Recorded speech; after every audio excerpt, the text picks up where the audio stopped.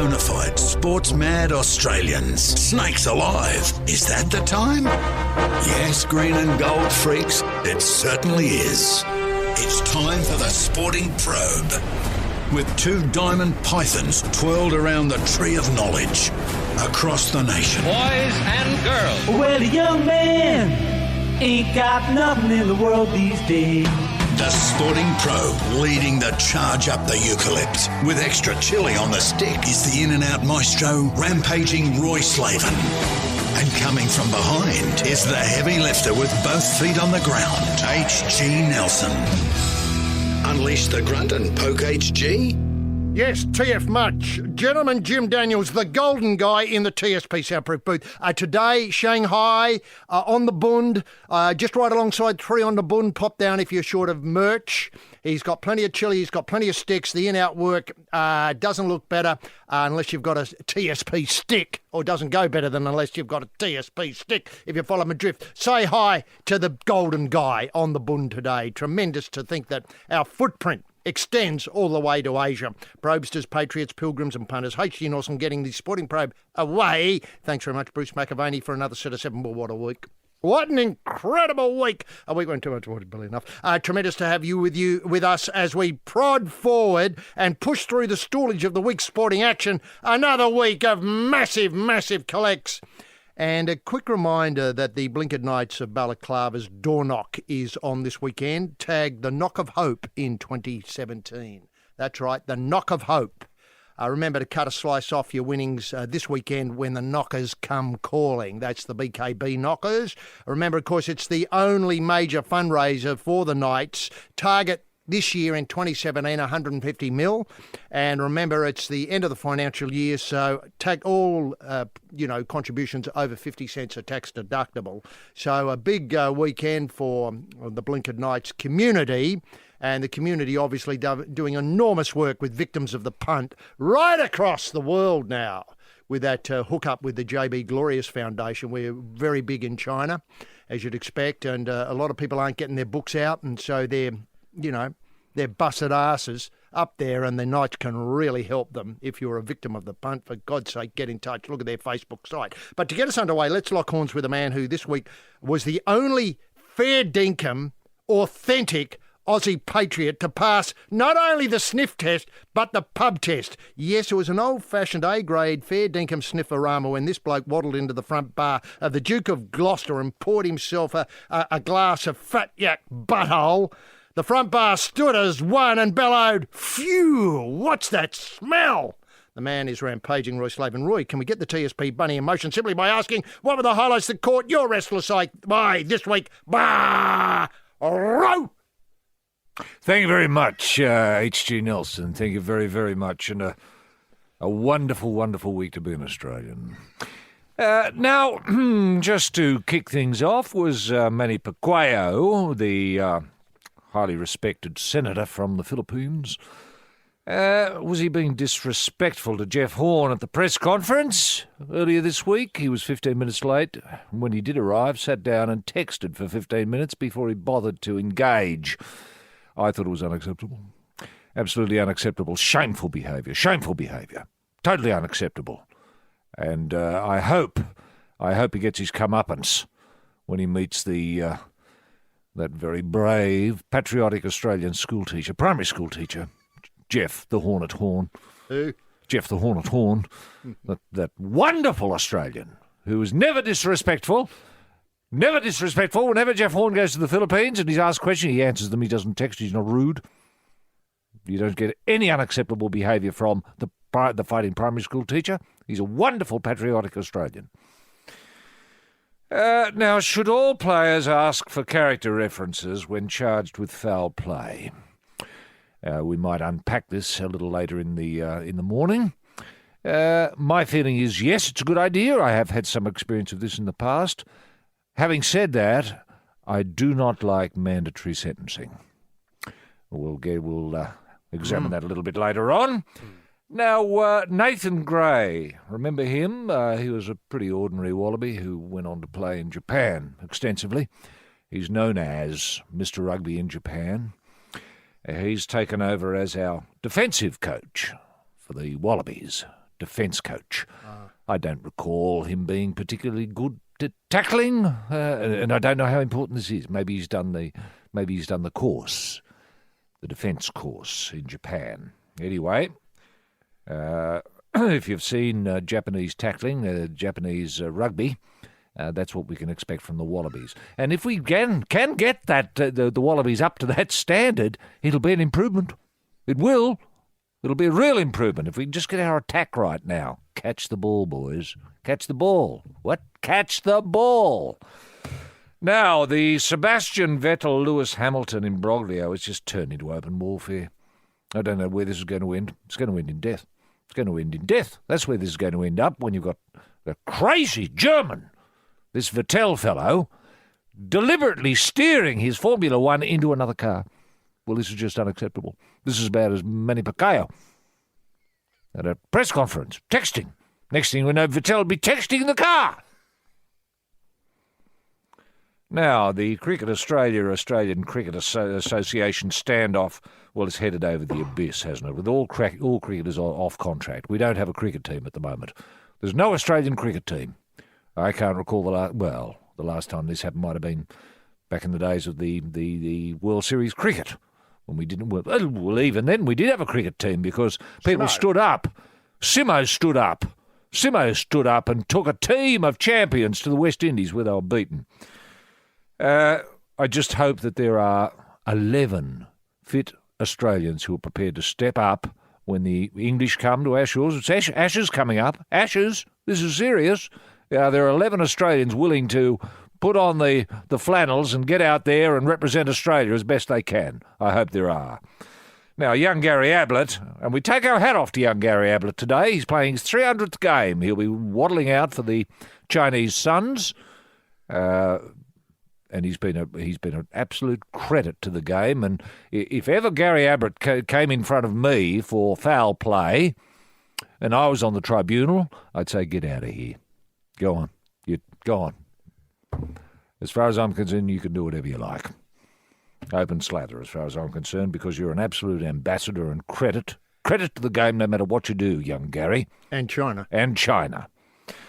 Tennis. Just a couple of things here, HG. The Rod Laver Cup is announced. Now, this Rod Laver Cup, how's it going to work? Well, apparently it's a bit like the Ryder Cup. It's going to be Europe versus the rest of the world. I don't know if this is going to fly, especially when it's here in Australia in a couple of years' time, when we have, I don't know, I suppose we'd go for Europe, wouldn't we, against the... Oh, I don't know. I just don't know enough about it. But I like the name Rod Laver associated with a cup, and that's been a long time coming. And Andrew Whittington, now put that name down. He's qualified for Wimbledon. You know, I'd never heard of the bloke. He's an Aussie kid. Had a tennis racket, waddled into Wimbledon. Stood up, played, won. And now he's representing Australia at the highest level. He and Kyrgios and Special K, they're all there with that name Whittington. And I don't think we've ever had a Whittington. Imagine how that family feels. We've never had a Whittington at Wimbledon, and that's a fact. There might have been other Whittingtons from England or whatever, Europe, but certainly not an Australian Whittington. I, for one, am very, very proud. And I'm very proud as well of Andrew Bogut, the big bugger all bloke. Remember him? The bloke with a busted leg. Might have played 58 seconds under his new contract before he busted his leg. Well, he's ready to return to the big time ball, as a free agent. Make of that what you will. Yes, if you're interested in in-out work, this is the place to be. This is The Probe with Roy and HG. And a quick bit of housekeeping. Roy and I will be in the wind on assignment over the next couple of weeks. We'll be back, obviously, with more fresh probing to do on the 22nd of July. It's going to be, obviously, a bit of a break, a mid-year break. But we are on assignment, and so we hopefully come back with a lot of... It's a bit hush-hush too, HG. We'll be going to China. Can I just say that? Are we allowed to say that? I think we're allowed to say that. Okay. We're leading a delegation for the Blinker Knights of Balaclava to have a look at, we need to find out how they're supporting the victims of the punt. Well, I'm interested in greyhound racing in China as well. It's going through the roof. I know. Now, firstly, this week, let's talk about the Bashahuli case. What a case it was. What a terrific week the AFL were able to get out of the Bashahuli case. Normally, if it had been probably any other player, he would have come up like Mr. Bug, who maybe before the MRP or the tribunal this week, Yes. it would be more or less open and shut. Now, we'll come to mandatory sentencing in a moment. But the Bashahuli case, not only did it get Monday night, but then because the AFL appealed, it got Tuesday, Wednesday, Thursday. It was a brilliant bit of work from the AFL to tease it out over so long. It was just magic. Now, Roy, you've had a lot of experience with tribunals and, obviously match review committees. Yeah. Celebrity endorsements for players. Yeah. You always believed, I think, at the start of the season, you should have 2 or 3 in your hip pocket before you go out and hit somebody in the first match. Yeah. Look, I always believed in getting references, HG, from prominent people if I ever met them. I remember meeting Richie Benno many, many years ago, and I was talking to him. We had a beer, and I said, Richie, would you? And look, I know you haven't met me. You haven't known me very long, but could I get a reference from you, just in case I need it down the track? And he said, oh, no, not a problem, Roy. What could I say? Well, I said, I've written it here for you. If you just want to sign it, you can have a look at it if you will. There's just a few points there, reliable, hard-working. Big Australian. Loves Australia and a patriot. And he signed it, and that was useful because I remember there was a semi-final coming up years ago with the Shamrocks, and I felt unfairly sent off. Look, it took 2 to dance, two to part, 2 to tango in this case. You've been targeted all day. I felt I'd been targeted all day, and I lost. Media. Look, I did lose my rag. I did. You're the red mist. I did. Descended. Of course. And I ended up choking a bloke. And look, he's okay. He was okay. An hour later, he could breathe again. That was fine. But I was sent off, and of course, with semis coming up, Grassy approached the then Cardinal Gilroy to approach the Pope. That was Pope Pius VI in this instance, and put it to His Holiness if he would mind giving me a reference. And unfortunately, His Holiness had never heard of me, which the Cardinal found difficult to believe. Anyway, the Cardinal gave me a reference, and that kept me in good stead, HG. Good stead, because I had the Richie Benno and Cardinal Gilroy's references there. And I tell you what, it was a masterstroke when you asked Olivia Newton-John to come down and speak on your behalf. Well, she sang. She came and sang to the Match Review Committee, HG. She sang, I honestly love you. And there wasn't a dry eye in the room. And and it was just one of those magic things. It was a cappella. Of course. Totally unaccompanied. She just said, I love you. I honestly love you. Just like that. And it was so natural and sort of came out of a natural place. And they said, Roy, we're a bit overwhelmed here. We're going to ping you for 2 months, but we're going to let you off scot-free because we believe in you. And I left and I thanked Olivia, and she went back to Sydney, of course. She had other things to do, other commitments. And Cardinal Gilroy, he was there. He hung around, had a few beers. He was great, just like one of the boys. And it was a terrific night, and we went on to win the semi the next week. So it was a great story. Yes, this is the Book of Probe with the Reverend R.R. Slaven wearing the frock and the puffer wind at the back door is H.D. Nelson. Now, can I point out that it was great to go back to the tribunal on Monday night because we haven't had one of these king hits for a very long time. I'm using that word in its broadest possible context. I don't want to do the tribunal's work for them. No. But I thought you spoke eloquently, Roy. I didn't realise you were on the the list of witnesses. And I think the message you were trying to point out was how implausible this punch was. Yeah. And when you produced Barry Hall and Brent Staker, people who follow AFL will know this is the last time a king hit came before the tribunal. You got them to reenact it, the incident, and you suggested, I think, to the tribunal that this was a 1 in about a 4 billion punch. Yeah. Meaning that when you got Barry to try and flatten Brent in the same manner, he just couldn't do it. Sure, he broke his jaw and busted his nose and, obviously lost a few some teeth. Yeah, as you'd expect. Yep. Yep. How did you think your reenactment went over and your speech? And did you think it helped at all in reducing what was obviously 4 weeks to any sane person down to 2? Look, I tried to get them to understand intent, HG, intent. And we're talking about, a decision that's made in a fraction of a second. Mm-hmm. Now, could you have intent and strike a blow like that? Well, I would argue no.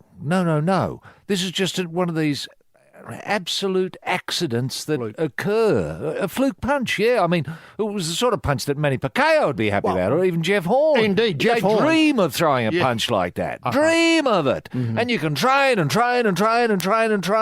never throw one of those punches in your life, because the circumstances. Look, I just thought it was one of those things that it's unconscious. You had to be lucky enough to be there to see it. Now, because it was great entertainment. I mean, when you do see a bloke go down with a busted nose, a couple of missing teeth, and a busted jaw, you think, man, I've seen something special. Coming back to the reenactments, what I thought was a lovely touch was to get Brent to play what I consider the Bashahuli role to start with, and get, obviously, Barry Hall to play the Jed Lamb role, which he was a bit uncomfortable about. And so when he got clocked, he wanted to go on with it. I know he did. Whereas you were trying to persuade him to go down, to demonstrate what it would be like. And then when you swap the roles around, they got it much more quickly. Yes, they did. But still, remembering that night at the SCG when, obviously, Barry turned and planted one on an unsuspecting Brent Staker, and this was very much the...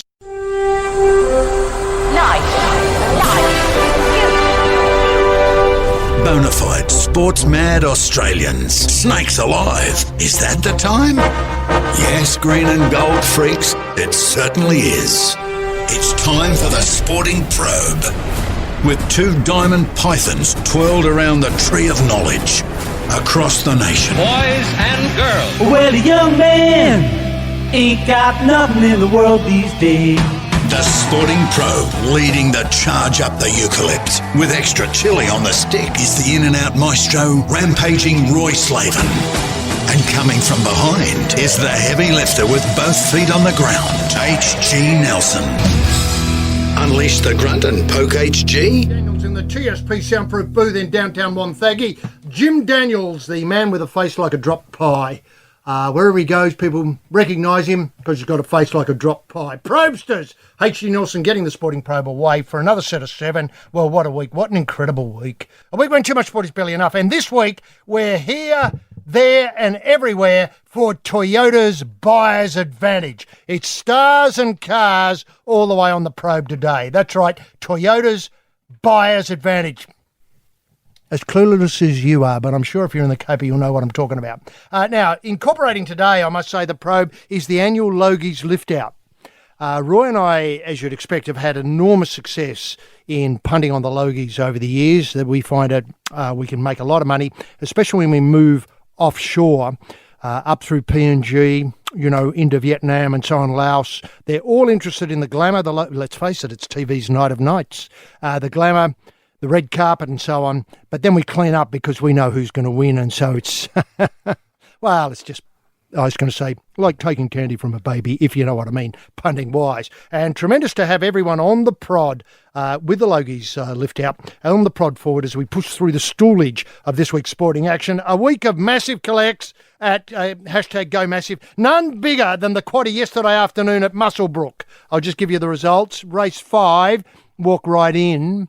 About a 3-1 pop. Then not great value in the next either, Don't Tease Me, at $3.50. Got a bit better in the 7th, Mosgiel Ruby, $6, but we bought it home. Armageddon on it. Get it? Armageddon on it. About $30. So all up, where I was betting about 4,421, had several units on it, so I did very, very well. To get us underway, though, let's lock horn with a man who lives and breathes Australian values. And kids, I know a lot of you are interested in the news.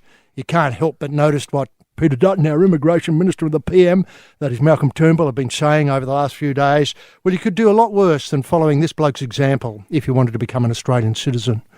There aren't that many great examples left. I mean, I was just scratching my head to think of who would be a great Australian example to follow. Karl Stefanovic obviously comes to mind. He's great. Peter Hitchener's another great person who comes to mind.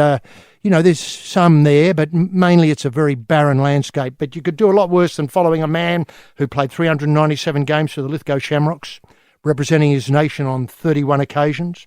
He opened the batting with Keith Stacky Stackpole in 37 tests on 4 continents. He trained, of course, the great Rooting King to a prize money in today's money of 17.9 million. Plus, of course, at the Commonwealth Games, his medal, top step of the podium finish for this man in shooting and lawn bowls. He's a man who's known around the world simply as Mr. Sweeten. That man is rampaging Roy Slaven. He's so Australian, he dropped the L.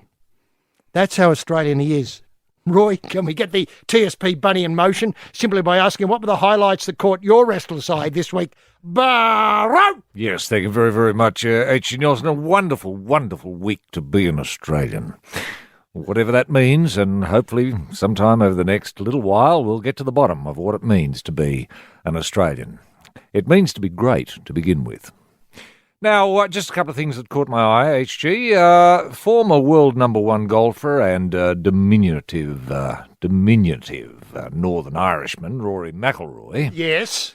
He says his upcoming marriage to Erica Stott, or that should be Erica Stoll, I think, is going to be, quote, one glitzy extravaganza. Well, one glitzy, it sounds like the Logies, doesn't it? It's going to be just like the Logies. And that's a message shot right across the bow to Caroline Wozniacki. He didn't mention her, but we're all thinking it's for her. It doesn't end there. Nothing yet. Haven't heard any reaction from Ms. Wozniacki as yet. Now, in good news, Bernard Tomic, that is, Tomic the Tank, has ruled out any involvement in Davis Cup for the time being. Just as well. Just as well. I mean, little Leighton must be very, very happy he doesn't have to make any calls. Now, some are calling for an Anzac statement from Rugby League. Now, I think I'm one of them. Now, Rugby League and Anzac have gone hand in hand for a hell of a long time. I mean, it wasn't that long ago we had the Anzac Day Test. I know. Bafflingly played between usually New Zealand and Australia. Make of that what you will. Anyway, the statement I'm calling for is the suggestion that all Rugby League players climb the Kokoda track. And this could be done very elegantly. All first-grade players, all players registered, a sort of rugby league army making its way up that steep, muddy slope, reenacting what it was like back in the day when Australians really were Australians, and we knew what we stood for. We knew what we were about. There was no confusion. And I think this would send us very, very clear message to your Kim Jong-un types who might be getting a little bit saber-rattly in the downstairs department. We could do this any time, but Anzac Day would be the best day to do it, of course, and we're looking at Anzac Day 2018 to be the Rugby League Army March. And it's going to be a tremendous occasion. And I know for a fact that the people in New Guinea are really looking forward to it. They love their rugby league, and I know they would join them. We'd have several million people, several million climbing behind the army, the rugby league army. Now, big raps, HG, very big raps on Steve Waugh's chip, Austin. Austin Waugh, that's a name to put in your black book, Austin Waugh. Now, Austin has been a very, very, very good, big success with the bat and with the ball in the Under-19 series. I think Australia's playing Sri Lanka in a series, and he's done very, very well indeed. And it's good to see it, unlike Swampy's chips. You know, the less said, the better about Swamp's chips. Sorry, Swamp, lovely bloke, but not very good. Austin appears to be a genuine chip. And a genuine Australian who knows what it's like to be an Australian and is proud to be an Australian. Make of that what you will. Yes, this is The Probe, and you're probing on with Roy and HG this morning, and we're probing for Toyota's buyer's advantage, and I haven't forgotten tyre fitters either in this. Sure, I listed people who I was going to include in the Toyota buyer's advantage. Obviously, CEOs down, but I haven't forgotten tyre fitters, Roy. No. Good, Now, good, can I... Good. Tyres. I mean, people don't talk tyres anymore. I tell you what's interesting about tyres. People are putting nitrogen in their tyres. Is that right? Yeah, there are people putting nitrogen in their tyres. Nitrogen. You can pick them. They've got that silly red bloody nozzle on the end of the top on it. Yeah. I know you just love talking tyre pressures, and I did see at the start, and I think we've had a wonderful season of V8 supercars. Yes. And one of the things that's happened is the tyre profile has changed. Yes. I don't know enough about it, but I'm all ears. Whenever I overhear a conversation about tyre profile, tyre pressures, I'm there. Yep. And so I think that's a great change there. I don't know whether Toyota have had anything to do with that. They may. They may. have. I don't know. Now, we're drawn into this problem of Australian values. Yes. Now, I think it's fair to say is that you and I are part of a national conversation about Australian values. Yep. Very happy to talk about it. Now, can I suggest, as a way of starting this to begin part of the national conversation, a practical component to the test? Yes. Now, it's all very well to sit, An exam. An exam, say a 40-question tick box. Tick box, thing. yeah. I'm against that. I want essays, so demonstrate, that people understand grammar. Yes. Because that's where people make the mistakes. Clauses. Subordinate clauses. Yeah, verb. All of that, yep. Subject, Yep. object, verb. Adverbs. Yeah. Now, in the old days, back in the White Australia policy, Yes. what people had to do was sit a test in a European language. Yep. But if the person looked as though they were both undesirable and coping with the test in the European language, that test could be taken away and another test substituted. In Sanskrit. Yeah, that'll do. Yep. That'll do. So if you were mastering the Bulgarian, all of a sudden that was whipped away and Sanskrit was introduced. Exactly. Yep. Would you favour that, for instance? Would you think that was a level of expertise that we needed to go to? Maybe a question without notice, but come back to the practical test. I believe people should be able to demonstrate they can fill in a TAB ticket. Yes. Because you see at Cup time, hundreds of thousands of people I know. walking into TABs. They don't know what to do. They don't know what to do. Yeah. And embarrasses me. Yeah. Now, could they sing a line or two of Kaysan as a practical test? Or I just picked that song. As a discussion point. I'm open to considering other songs, of course I am. But I just picked that as an example. Yes. So you wouldn't have to sing it tunefully necessarily. No. But if you could get through, I left my heart to the sappers round Kaysan. That'll do. That'll do. Yep. Do you know what I mean? Now, look, Chick, that's come on interesting in. with your song. I agree with that. But can I add as a corollary, HG, anyone who knows the second verse of the national anthem, I don't think is Australian.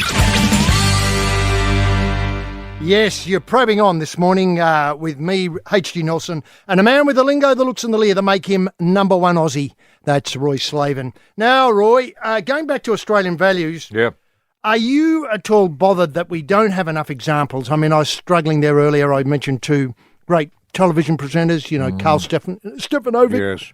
Catches my throat even when I say it to think how great he is. Yes. And, of course, Peter Hitchener, the newsreader. Yeah. Can you think of anybody else who people could model themselves on? Oh, look, there's so many great Australian role models. I mean, it just opens up a can of worms when you think of what it is to be an Australian. I mean, to begin with, I suppose there's a genuine dislike of authority, isn't it? When you examine the national character, dislike of authority. We hate referees. We hate judges. We hate the law, basically. And there's nothing wrong with that. That's a healthy thing. So when people present themselves to me, from overseas, wanting to be an Australian, and they say they have respect for the law, I say, well, that's not Australian. That's not Australian at all. We hate authority. So there's that. We love egalitarianism. Mm-hmm. Whatever that means. Yeah, we're all on the same level. We're all on the same level. Yeah. But if Australia was an AFL game, egalitarian game like that, very few people get to touch the ball. That's true. I'd have to say, That's in true. that observation. So I don't know how egalitarian we really are, but we believe in fairness, independence, respect for the individual. Mateship! Oh, mateship! Mateship! No other country in the world has mateship! I mean, it's a cold old world out there, a friendless world. There's only here in Australia we can reach out and touch a mate. No one else knows how to do that. No one knows what it means to have a mate, a friend. And mateship gives us the will to win, a dedication to duty, to honour, to compassion, to teamwork, to loyalty, to trustworthiness, to physical and moral courage. Wow. That's what mateship gives us.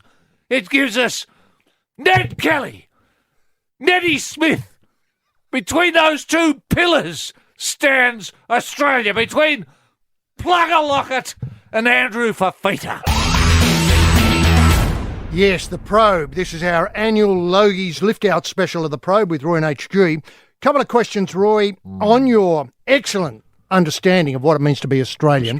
Yeah. Is dropping the L out of Australian important? Australia. Yeah, That's where we live. I think it is. And we're Australians. Australians, yeah. Is that important? Is that a level of sophistication the rest of the world doesn't get? And the other question is, if you were the immigration minister, would Peter Dutton get in? Well, what an interesting question that is. I mean, is there anyone more Australian than Peter Dutton at the moment? I don't think so. I mean, he's got it all, hasn't he? He's the total package. He's got the look. He's got that sort of no-nonsense. You know, He's got the walk. He's certainly got the walk. Suit. Yeah. The demeanour. Yep.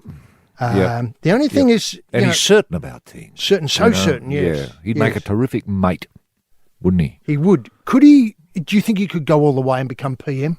Well, I think many people are thinking, down the track a little bit. Prime Minister Dutton's got a real ring to it. Prime Minister Hunt. Oh, yeah, without a doubt. I think that we'll see that in our lifetime. Yeah. Now, has Hunt said anything lately about being Prime Minister? About being Australian? I don't think he has. No, has he? He's been absolutely silent. Very QT. Yes. Now, can I ask, in the build-up to this week and the incredible change in our understanding about what it means to be Australian and the tests that most of us, let's face it, couldn't pass to get in here, and the practical things of remembering the second verse of the national anthem and things like that, and the dozen Lamingtons and opening a bottle of beer without a beer opener, which I still can't do. Lots of people can. It's just eluded me. Yeah. So many people have recalled their own trip to Australia, because let's face it, most of us came from somewhere else, or parents came from somewhere else. Yes. And parents often arrived with very little English and made a great go of themselves. What's going to happen to that story in the future? Well, it's going to evaporate, isn't it? I mean, you're talking about your Frank Lowy sort of story. I am talking about the Frank Lowy story. You arrive busted ass. You can't speak the language. You couldn't pass any test. You've never seen AFL. You wouldn't know who Don Bradman was, for example. So you really are starting off right up the back. But that story's going to change, I think, HGO. We're not going to get those stories anymore, and I think we're going to be, less colourful as a result, and less interesting nation. The other thing I would say about being Australian, HG, is why we feel uncomfortable about all of this is we don't like self-reflection. We don't like looking in the mirror or anything like that. We just want to move on, don't we? I think the Prime Minister's absolutely wrong to bring all this stuff up. I mean, if you've got to ask someone what it means to be an Australian, then you've lost. You've lost the argument. Well, can I point out those two lads who showed up at, obviously Stone Park? It's a state of mind. A state of mind, exactly. Exactly. That's what I was going to point out. Yes. Those two lads from, I think it was Bulgaria, who showed up without a word of English and wanted to become jockeys. Oh, yes. Now, I raise this because the racing industry seems to be a part of the community that is going to be brought to its knees by the changes to being Australian and 457 visa work and stuff like that. Yeah. Apparently, this is hard to imagine that the majority of track work, that is people who get up at 3 a.m. in the morning, waddle down to the track, throw a leg over and thrash a racehorse to within an inch of its life to improve its sectionals, are largely people who are from overseas. Australians don't want to do this anymore. Don't they? It's hard to imagine. I would have thought that was a crime not to be interested in doing that. But those two lads, I think it was Fractious Bruce Woodis and his brother, Weed Woodis, who were just excellent employees, weren't they? And sure, you had to explain to them by shouting what you wanted them to do. But eventually the message got through. Yeah. They were terrific people to work with. Yes. And are you suggesting, actually, or is it being suggested by some, that the changes to the 457 visas is going to affect the racing industry because we're not going to be able to have the jockeys, import the jockeys to do the work that genuine Aussies don't want to do? Is that what you're suggesting? According to David Hayes... I can't imagine any young Australian kid who wouldn't want to get out of bed at 3 a.m. and ride a horse. I mean, are you telling me it's come to that? It has, unfortunately. Hall of Fame trainer David Hayes has predicted a grim outcome for the industry. Grim! under the Turnbull's Australia First Public. He says, this is a quote from David, well, he's not Sugarlips, he's Sugarlips' son. Probably 80% of our track riders are from overseas, and because of those 457 visas, they become a permanent residents, and they're wonderful people and good workers.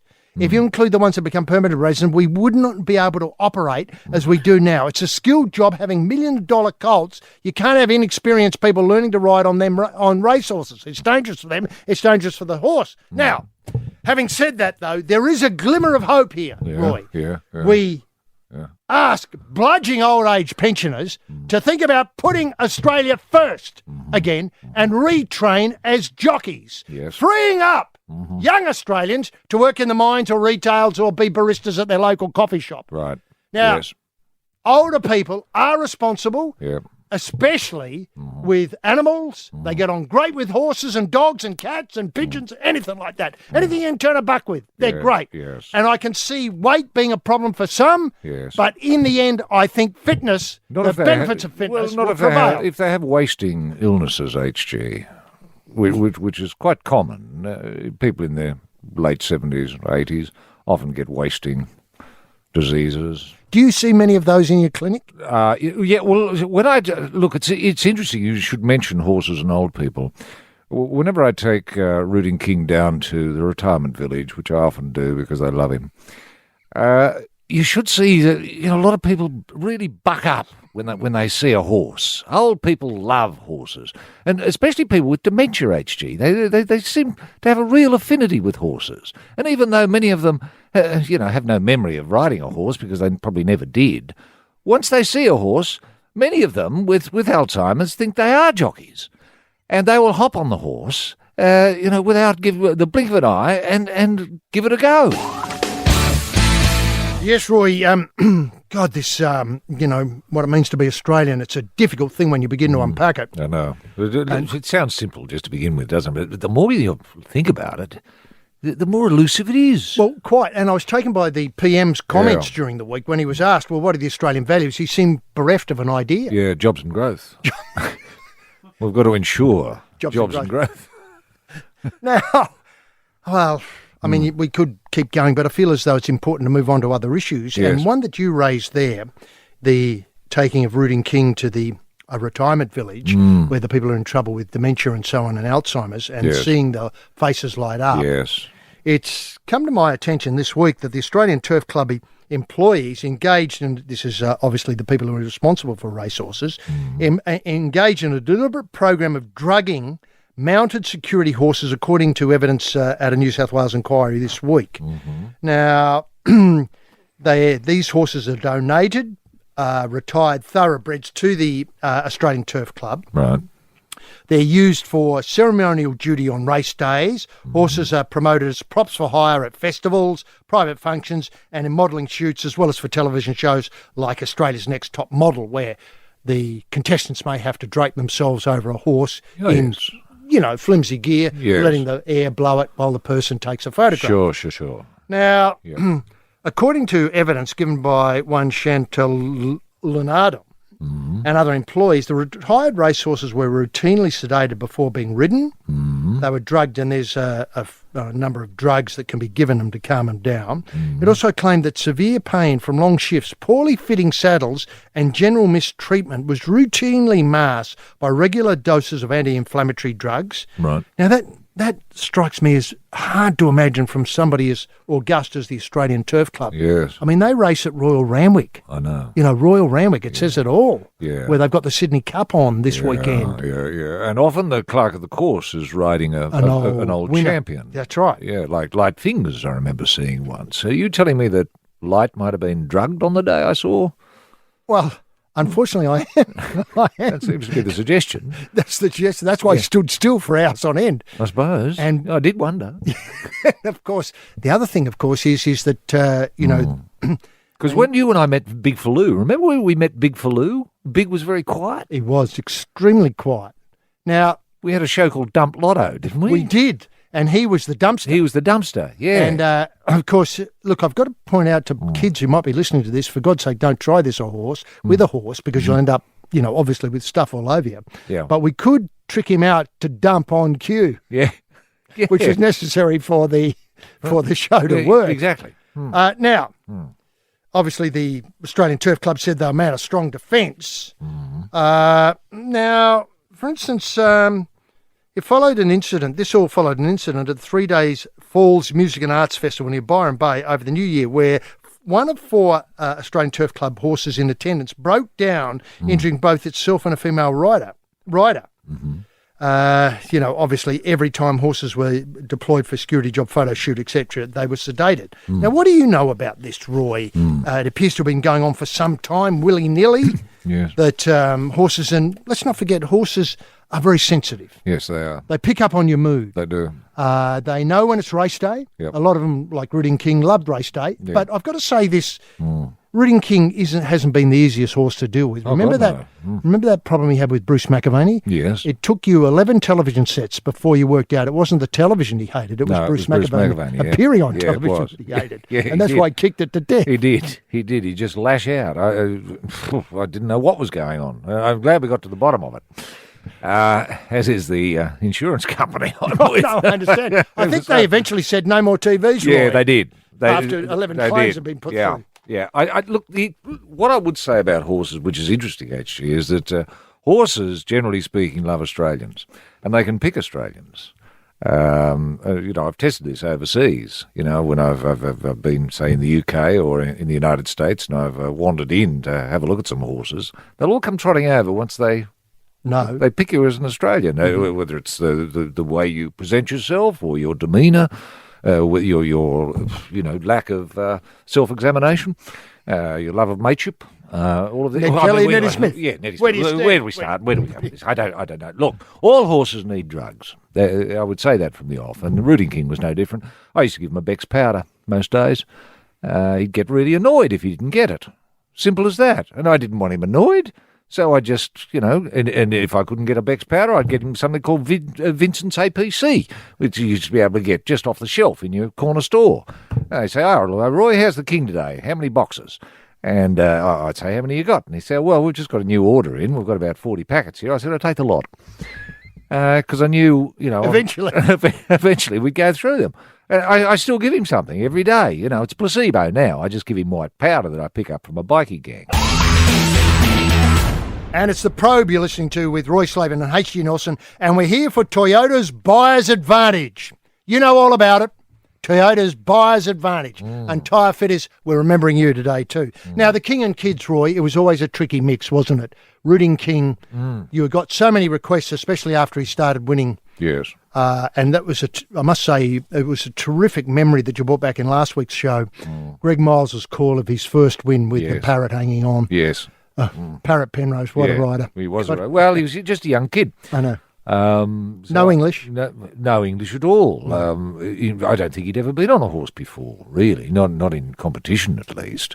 So when the King took off, of course, he nearly fell off, and he was really, literally just hanging on, clutching. I mean, he didn't have the reins in his hands; he was holding onto the saddle. There was some concern that it might have been illegal. Thank God he didn't drop his whip. Now, the King, let's face it, I don't know whether he became very excitable around kids, and it verged on a psychotic sort of thing, didn't it? It did. He realised that kids were great fun, and he could have enormous fun with kids. Yes, but he had a tendency to go silly with kids, and I was worried about them being injured. Yeah, I know. Because he'd lash out, in excitement, and he was a big horse. He is a big horse. And because he used to barge his way through when he was competing. He'd barge his way through packs. He loved that. The rougher it got, the better it was as far as he was concerned. So whenever I took him to a primary school HG, I had to pump him full of Valium. Just to get him to settle? Yeah, just to get him to settle down, And, But he took the Valium pretty well. Because he was sucking. See, I had no idea. I'm not a bloody chemist or anything. I'm not a doctor. Well, I didn't know how big, he's a big animal. How much am I going to give him? So I started with a couple of bottles. I thought, well, let's just see how it goes. And that was a real mistake because he was asleep for a month. I thought we'd lost him, He had to bloody shovel food down his throat and a bit of water, just put the salt lick under his nose, try and get a bit of movement from him. But anyway, he came around. He He was okay, I suppose. You're a little bit confused. He wondered what was going on. Kicked a couple of TV sets, stuff, as he normally did. So I thought, well, all right, 2 bottles too much. So I took it down to 4 or 5 tabs of Valium, and that settled him down. That's what I call the primary school mix. Honest Australians, corruption in sport is everywhere. If you have information that could put corrupt players or administrators behind bars, send your information to the Sporting Probe. Ryan HG at thesportingprobe.com.au. Full discretion is assured. Yes, you're listening to The Probe with Roy and HG, our annual Logies Lift Out special, and a special focus on what it means to be Australian today. What you need to know if you've just lobbed here, say gotten off a 777 at the airport and thinking, bloody hell, it's a hell of a place, I wouldn't mind moving here.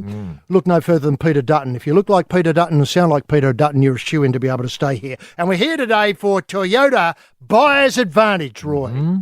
Buyer's Advantage. Well, right. What's the comparison rate, HG? Do we know?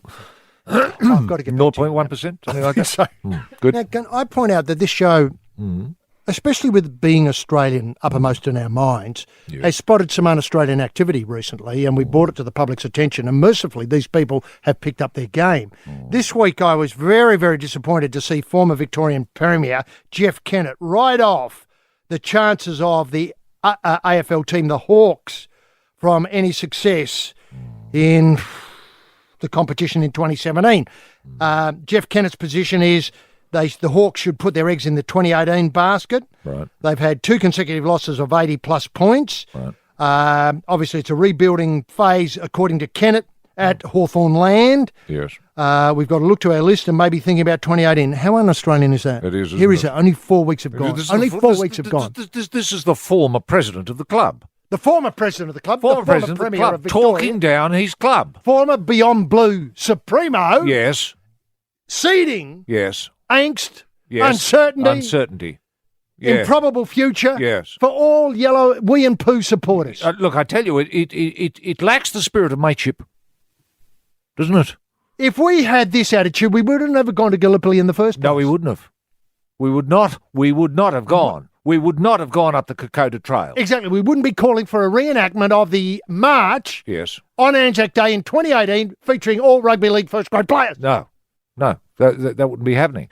And I think former premier, he was the former premier of Victoria too. People Jeff forget Kennett, that. Beyond Jeff Blue, Kennett, that bloke. He said that the team lacked desirability. What does he mean by that? Is that the word he wanted? Desirability? They're very attractive people. They're very You don't have to think of Joel Gibson Yes. and obviously Ruffy, Jared Roughhead and Yep. Bruce, Isaac Smith. Yes. Honestly, if you Yes. had to take one home in your They're car. proud-looking Australians, aren't they? Proud-looking Australians. Proud-looking Australians. And they're wearing... They've got that, what I call Australian look, that says trustworthiness, that says mateship, that says can do. can do, give it a go. And let's face it, if you were stuck on the Hay Plain Yes, with a flat yes, in your Toyota, Yes. unlikely that may be, the first person you'd want to come along would be a Hawthorn club member yes. because they would Yeah, stop they and would help. stop and get the jack out Yeah. and say, listen, just sit down and relax. Here, Have a I've cup got a of tea. bottle of water for you here, or let's boil a billy. Let's boil a billy. Damper, have you tried it? The Yes. person might have very little English, just Yes. arrived. Yeah, just Obviously arrived. rented car, Yes, breaks down on the Hay that's Plain. right. They're a little bit hungry, a little bit thirsty. Let's have a cup of tea and we'll boil the billy and let's make a little bit of damp. You're absolutely right. Now, all right, let's start a fire.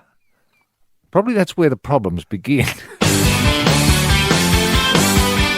Yeah, we're probing on, Roy and HG. Now, this week, Roy, big changes, as near as I can tell, in the landscape of television broadcasting with regard betting advertising. Oh, yes. Now, I don't know that I can do justice to this story, but apparently people from the AFL and people from the Rugby League and you and I turned up at Mitch Fifield's office, the Ministry of Communication, and Mitch Fifield is reportedly considering a ban on gambling ads screening from the start to finish of sporting events. He's not considering that, is he? Is he seriously considering that? Would you say that was un-Australian? Un-Australian, totally un-Australian.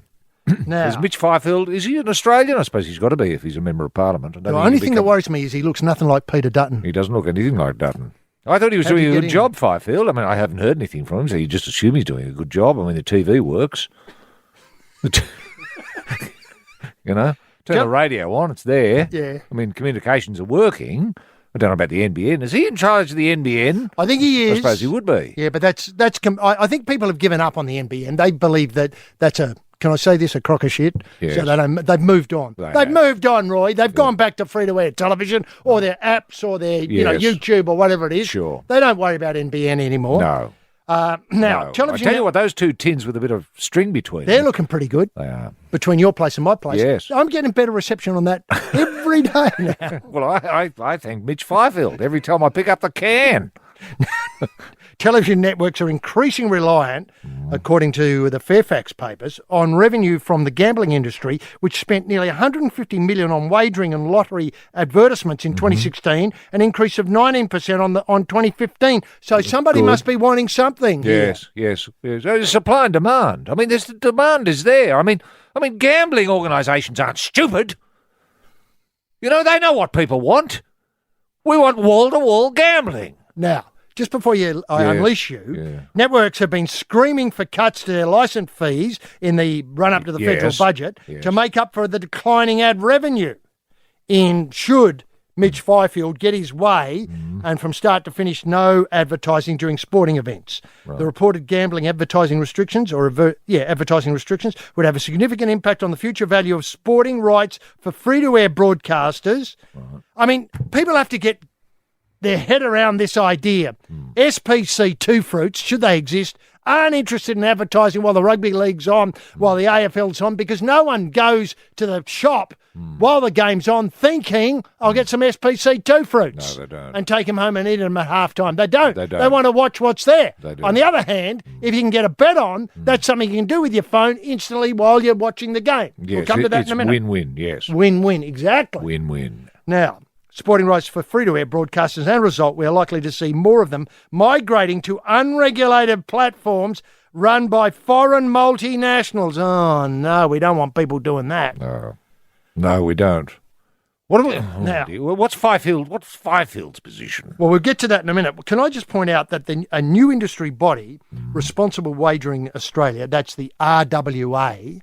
Responsible Wagering Australia? Who are they? Well, they sound like wowsers. That's un-Australian. it sounds exactly. And none of them look like Peter Dutton either, because I tell you who's in charge of this. It's headed up by former Communications Minister Stephen Conroy, who looks nothing like Peter Dutton. No, he was your NBN man, wasn't he? He was. Now, he is in favour of limiting televised ads. We support the government action to reduce the volume of wagering advertising, including during live sports, telecast, a spokeswoman says. Now, this appears to be some sort of sop to Nick Xenophon's team, who want sport to be, I think, reclassified to allow betting ads to be part of it, meaning, obviously... Well, I think Xenophon's opposed to betting completely. I know, on TV, but if his middle position or his lesser position is, I don't want to put words in his mouth, is that it has to be reclassified, the event. Right. So it might be X-rated to see the AFL. Oh, okay. Or put on late at night when the kids are in bed. Correct. Is that what you're getting at? Now, can I point out, there seems to be two elegant solutions to this, one of which you suggested and one of which I suggested, that we have in the corner of the coverage a little button, one of which, or a little square, one of which carries the odds of the match and guides you to all the possibilities that are available. Exactly. During the, obviously who's going to get the next goal, who's going to be closest to the umpire when the ball's balled up, who's going to be, etc. Or in rugby league, who's going to get the next try, will it go into touch, will there be a 20-40 in the next 30 seconds, etc. All those things. All the options, Roy. You just dial them up on a click because you've got control of the remote. Your kids haven't. You press if you're interested. If you're not, you leave it alone. That's right. The other one is another button which carries the advertising content. Now, let's face it, people did tire of seeing Tom Waterhouse bleeding us that he knew what punters wanted. He obviously didn't because he's no longer with us. No. But on the other hand, if you want to see an ad that encourages you to do things with your hard-earned, then you could click on that and find a way through the maze to the system, which would then you would be able to tip, let's face it, let's say you were interested in a 40-20 in the next 30 seconds, you'd be able to go to a site, let's call it Lotto Land, 1, 2, 3. Yeah. You go there and make a bet there if you want to. Yes. So we've removed the responsibility from a person sitting on the lounge being overwhelmed by all of this to a much more sophisticated, much more 21st century way of dealing with it. I suppose. Look, I've, like you, I was a very big fan of Tom Waterhouse. Well, who wasn't? He was terrific. And He was terrific for sport. he was terrific. That's exactly where I'm going. He brought a very fresh but Australian attitude towards sport. And I've often thought that, say, your rugby league on Friday night or Sunday evening or Thursday night or your AFL should be rebranded the Tom Waterhouse Show. And it would be very clear then what it's about. I mean, it's a gambling show. So Tom would introduce it. Hello, everyone. I'm Tom Waterhouse. Welcome to, and tonight we're going to look at a little bit of rugby league. And over on 7, you can have a look at a little bit of AFL, where I'm appearing as well. Now, this little box in the corner here that you can see, that's giving you the odds on the match that you're watching tonight and the odds on the match that's on the other network on Channel 7. You can, with your remote, you can just click on that and put in the number of dollars you want to gamble on that particular moment. It's an exotic. You don't know what you're betting on. But at halftime, you're given your total will come up on your screen of how much you've won. And at the end of the game, it tells you how much you individually has. Now, I know the technology's got a little way to go, but it can be done because gambling is jobs and growth. Jobs and growth. It's the only thing that is working. It's the most Australian thing of the world. Look, how do we celebrate Anzac Day? Two up. Two up. I mean, kids love two up. It's so simple. I mean, if we could get two up into schools every day of the week. Imagine how productive it would be. Exactly. Now, this releases my point. I made a note on this here. Yes, the Tom Waterhouse Show. When's it Tom on? Waterhouse Show. When's it on? It's on tonight or this afternoon and then tonight, tomorrow and then tomorrow night. He's on 7 as well. I know. Now, look, can I just... Is he doing the supercars on Channel 10? He is. That's the Tom Waterhouse Show. That's right. Now, I love the idea that it's when you watch it, it's all about gambling. Get rid of the sport. Get rid of the sport Can completely. I ask, though, would you accept, and I don't want to put you on the spot here because I know this cuts to something you've stood for your whole life, would you accept a reduction of television advertising of punting as long as there was a development of punting possibilities in schools? And I don't mean two-up, because two-up is a game of equal odds and evens, if you know what I mean. Yeah. There's no, sorry, I haven't said that right. It's a square game, meaning there's only one choice, Sure. etc. Yeah. Whereas what we're looking forward to is 100-1 pop, getting up, kids being thrilled to bits, or losing on a 2-1 favourite. Yeah, look, I agree with you. The more sophisticated it gets, the better. And, kids love algorithms. They do. And kids can design their own algorithms that will make them winners. I mean, surely that's the great success of the Tom Waterhouse Show, that kids invent algorithms to predict what Tom's going to bet on before he does. I know. Now, coming to that, would you accept... Because Tom's betting on your behalf. I know. Would you accept... It takes you out of it. It's like buying a lotto and having Tom scratch it for you and let you know how much you won. Ryan HG here for The Probe, and we're probing today for Toyota's Buyer's Advantage.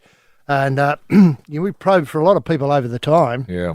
But that Buyer's Advantage by Toyota is just something we just love going in that little bit harder for. Now, is there anything more Australian than Toyota? I'll just hang that there. Look, I'd love to take some feedback on that. Yeah. I mean, that has really rocked me. Yeah. I mean, obviously, Peter Dutton, you'd have to ask. Peter Dutton in a Toyota. Is there anything more Australian? I don't think so. No. With a box of Winning Post chocolates. And a filled-in TAB ticket on the last at Wenty Park. Yeah, that's it. Now, the scars of Essendon's doping saga apparently played a role in Jake Melksham's problems this week. Fined $10,000 for giving misleading information to AFL investigators during a probe. No surprises there. Into activity on his betting account. It's understood in June last year, Melksham agreed to let a friend who had been barred by a bookmaker use his account to place a greyhound racing bet, When investigations began, it's understood the bomber turned demon panicked and was not upfront in his disclosure, having been spooked by his previous experience during the joined AFL-ASADA doping investigations. Now, I don't want to go through the AFL-ASADA problems. That's for another time. Yeah. There's more to be revealed. You and I know a lot more than we've revealed in shows already. And let's face it, there's hundreds of podcasts. You can go and listen to them all. We haven't got to the bottom of it, which we will eventually. But come to this Melksham matter. Yeah. I mean, how more Australian is it to let a mate have a loan of your card to put a couple of bets on because bookmakers have barred him? There's only one reason bookmakers bar people is they're winners. Too successful. Yeah. No, I'm with Melksham. I mean, I love giving my card to mates. You know, it's a symbol of mateship, isn't it? I mean, I often think, at Gallipoli, if you want to put a bet on and you're at Gallipoli and you couldn't get to the TAB because you're in Gallipoli, you'd let a mate know, wouldn't you? You'd let your mate know, listen, I'll leave you with my card because I've got to go to Gallipoli. Can you put a couple of bets on for me? Yeah. Maybe on the Dogs or something like that. Well, and I understand that this Melksham gave it to his mate to put some money on Dogs. It wasn't betting on the AFL. It was betting on the Dogs. I know. There's nothing wrong with it. It's an absolutely healthy, wholesome Australian thing to do. And the other thing is, he should be encouraged. If he said yes, would he be off now? I mean, that's the other thing implied here is that, a greyhound racing bet. Yeah. That was what he was doing. Yeah. Now, And the other thing he didn't dob in a mate. Well, what business is theirs? What is business is it of anyone's? I know. To say to him, did you give your card to anyone? What do you mean?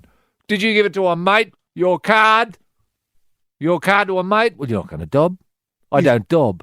That's what you say to that. I don't dob. Our forefathers fought at Gallipoli. Yes. ... Dot. Come along. There were no dobbers at Gallipoli. I'm telling you that now. Come along. Kokoda, no dobbers. Now, Longtan, no dobbers. No dobbers. Now, come along next Tuesday, Yeah. MCG, and have a look at the reasons why there are no dobbers. Yes. When Collingwood obviously play Yes. the cheat and drug cheats, Essendon. Essendon. Yeah. Now, Will the military be there, HG? the military will be there. Of course they will. Good. I hope it's something like With a bugle? We're going to hear the last post? Good. There's Craig Willis nothing comes more out. Australian than Craig Willis introducing, Brigadier whoever or whoever it is on the trumpet. on the trumpet. Oh, well, the cornet, is it? No, Or it's a bugle. Bugle. Because it doesn't have any valves. It doesn't know, and they can only play GC. Do they? Is Yeah, that it's a right? very- It's a limited number of notes. Limited number of notes. Yeah. God, they do amazingly, don't they? They do. It's just incredible. I've got to say, See, Australians are resourceful. Resourceful. Give them a a bugle, and you think, oh well, no valves here. How am I going to get some notes? They get them. now, look, speaking of, that's all great, and mateship. And, No other nation in the world could do that. no. No other nation in the world knows what a mate is. Yeah, no, exactly. Now, You're French. Monsieur. je suis mate. Go figure. Go figure. Now, the other thing here is the AFL has put the Gold Coast Metricon Stadium on standby if a decision is made not to play the historic match in China. Now, this disturbs me enormously. This match has been planned by Koshi and his lot for about the best part of a year and a half. I know. Now, I know. This is the May 14th. Chinese Suns. the Chinese Suns, yeah, that's right, formerly Gold Coast Suns. Yeah. Now, rising international tensions, due to rising international tensions, there's some doubt the match is going to go ahead in Shanghai. The Jingwan Sports Stadium would be the first AFL clash for premiership points outside Australia or New Zealand. Keith Thomas said they will rely on the government advice. I assume that's Julie Bishop's department, Right. given worsening Australia between. Shouldn't Hunt step in here? Well, he should. Yes, he should. Hunt's the missing man. Clearly, you can't ignore circumstances that prevail in the world today. Now, look, can I point out, this is not the Australia I grew up in. No. We would have played this match for world peace. That's, sure, it might be nuclear war, but imagine talking to your grandkids and saying, what did you do in the war of, 2017, 2018? Yeah. And imagine the glint in their eye when you revealed that you went to China to play AFL. Yeah. I mean, talk about Australians on the world stage Right. doing what people in Gallipoli, doing what people in Kokoda, doing what people in Longtan did all those years ago. I agree with Sure, you. you didn't have a bayonet. No. Sure, you didn't have whatever sort of gun, M16 or whatever it is these days. Or an FN rifle or something like that. You had a footy, Yeah. a Sharon. Yes. You played for peace. Yes. You know, Yes, do you know what I mean? 4 quarters for peace against the bludgeoning Chinese Suns. You know, they're obviously, I wouldn't have put in that, No. that because they're Gold Coast, they're mates as well. Sure. Obviously, at the end of the day. Yeah, of course. But Wyatt, for the 4 quarters of action, and you allowed Australians to get involved in gambling on it. In gambling on it. Is there anything more Australian? No, and there's nothing people, more Australian, some no. people came along, and I swear I saw Peter Dutton in the stand. Is that right? Look, I was disturbed by you when I saw the story too. Is there any suggestion, HG, that the game wouldn't be played in Shanghai? Is the worry that Kim Jong-un is going to unleash an arsenal? But Kim Jong-un wouldn't be interested in putting some bombs in Shanghai. Well, this is the trouble. This is where it all gets so confused. Well, I mean, whoever has made that suggestion doesn't understand the geopolitical situation at all. Yeah, but wait a minute. What I think they're worried about would be what would happen if this boat that was hanging around Australia and was told to be steaming towards North Korea, Right. which is on its way there now, Right. unleashes something, Oh. which then involves China in coming to the defence of its beleaguered colleague. Yes. Nation up there where they have no punting, Suddenly, where they have no gambling, where they have no, AFL. yeah, but the match would still go ahead. I mean, the Chinese aren't going to stop the match just because Kim Jong Un's in a little bit of trouble, are they? Well, are you suggesting to me that Koshy's whipped up this for a bit of publicity? Oh. Do you know what I mean? Yeah. To suggest the boys won't go? Well, there are better ways of doing it, can I suggest to Kosh? Better ways of doing it. I would suggest instead, I say, all right, it's a little bit iffy, this game we're going to play in Shanghai. We're going to switch it. We're going to play it in Pyongyang. Yes, the probe. And what a week for gambling it's been, given that the new, rules about gambling and involving sport may open the door for at last that dream of more gambling in schools. Now, Yeah. Do we need a minister for gambling, don't we? I think we do. Queensland had a minister for gambling. They still might. I think New South Wales did they too. got a minister for racing. In fact, racing. Maybe there is an area where it needs to be looked at a state level, but it's got to be but looked at. having thought about it, HG, I think it's too big a portfolio. You'd have to divide it up. You'd have to have a minister for racing, a minister for poker machines, a minister for scratch lotto, Yes. a minister for poker machines in schools. Well, without a doubt. Now, this I don't want to get sidetracked into this, but I do believe there has to be more work done on getting people from China who want to drop 100 million on our roulette tables down here as well. That may take a ministerial portfolio to deal with that alone. Yes. Now, Roy, people want to get in touch with you and me at The Probe. Well, the simplest way to do it is royanhg at thesportingprobe.com.au. That's royanhg at thesportingprobe.com.au. And for instance, the Gang of Five, Dave from the Gang of Five, believes that the immigration test should only be strictly punting based. Oh, okay. Should be strictly punting based. So you explain the following terms like Quinella exacta first four, which is an excellent thing. It is. Which saves so much time on Cup Day. Yeah. But then as an extra wriggle, if you could name your last 10 Cup winners, Melbourne Cup winners, or, as time goes on, your first 4 Everest winners. Yes. Yes. Starting to get a shape to it, isn't it? That's right.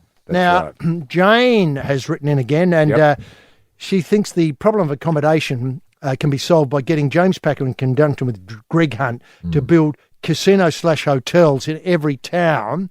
This is to do with, obviously, the spreading out of the Commonwealth Games from the Gold Coast into, we were talking about this last week, into every part of, say, Victoria, New South Wales. Shepparton, etc. Shepparton, etc. Ballarat, yep. Now, they'd have designated floors for nudists, which I like. Yeah, I do. So it wouldn't embarrass people to say on floor 12 if it's a non-nudist floor, people from floor 13 coming down, although strictly speaking, I don't think there's a floor 13 in some hotels. No. I don't think Chinese will stay at a hotel if it has the number 13 in it.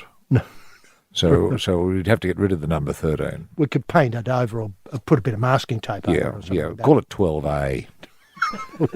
And then they'd have daycare schools for kids with punting available. Oh, okay. That's all good, yeah.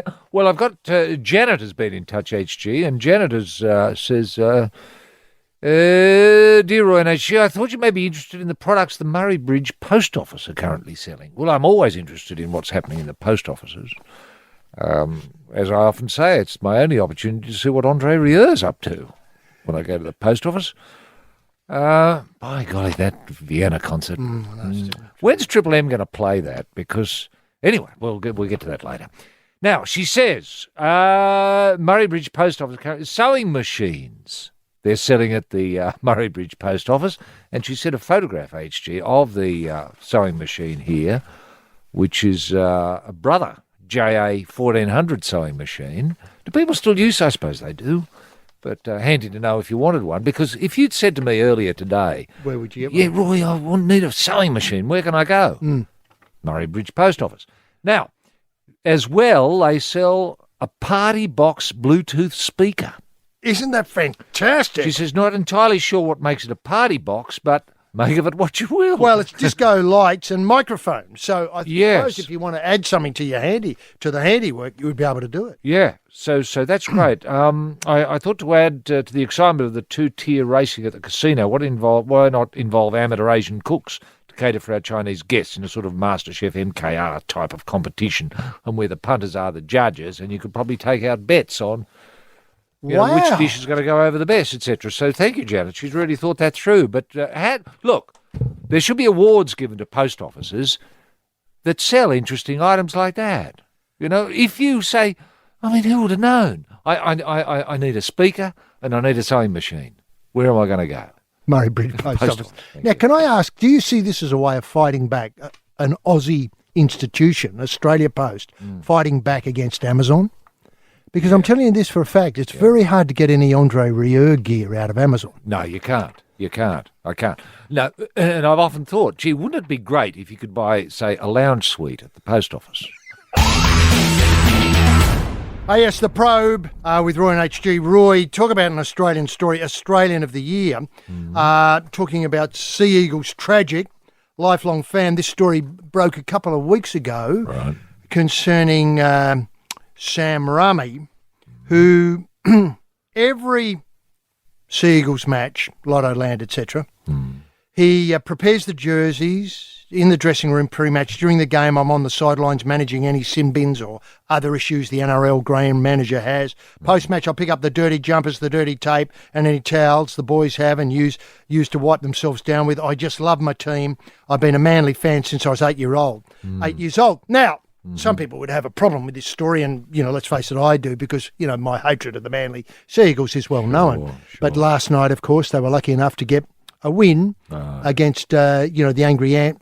Sticky's lot. Yep. Sticky's lot down in Canberra. So, I'm prepared to put that aside briefly. Now, that's a great story. Obviously, working class origins, came to Australia next to nothing. Yeah. He's doing hard work in the sheds there. But That shows he's reaching out to the community, isn't he? It is. Now, is that what the PM's talking about? I think so. Getting involved with the community? I think so. Getting So if you're involved- prepared to loiter around dressing rooms, Tidying up stained underpants, cleaning the toilets, that sort of thing. You're the sort of person Australia wants. Yes.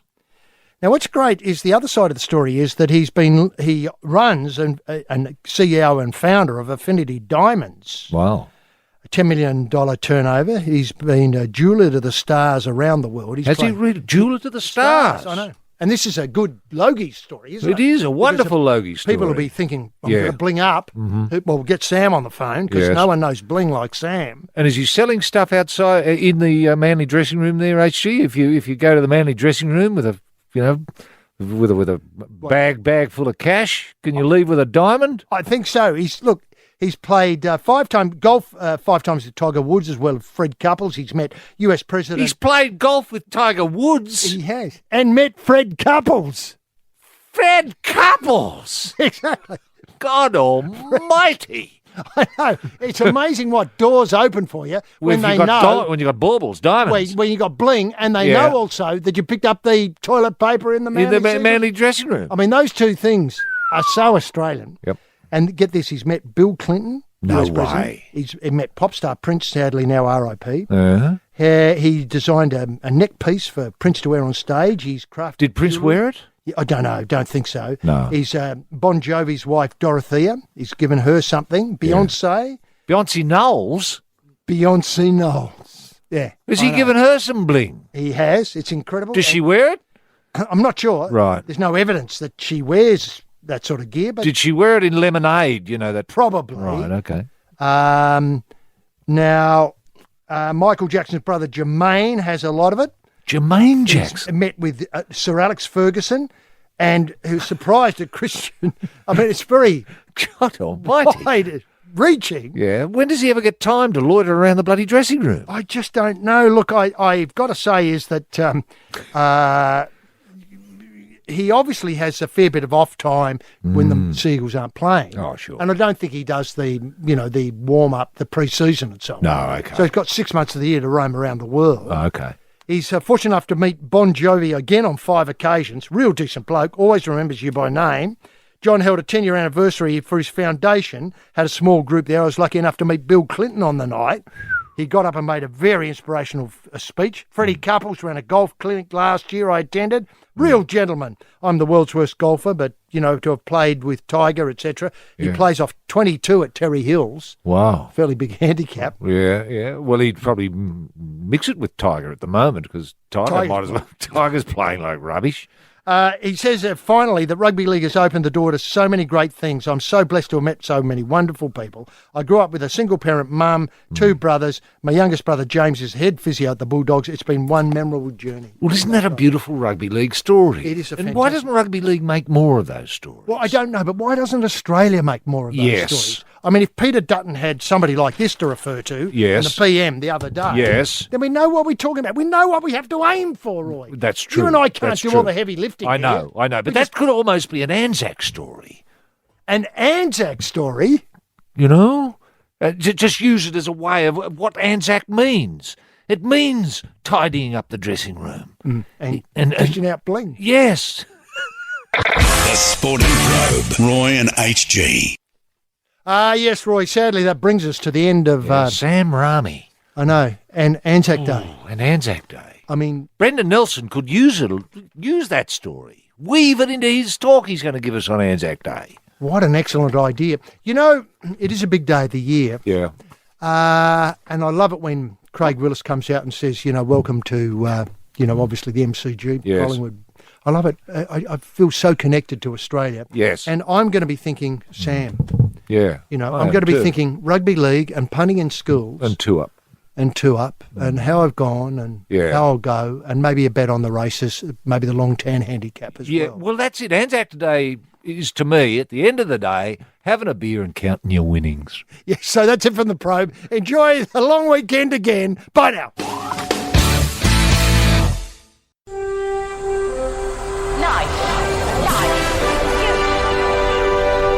Bonafide sports mad Australians. Snakes alive. Is that the time? Yes, green and gold freaks, it certainly is. It's time for the Sporting Probe. With 2 diamond pythons twirled around the tree of knowledge across the nation. Boys and girls. Well, young man ain't got nothing in the world these days. The Sporting Probe, leading the charge up the eucalypt. With extra chili on the stick is the in-and-out maestro, rampaging Roy Slaven. And coming from behind is the heavy lifter with both feet on the ground, H.G. Nelson. Unleash the grunt and poke HG? Yes, TF Much, Gentleman Jim Daniels in the TSP soundproof booth in downtown Theberton today. Probesters, H.G. Nelson getting the Sporting Probe away. Thanks very much, Bruce, for another set of 7. Well, what a week. What an incredible week. Are we going to do much? What is barely enough? Now, look, firstly, today we are featuring a larger nude area than normal, so if you do want to get down to the TSP HQ in Theberton, for God's sake, join us. Remember, tog off at the door and you'll be more than welcome. And in late-breaking news, and I've got to stress this is late-breaking news, I haven't had this confirmed, the Commonwealth Games on the Gold Coast next year will feature the biggest nude area ever for a Commonwealth Games. I understand every day in the main venue, 17,546 people will be allowed to come in nude. Now, tremendous to have you with us on the prod forward as you push through the rubbish of the week's sporting action. A week of massive collects. Massive collects, none bigger than the last at Pinjarra on Thursday. And people did ask me at the football last night, Dogs v Swans, did I get involved in F1 action? I certainly did. I got a terrific treble of crash on qualifying, 5-place penalty due to gearbox and DNF. That was my treble. Not many people had it. I think Roy and I had it, but we knew it was going to come up. The one that I was really after was the DNS that did not start. Sadly, that eluded me, and mercifully, I didn't go quite mad, if you know what I mean, and put that in the extra leg, because I would have had to cash out. Those who know what I'm talking about know what I'm talking about. Cash out after the first 3 legs had got up. I was happy. I was completely happy. I don't think many people across Australia had that particular treble. Daniel Ricciardo, stand up and take a bow. I don't think that treble's ever been done before at F1 level. To get us underway, let's lock horns with a man who put his house on winks when the Golden Magic Run began. Sure, it was a big punt. He was out there. He was one of the first, but look at his collects. He let the bet ride the whole way, and now this man owns 7,600 houses across Australia. No wonder there's a housing crisis in the nation. That man is rampaging Roy Slaven. Roy, can we get the TSP bunny in motion simply by asking what highlights caught your restless eye this week? Barrow! Yes, thank you very much, H.G. Nelson. Wonderful, wonderful week to be an Australian. Goes without saying. And it's official. It is absolutely official. Bernard Tomic is in Davis Cup exile. Davis Cup exile. It doesn't augur well for the future of our, the man that had so much, that offered so much, and was a terrific role model for all kids who wanted to pick up a racket. Now, Riley Daly from Bow Desert, HG, which might be under siege at the moment, yes, with floodwaters, and we are mindful of this. Well, she's broken Kathy Freeman's under-18 200 metres record. An astounding achievement, really. And I think, take a bow here, Mark Arbib. I put this down to Mark Arbib. There is something good happening at Athletics Australia. Something very, very good. So Riley Daly, put that name with the Commonwealth Games looming. I think we have a potential champion there. Now, Ange's Socceroos deliver against the United Arab Emirates, as we expected them to. There's been some criticism of Ange, not from me, not from HG. We're fully supportive of Ange and what he's doing. Mind you, criticism will come if we don't qualify. I'll just let Ange know that. Now, Virat Kohli is insisting he can never have an Australian friend again. Never have anyone Australian as a friend. Have you spoken to him since that news broke? No, I haven't, but I will. And I do have some advice for Virat Kohli. I would suggest that he just bury the hatchet. Bury the hatchet. Smoke the peace pipe? Smoke the peace pipe, HG. Accept the olive branch. Kiss and make up. Forgive and forget. Move on. To quote that great Maharishi Mahesh Yogi all those years ago. Who? Give peace a chance, dude. Give it a chance. Come on, Virat. Come on, you know you like us Aussies. Now, HG's mentioned the F1. We might get a little bit of that later. The Alice Springs Sheffield Shield experiment. God almighty, what a resounding success. I mean, for years I've been trying to, bury the Sheffield Shield, have it totally hidden, and they've succeeded wonderfully. Yeah, I mean, nobody I've spoken to throughout the last week has known that it's even been on. Even the people in Alice Springs had no idea, what 22 blokes were doing in the middle of the town on the footy oval. Yes, dressed in creams. And just finally, HG, the Horn Paquao fight looks as though it's on. Gold Coast, June. Make of that what you will. The Sporting Probe, Roy and HG on Triple M. Yes, this is the Probe with Roy and HG. Look, as you know, Roy, I think we're fair to say is we're very pro-China high rollers. And I was delighted to see, I think you pointed out it was the Premier of China who was here last weekend and managed to get into the rooms at the Port Power v Sydney Swans match. He did. And there was a great moment there. I saw it on television. Unfortunately, I couldn't be at the match, couldn't be in the rooms because of security. The Prime Minister, the great to be here man, Malcolm Turnbull, put the Swan scarf on the Premier. Did he? indicating, he should support the Swans, where we all know he's mad Port Power person. I thought he was a Suns man. Oh, he may well become a Suns man once the game goes there and he sees the colours. Yes. But for the time being, given the business, because Koshy was there, Port Power playing in China, all that sort of stuff, he had to do the political thing. I think privately, I know you had a word to him as it came out. And I just said simply love your work as he went past. I encouraged the Prime Minister to take him to Crown Casino to have a bit of a look at where the potential dogs could be running. You mean Barangaroo? Yes. Yes, now that would be a fantastic thing. Was there any suggestion that they got down to Barangaroo? And I think they did. This split-level dog track that we've been advocating for some time now? No, he seemed very interested. Once his eyes lit up as soon as someone mentioned dogs.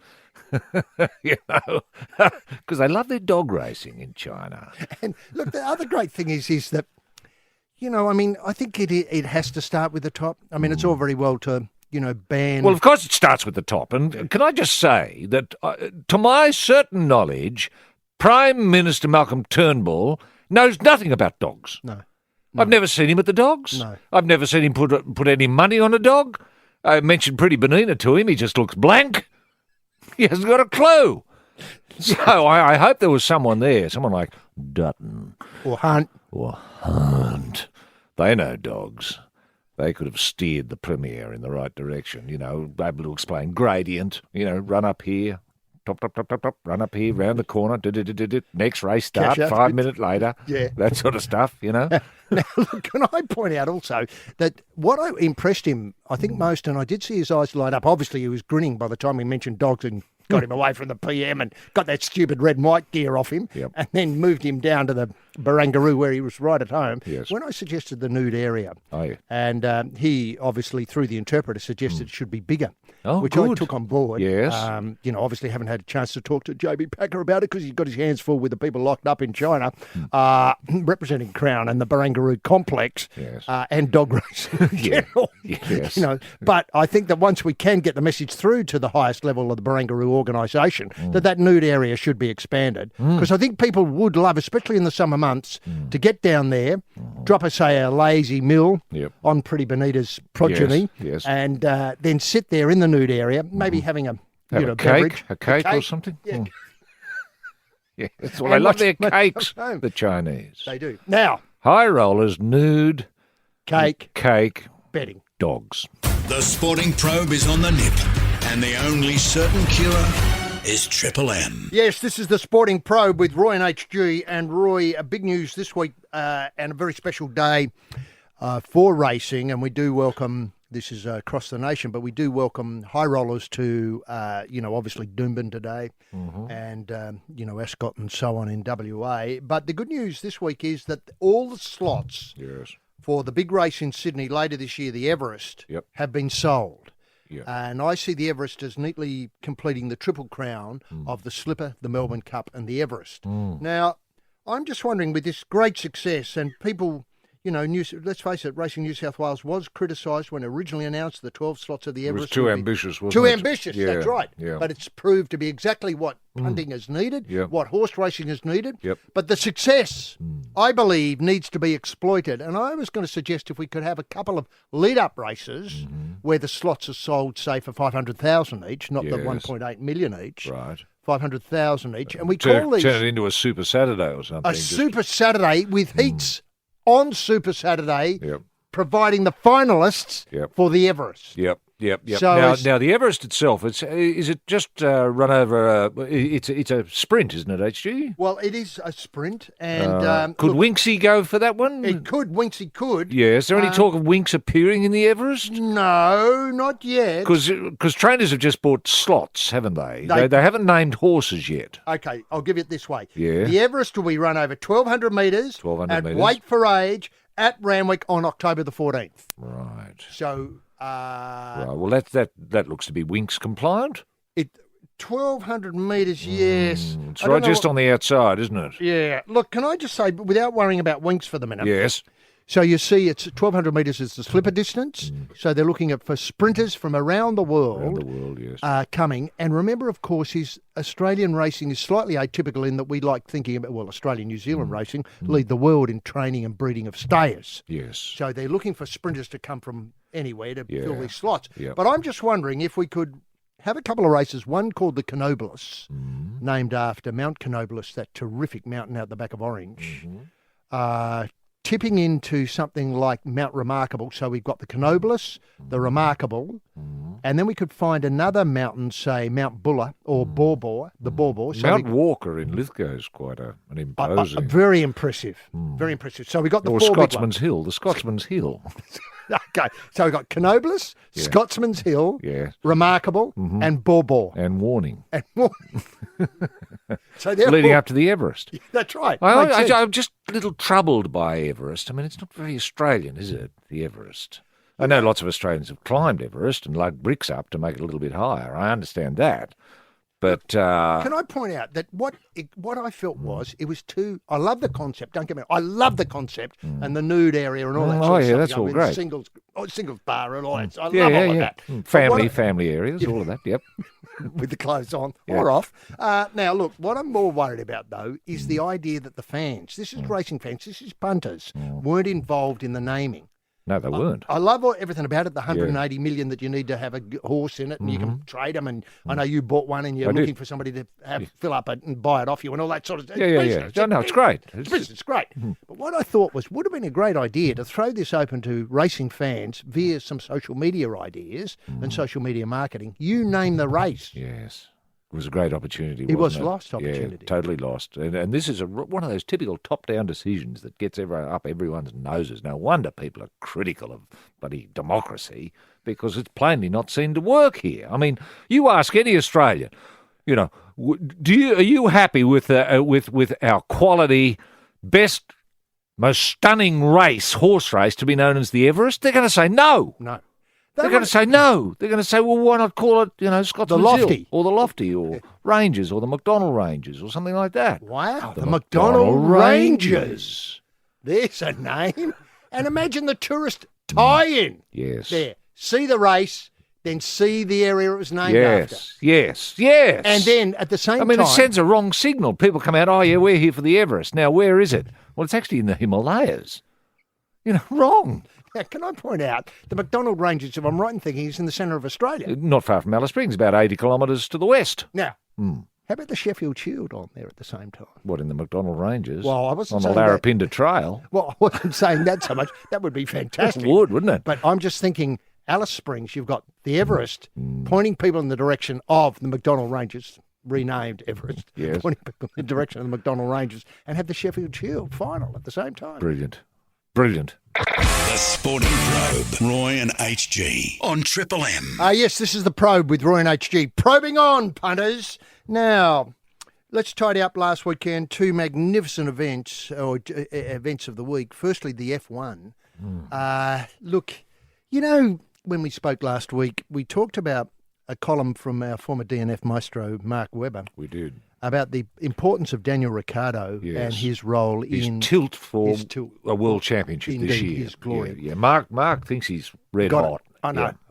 Now, what's great is I couldn't think of a better way of promoting the F1 and focusing.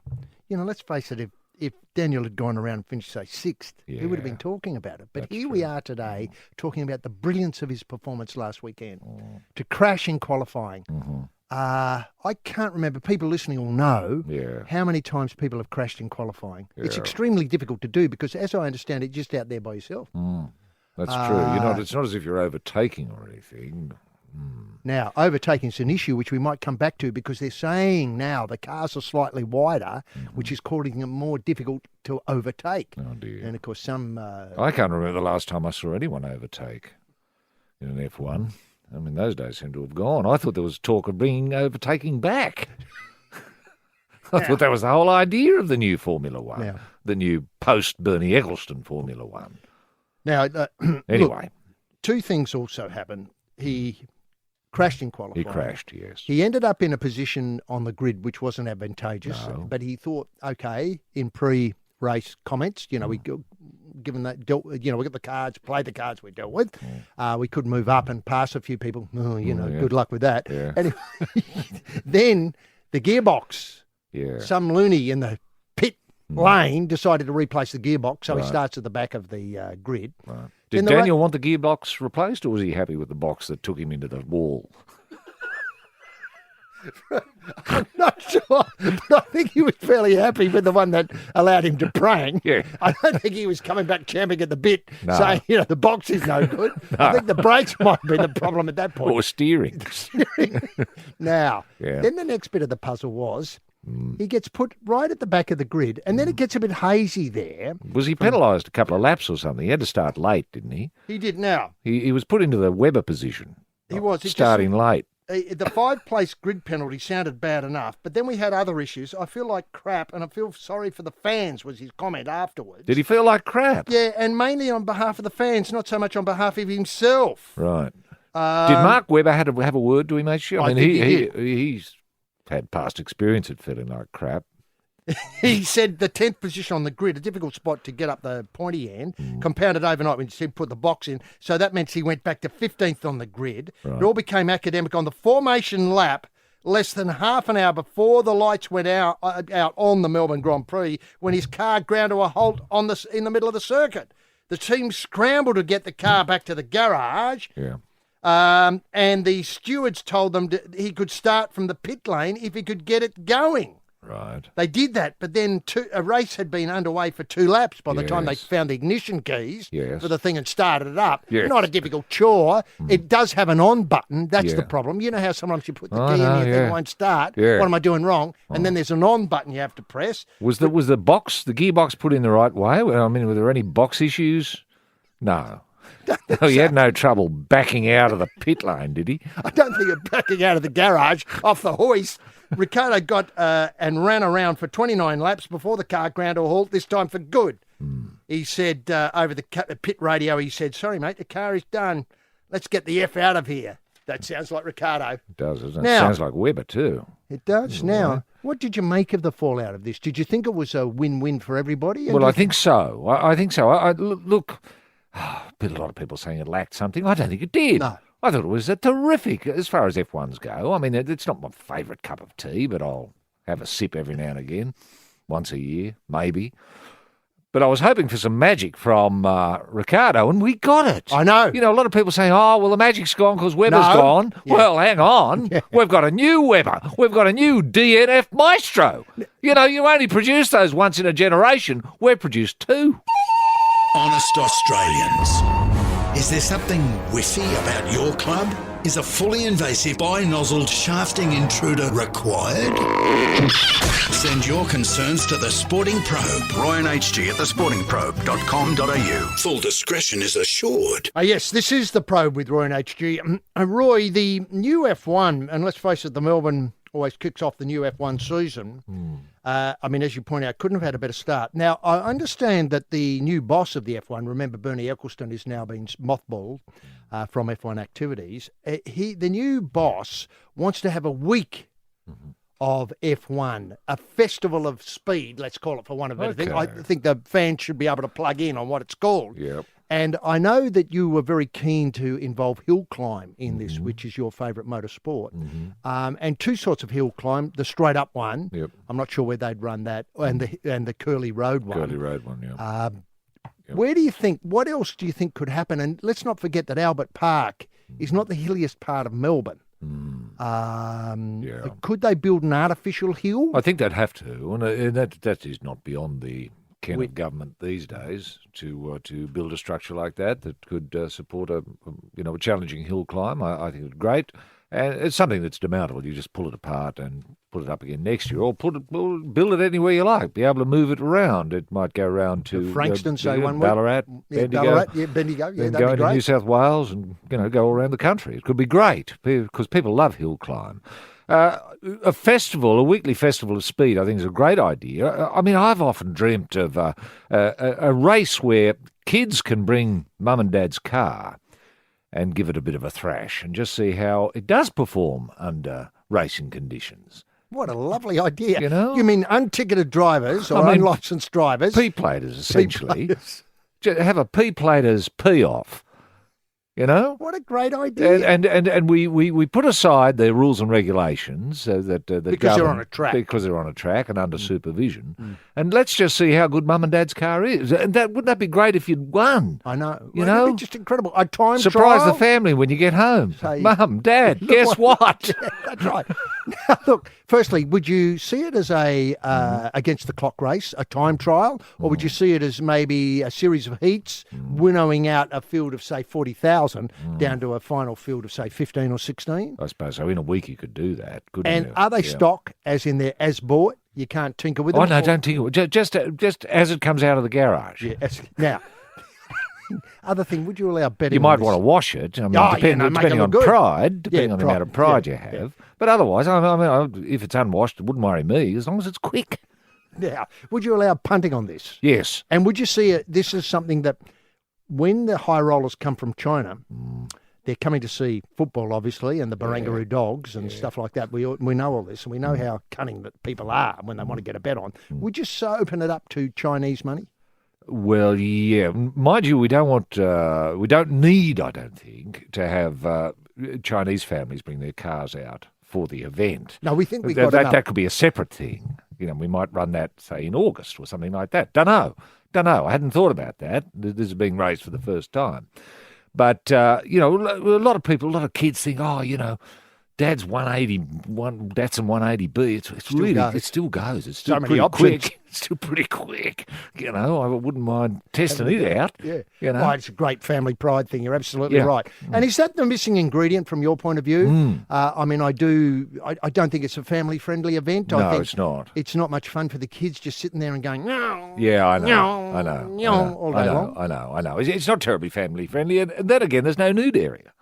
No, well, there's no nude area. That's right. You know, there's no singles area. You know, there's nowhere where you can meet up, you know, with an F1 friend. The Sporting Probe, Roy and HG on Triple M. Oh, yes, this is the probe, and we're probing away this morning with Roy and HG. Now, this week of activity in Melbourne that includes the F1, do you feel as though Melbourne's getting, I don't like this term, it's bang for its buck out of the F1? Do you feel as though it's encouraging people to visit Melbourne, the Albert Park area, or to spread their wings and go and have a look at some of the, say, the Dandenong Rangers or down to Wilson's Prom, or maybe go to G-Town or stuff like that? Do you really feel as though it is an attractive ad, or do you feel as though when you get the brilliance of Daniel Ricciardo, that overshadows people think, wow, we'll never be able to see that?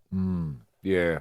It's a bit hard to say. I'm waiting for some information from Tourism Victoria to see just how many people did, you know, it gives you a printout of the number of hotel rooms booked out, etc., and for how long and how much people spent and that sort of stuff. I think once the jury's returned with that sort of information, we'll be able to determine the success or otherwise. I mean, my feeling is it was a tremendous success. But then again, you know, we were very close to the ground, and you don't actually get the overview when you're so close. When you're in pit lane, No, I know. When you're in pit lane, it's just excitement writ large. Yeah. Now, But see, if I was at Frankston, the atmosphere would have been totally different. yeah, all you did was hear the planes. Yeah. Now, can I ask, you know, you field a lot of calls, I noticed, while the race was on. Did many come in from overseas? Yes, Saying especially how much from they were China, and I couldn't really help them. You know, they wanted to know if they could get some bets on, and you know, How much could I put on? How much could I put on, and is there a limit? Yeah. And this new P-plate competition that's being talked about, can we get involved with that? Now, Mind you, you could expand it, HG, and make it state-based so that you could have a series of runoffs. State, mate v mate. Yeah. Wow. Yes. So you get so you get Australia. the 6 fastest P-plate drivers in Mum and Dad's car from each state. So that'd give you, I got to do the maths here, at least 36 At least starters 30, and territories, of course, you'd Yeah, have of to course. include in some way. Yeah, I suppose. Yeah. It would be a fantastic competition. Yeah, and that corrals it neatly, and you know you could probably get a TV show out of it, talk up the participants, the journey. Thank you. I know. The journey to Yeah. pit lane. Yeah. Now, Look, this is sad news, and I've kept this because I didn't want to muddy the waters last weekend. Yep. But there's been reports that Sydney is now in pole position to, wait for it, snatch the Formula One Grand Prix from Melbourne, according to the Murdoch Press. Right. The Australian Grand Prix executive Andrew Westacott yesterday admitted the appointment of the new Formula One head has opened the door for the Harbour City to launch a fresh bid to grab this major event. Right. He conceded the $10 billion sale to US sports company Liberty Media meant the future of the race at Albert Park was very much now back on the table. Wow. Well, I'm all for competition. Any other states putting their hand up, HG? South Australia, for example? Because it was the Blue Thunder Down Under. That was incredible. fantastic. Remember Nigel Alan Mansell? Jones. I know. Nigel Mansell. Driving down with no wheels. Yes. Through into pit lane to Yes. claim it. Yes. Sparks everywhere. That's and right. the aquaplaning day. I know. God almighty. I know. Memories. Yeah. Now, Victoria has a contract for the race locked in for the next 7 years. 7 years, right. But then the F1 as a new boss, Chase Carey, meant that New South Wales was likely to zoom in with a fresh bid. It wouldn't surprise me, said the boss. The former 21st Century Fox executive is expected in Melbourne, obviously to check out circumstances of the race. Yeah. Obviously, the Melbourne race was proudly supported and strongly supported by Mr. E. Eccleston, who's a close friend of former chairman of the Australian Grand Prix, Ronnie Walker. And I haven't seen Big Ron Walker around lately. No. Mr. Kerry promised huge global changes, outlined the desire to create more races in the US, transform events into week-long festivals, which we flagged. However, the boss, Mr. Westacott of the local one, said he had no concerns about the contract, which runs till 2023. Right. What's your mail about this, Roy? Well, I know the Berejiklian New South Wales government is very keen to get something happening. And I'm not sure that if the contract that was struck with Bernie Eccleston holds up anymore. I think that what it's suggesting here is it's open for grabs. So if New South Wales wants to get in and do it, they can do it. Okay, if they make the pie sweet enough. I know. Chase Carey is a person who understands Yes. how much money talks. Yes. Now, can I point out, where would it be, though? Where could it go? Homebush, wouldn't it be? Homebush. Or an inner city circuit that incorporates, say, the Opera House and the Harbour Bridge. The tunnels? The tunnels. I know you love the idea of the cars going into the tunnel in one position and emerging in another position. Sure. Overtaking in the tunnels. Yeah. That's what it's crying out for. It is a bit, isn't For it? those who know Sydney. Yeah. But a loop that went, say, across the bridge, Yep. up round through North Sydney, plenty of vantage points there, Yes. then maybe through Kirribilli, just on the edge of Kirribilli, come back across the bridge, Yes. into the tunnels, then Yeah. out through, then we pass the SCG, maybe? Well, no, you want it to go past the Opera House, surely. Yeah, I know, There's got to be a hairpin turn on the concourse of the Opera House there. That's what you want. That's your money shot. Yeah. That's your money shot. Are you worried about the people in the toaster complaining about the noise? Of course. That'll happen, won't it? Of course it's going to happen. But, you've got to break a few eggs to make an omelette. This is the Sporting Probe. Punching through the sludge on Triple M. This is the Sporting Probe with Roy Slaven and H.G. Nelson. Now, Roy, I think you're open-minded, if I could read your mind, about the F1 coming to Sydney. You believe the hairpin turn is the selling point on the Opera House forecourt is the selling point. I think so. So they drive down Macquarie Street, do the hairpin turn, and then back out. Yeah, I think so. I think if Chase Carey had a look at that hairpin turn, he'd be sold. Can I just throw in a bit of a curveball here? How about a run through the car park at the Opera House? Well, that's not bad.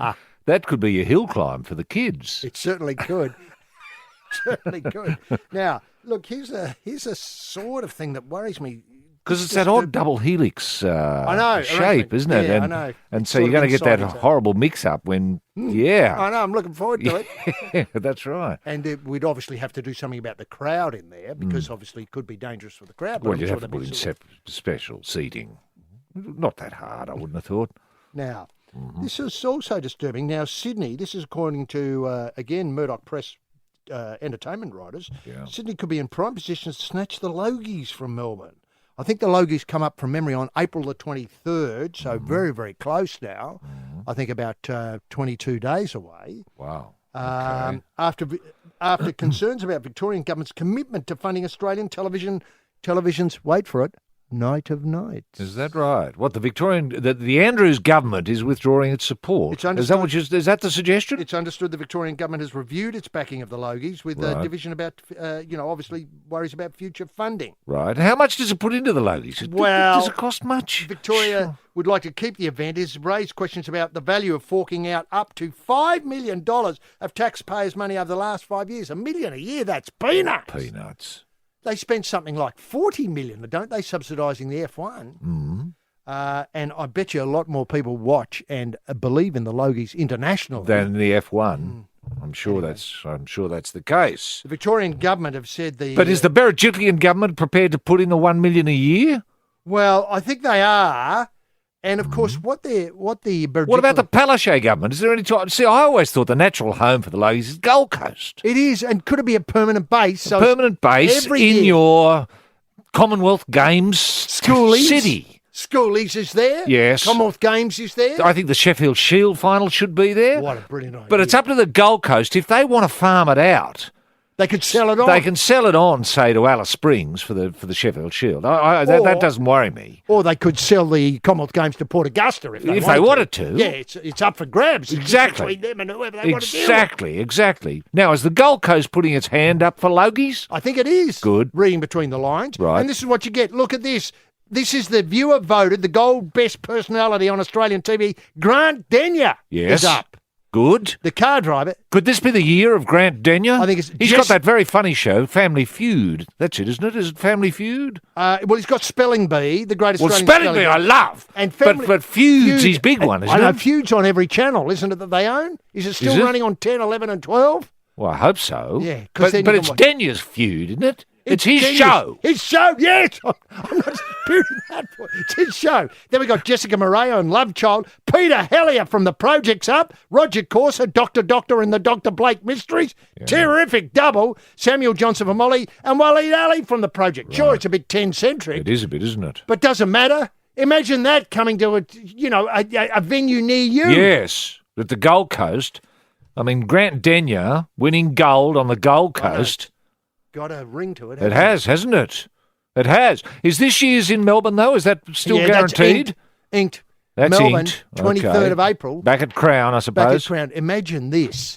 You run the F1, then you run the Logies. I mean, that's the bid that the dream, isn't it? The Andrews government has to put up. I suppose so. Now, is there much Chinese betting interest in the Logies this year? I understand they held more on the Logies last year than any other event in Australia. That's what I heard. The Sporting Probe. Roy and HG on Triple M. Yes, this is the Sporting Probe with Roy and HG. And look, if you want to get in touch with us, well, it's simple. You may have heard it, but here it is again. Roy and HG at thesportingprobe.com.au. And a couple of people have, Roy, there's a lovely note from Dave concerning the welcome back to the MCG for the band Bombers last Saturday night, I think it was, against that wonderful match against Hawthorn. Yeah. How could supporters of the Bombers wave their jackets or scarves above their heads if they're in the nude-only section of the G? Now, that is an excellent question. It is, isn't it? I hadn't thought that through. No. But I'm sure that other things could be waived. I suppose you could tear the seating off and waive the seats. Yes, and I wouldn't... Take a leaf out of rugby league. In the old days, the helicopter was a useful, addition to. Yeah, and people love looking at that, especially choreographed with a lot of people. A few hundred. Yeah, that's right. A few hundred helicopters, all in synchrony. Going the right way. Yeah, going the right way. People would love that. What have you got? Now, this has come from Liam, and I thank Liam for this. He says, after drawing inspiration, a scheme of having the dogs run every 5 minutes in every casino in the country and trying to improve the game day experience, he said he's had a great brainwave. This is Liam speaking. Brainwave? Why not have the dogs run at half-time at the footy? AFL fields are already the right shape, would add a new level to the in-game multis. It certainly would. But surely you could get a few before the start, before the bounce. Yes. And then... every quarter. That's what I mean. Quarter-time break, you'd easily get 2 or 3 in. Exactly. Half-time, maybe 15. Yeah. And then three-quarter time, a couple. And then why not have a card afterwards? Say a late-night dog off at the MCG. Well, that'd be great. It would encourage people to stay. Just say, look, the dogs will be running for another 2 hours after the match. Hang around with the kids. Enjoy a burger. And put some money on. Yeah. What a great idea. Thanks, Liam. We'll put that to the AFL. Now, could you have it at rugby league? I suppose you could. Were you on the... Well, I suppose you could. Yeah, from goalpost to goalpost. Goalpost to goalpost, a straight line. Yeah. A straight 100. Yeah. Well, straight 80 it might be. Yeah, straight 80. Anyway, and then you could do a U-turn and go back if you wanted a 200. Yes. That'd be the tricky bit. That would be the tricky bit. Because these dogs aren't all that smart. They don't like the hairpin bend.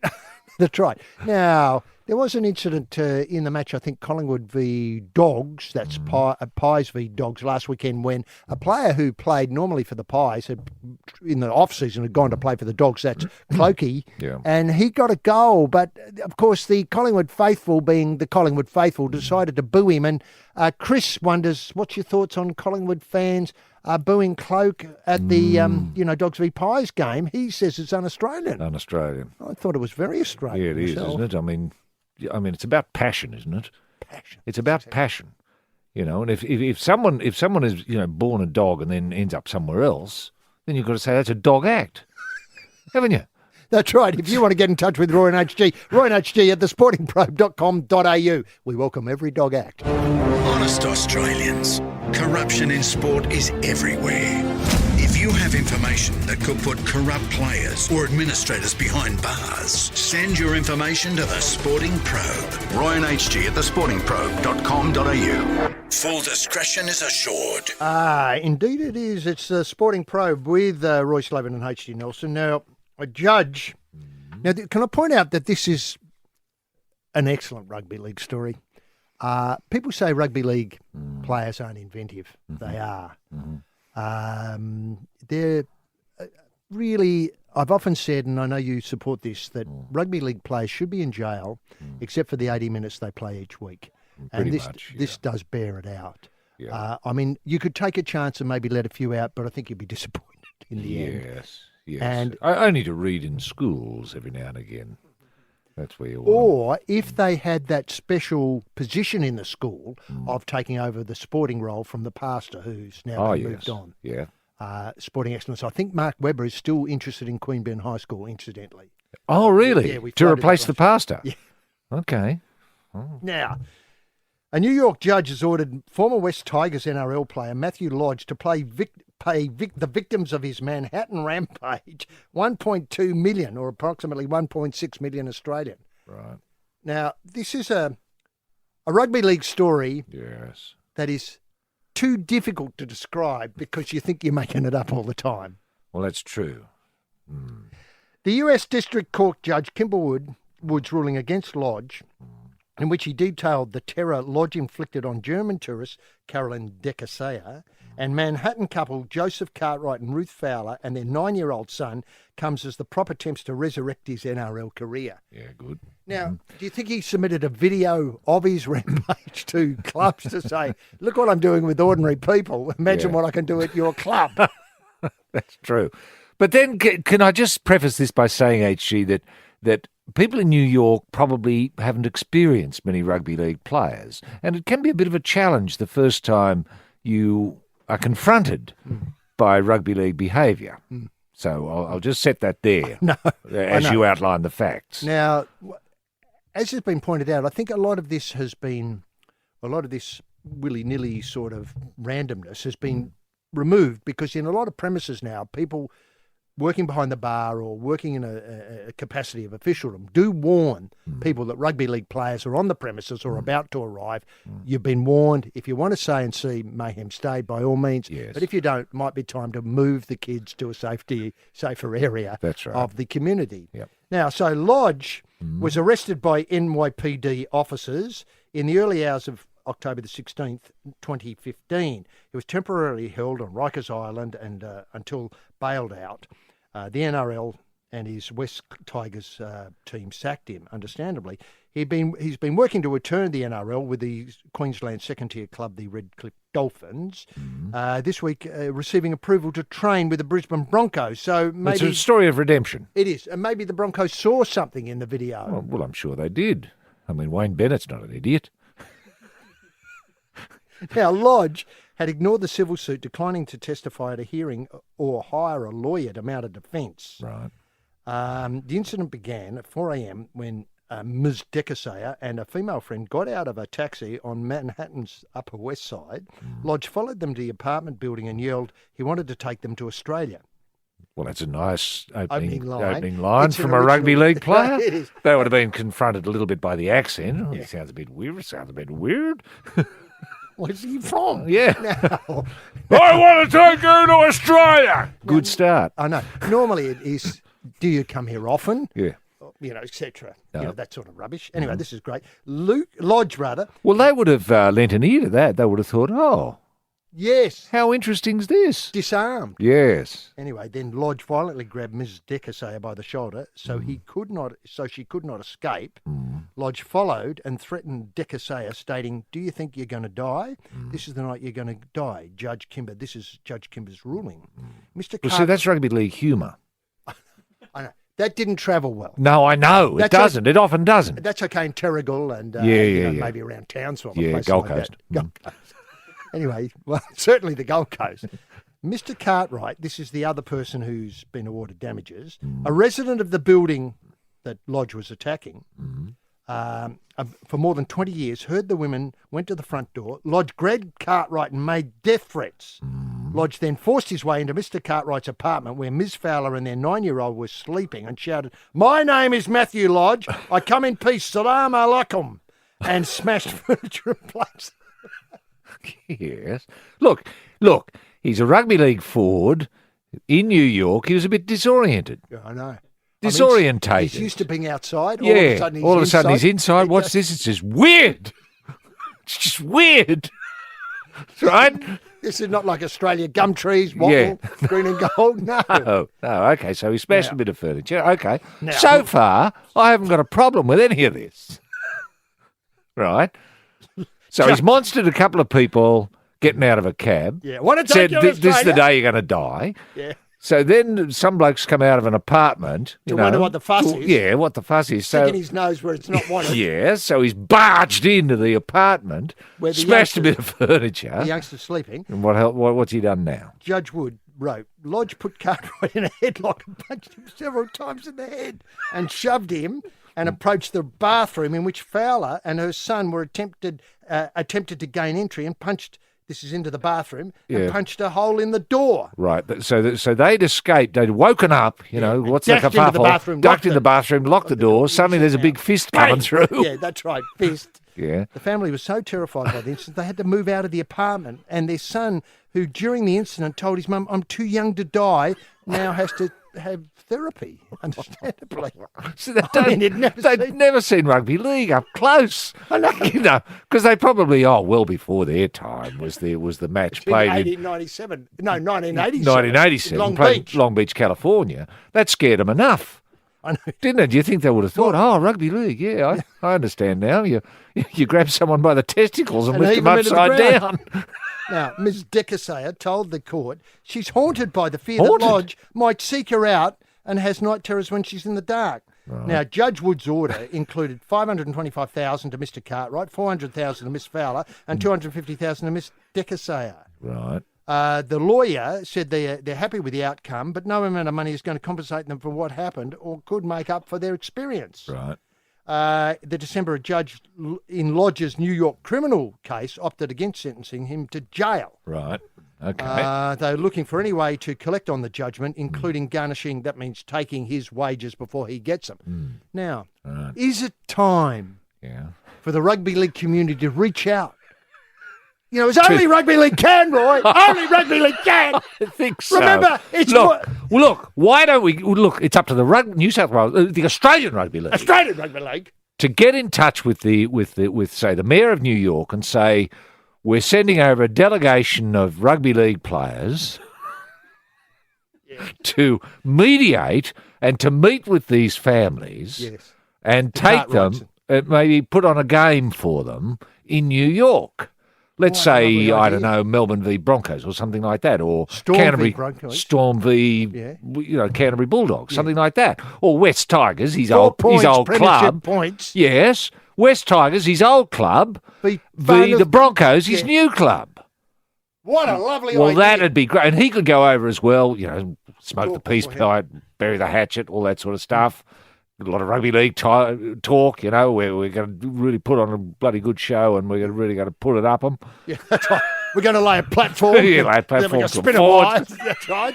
Find some speed out of the links. It wouldn't surprise me if New York fell in love with this crazy old game. Look, can I also point out, Roy, and I've said this to you many, many times and all the time we do it, the Catholic Church has nothing on redemption compared with rugby league. No, that's true. Rugby league is the most redemptive force in the planet at the moment. It is. It is. It is. Look, it doesn't matter how far you go. You can always come back. The Sporting Probe, Roy and HG on Triple M. This is the Probe, the Sporting Probe with Roy and HG. Roy, do you think it'd be wise for the rugby league to find out where players are going for their inter-season trips and maybe take out some public service announcements on television just to warn communities what they're likely to experience? Because this isn't really the first time. No, I know. Look, I've been all for special rugby league passports. So as soon as you arrive in your rugby league, they know, and the word goes out. Mm-hmm. We've got one here. He's a rugby league player. So the police are alerted, communities alerted. Probably at Times Square there'd be a big sign. Yes. Rugby league player in area. It would be important, I think, to get somebody who people would listen to. Like, would you feel as though George Clooney should, or Meryl Streep, or somebody with authority should make these announcements? Yes, I think so. That's a very good idea for the rugby league community to reach out to an international star. Reaching out to an international star, and I don't include Russell Crowe here because he's seen as too close to rugby league. Yeah, I know. An owner, and his view but might he'd be a good point person to go to ask him and say, listen, could you organise someone who's prepared to talk to the community about the possibility of rugby league players being in areas, and so that people are warned? They have a lot of those late night TV shows. I know we've talked about this before. It's a tradition that America has, just taking America, for example, which we don't have. But maybe some people could go on those shows. Like Jimmy Kimmel Show or something like that. John Oliver's, or George Clooney could appear. And what are you here for, George? Well, I'm here to talk about Australian rugby league players in our community. Oh, no, there's not one here, is there? Jimmy Kimmel will be upset. Oh, no, there's not one in the audience, is there? Well, as a matter of fact, there is. Come on up. Take it from there. Wouldn't that be fantastic? I mean, I think in the old days, I think when Russell Crowe first took over the Souths team, there was some suggestion that the boys go on television, but sadly it was more dressed as airline pilots, and so people didn't get the idea of what to look for. That's right. And so people started veering in an odd way around people who were flying planes. Yeah, I know. Whereas, obviously, Matthew Lodge, you had the shorts on and the jumper and stuff like that. And tape around the head. And declared himself, I'm rugby league. What are you going to do about it? Probably had his boots on. This is the Sporting Probe. Punching through the sludge on Triple M. It's the Probe with Roy and HG. And speaking of... the West Tigers, which we were before, and remember they'll be playing for points, premiership points against New York. In New York against the Broncos in this what we're calling a reconciliation match. Oh, the Matthew Lodge reconciliation match. Yeah. Look, there is a simple, elegant solution, HG, for potential rugby league travellers. Is that if you just had a simple law that rugby league players must be in the company of an adult wherever they travel, would that do it? Yes, I suppose so. I hadn't thought, I've never... Sorry, responsible adult. Yes, that's better. Now you're getting somewhere. Who carries a flag in club colours. Yes. And then, of course, obviously, we have to get the club colours out there through social media. And George Clooney, etc., Jimmy Kimmel Show and that sort of stuff. Yep, so good. They've recognised that. Yep. And then carrying the flag, as our great helmsman here suggested, in club colours, Yes. would alert people that one's on the way. That's right. So as then... That's right. If you see the flag come in with a responsible adult holding it, that clears the room. It does straight away. New York people ground. know, hey, we're going to go. Yeah, hey, right. rugby league here. Yeah. Hey, let's go. Now, I'm just wondering if, I know he's not a popular figure necessarily with Australians, but I understand he's doing great things for the Australian image in America. I wonder if Joe Hockey, the ambassador, could get involved. Yes, he could. I mean, I think he's there with a little bit of time on his hands. Well, what's he got to do? Bugger all. I know. Well, what does he do? I don't know Well, what I don't think he does. I don't know what he does. He's in Washington, isn't he? He's in Washington. Well, he'd have to get himself to New York and find some train, I think, that goes from Washington. Train, get on the Jimmy Kimmel show, Yeah. and say, "Hello, I'm the ambassador for Australia." And one of my roving briefs is rugby league. Yes. Have you heard about rugby league, Jimmy? Yeah. It's an incredible game where people tend, when they travel, to go really berserk. And I'm here to say it's a public warning Yes. that if you see a flag in any of these colours, for God's sake, vacate the premises Yes. or just move on quickly. move on quickly, There's nothing to see here. Yeah. Now, speaking of that part of rugby league, we now move the gaze to another part of rugby league, same club. As we know, West Tigers, and it's referred to by West Tigers because it's a joint venture, for those who don't know. They've got a new coach, and the club has submitted plans for a $57 million centre of excellence that they would say be the benchmark of sport in New South Wales. Wow. A $57 million centre of excellence. Centre of excellence. Now, these centre of excellences are becoming very, very popular. I know Penrith's got one. I understand, say, the North Melbourne Kangaroos have one. Fremantle has one. In fact, Fremantle's considered the best in the world. Best in the world. I heard that. Yep, I've heard that. Now, the plans will involve the eventual demolition of Concord Oval grandstands. Yes. This Is is that a in good the- idea? I don't mind those old grandstands. They'd be They've been there heritage, for a long wouldn't time. they? They'd be heritage listed, I'm sure. Are they heritage And listed? The memories, if these walls could talk. Yes. So many kids have come through Concord Oval on their Yes. way to green and gold success. That's right. To watch the Green Rats or Whoever plays Whoever. out there. And then, of course, I've seen hockey played out there, hockey stars play.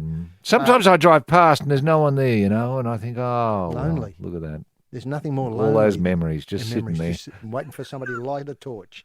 Now, the grandstands have been put forward. State government as part of the initiative that will see $40 million invested in New South Wales sporting facilities. I don't think it's all going to the joint venture, but some of it certainly is. Now, they're saying the Tigers believe their facility will surpass the Panthers Academy, that's the Academy of Rugby League, Yes. as a premium facility in an NRL, only better by the Dockers. The facility will also, wait for it, include a retail portion. Retail. Yeah, where you can get your You jumpers can and buy boots. dumbbells and stuff like that. And Oh, balls, fitness rugby league things, balls. medicine and- balls. Medicine balls, yeah. And kettlebells or whatever they're called, Yeah. throw up over your head. Can you get your special passport issued there, HG? Your rugby league passport? Yeah. I think they'll have a services counter or Good. kiosk, I think it's called, where you'll be Right. able to get that done. There's a cafe, childcare facilities, and as I understand it, the childcare will be free. Yes. If it's approved as construction will begin as 2018. Now, Is there any rooms for restraint, HG? There are. Yeah, good. and there's decompression rooms when you come back from your overseas travel to get normally adjusted to Australian society, where you just can't run amok. It's a fact. They'll put you in jail, rugby league jail. Right. The Tigers have purposely included a community use section as part of their submission, which is the backing of rugby union club West Harbour Pirates. Wow. Yeah, I know. That's big, isn't it? The Pirates? The Pirates. They've agreed. They're in. The Pirates are running up the Jolly Roger for this expansion. The facility will include a Tigers exclusive gym, a community gym, as well as a basketball court, boxing facility where people can get concussion every day of the week, and a rehabilitation clinic. That's where your people from overseas decompress. Wow. And this is going to cost how much? 57 million. 57 million. God almighty. Where's all the money going? Honest Australians, corruption in sport is everywhere. If you have information that could put corrupt players or administrators behind bars, send your information to the Sporting Probe. Ryan HG at thesportingprobe.com.au. Full discretion is assured. It's the Probe with Roy and HG, and I think one of the highlights of the Randwick card today, one of the great days of Australian racing, is the fact that Rowan Keating will be in the Theatre of the Horse after the last at Randwick. This is the Irish Star. The Irish Boys Own star. Wow. I know. Now, Is he here making some drama? Did I read that he's here making drama? He's got a role in I a show? didn't know that. Is he a judge on things like X No, Factor? no. Well, he might be, but I think he's got a role in a drama. I think that's why he's here at the moment. Right. Look, Roy... I think he's great, Oh, incidentally. no, he's great. He's fantastic. He's going to be great for the horse industry. Yes. Would we get him back for the Everest? Well, what a terrific idea. Look, I've got to say... We've still got to get another name for this Everest. I know, it's wrong, isn't it? It's totally wrong. It's got to be It's Australian. embarrassing. It is. Embarrassing. Might as well call it the Matterhorn, just as stupid. Exactly. You know? Or K2. Or Ben Nevis. Yes. Oh, no, they give everybody the irrits. Now, can I point out, that singing on a racetrack, I mean, it's all very well doing a national anthem before the big race. Yeah. But you can hold them then. You can hold that's them. right. Yeah, they're waiting for you to get off Yes, so the race can exactly, get on. yeah. They're prepared to be helpful. Yeah.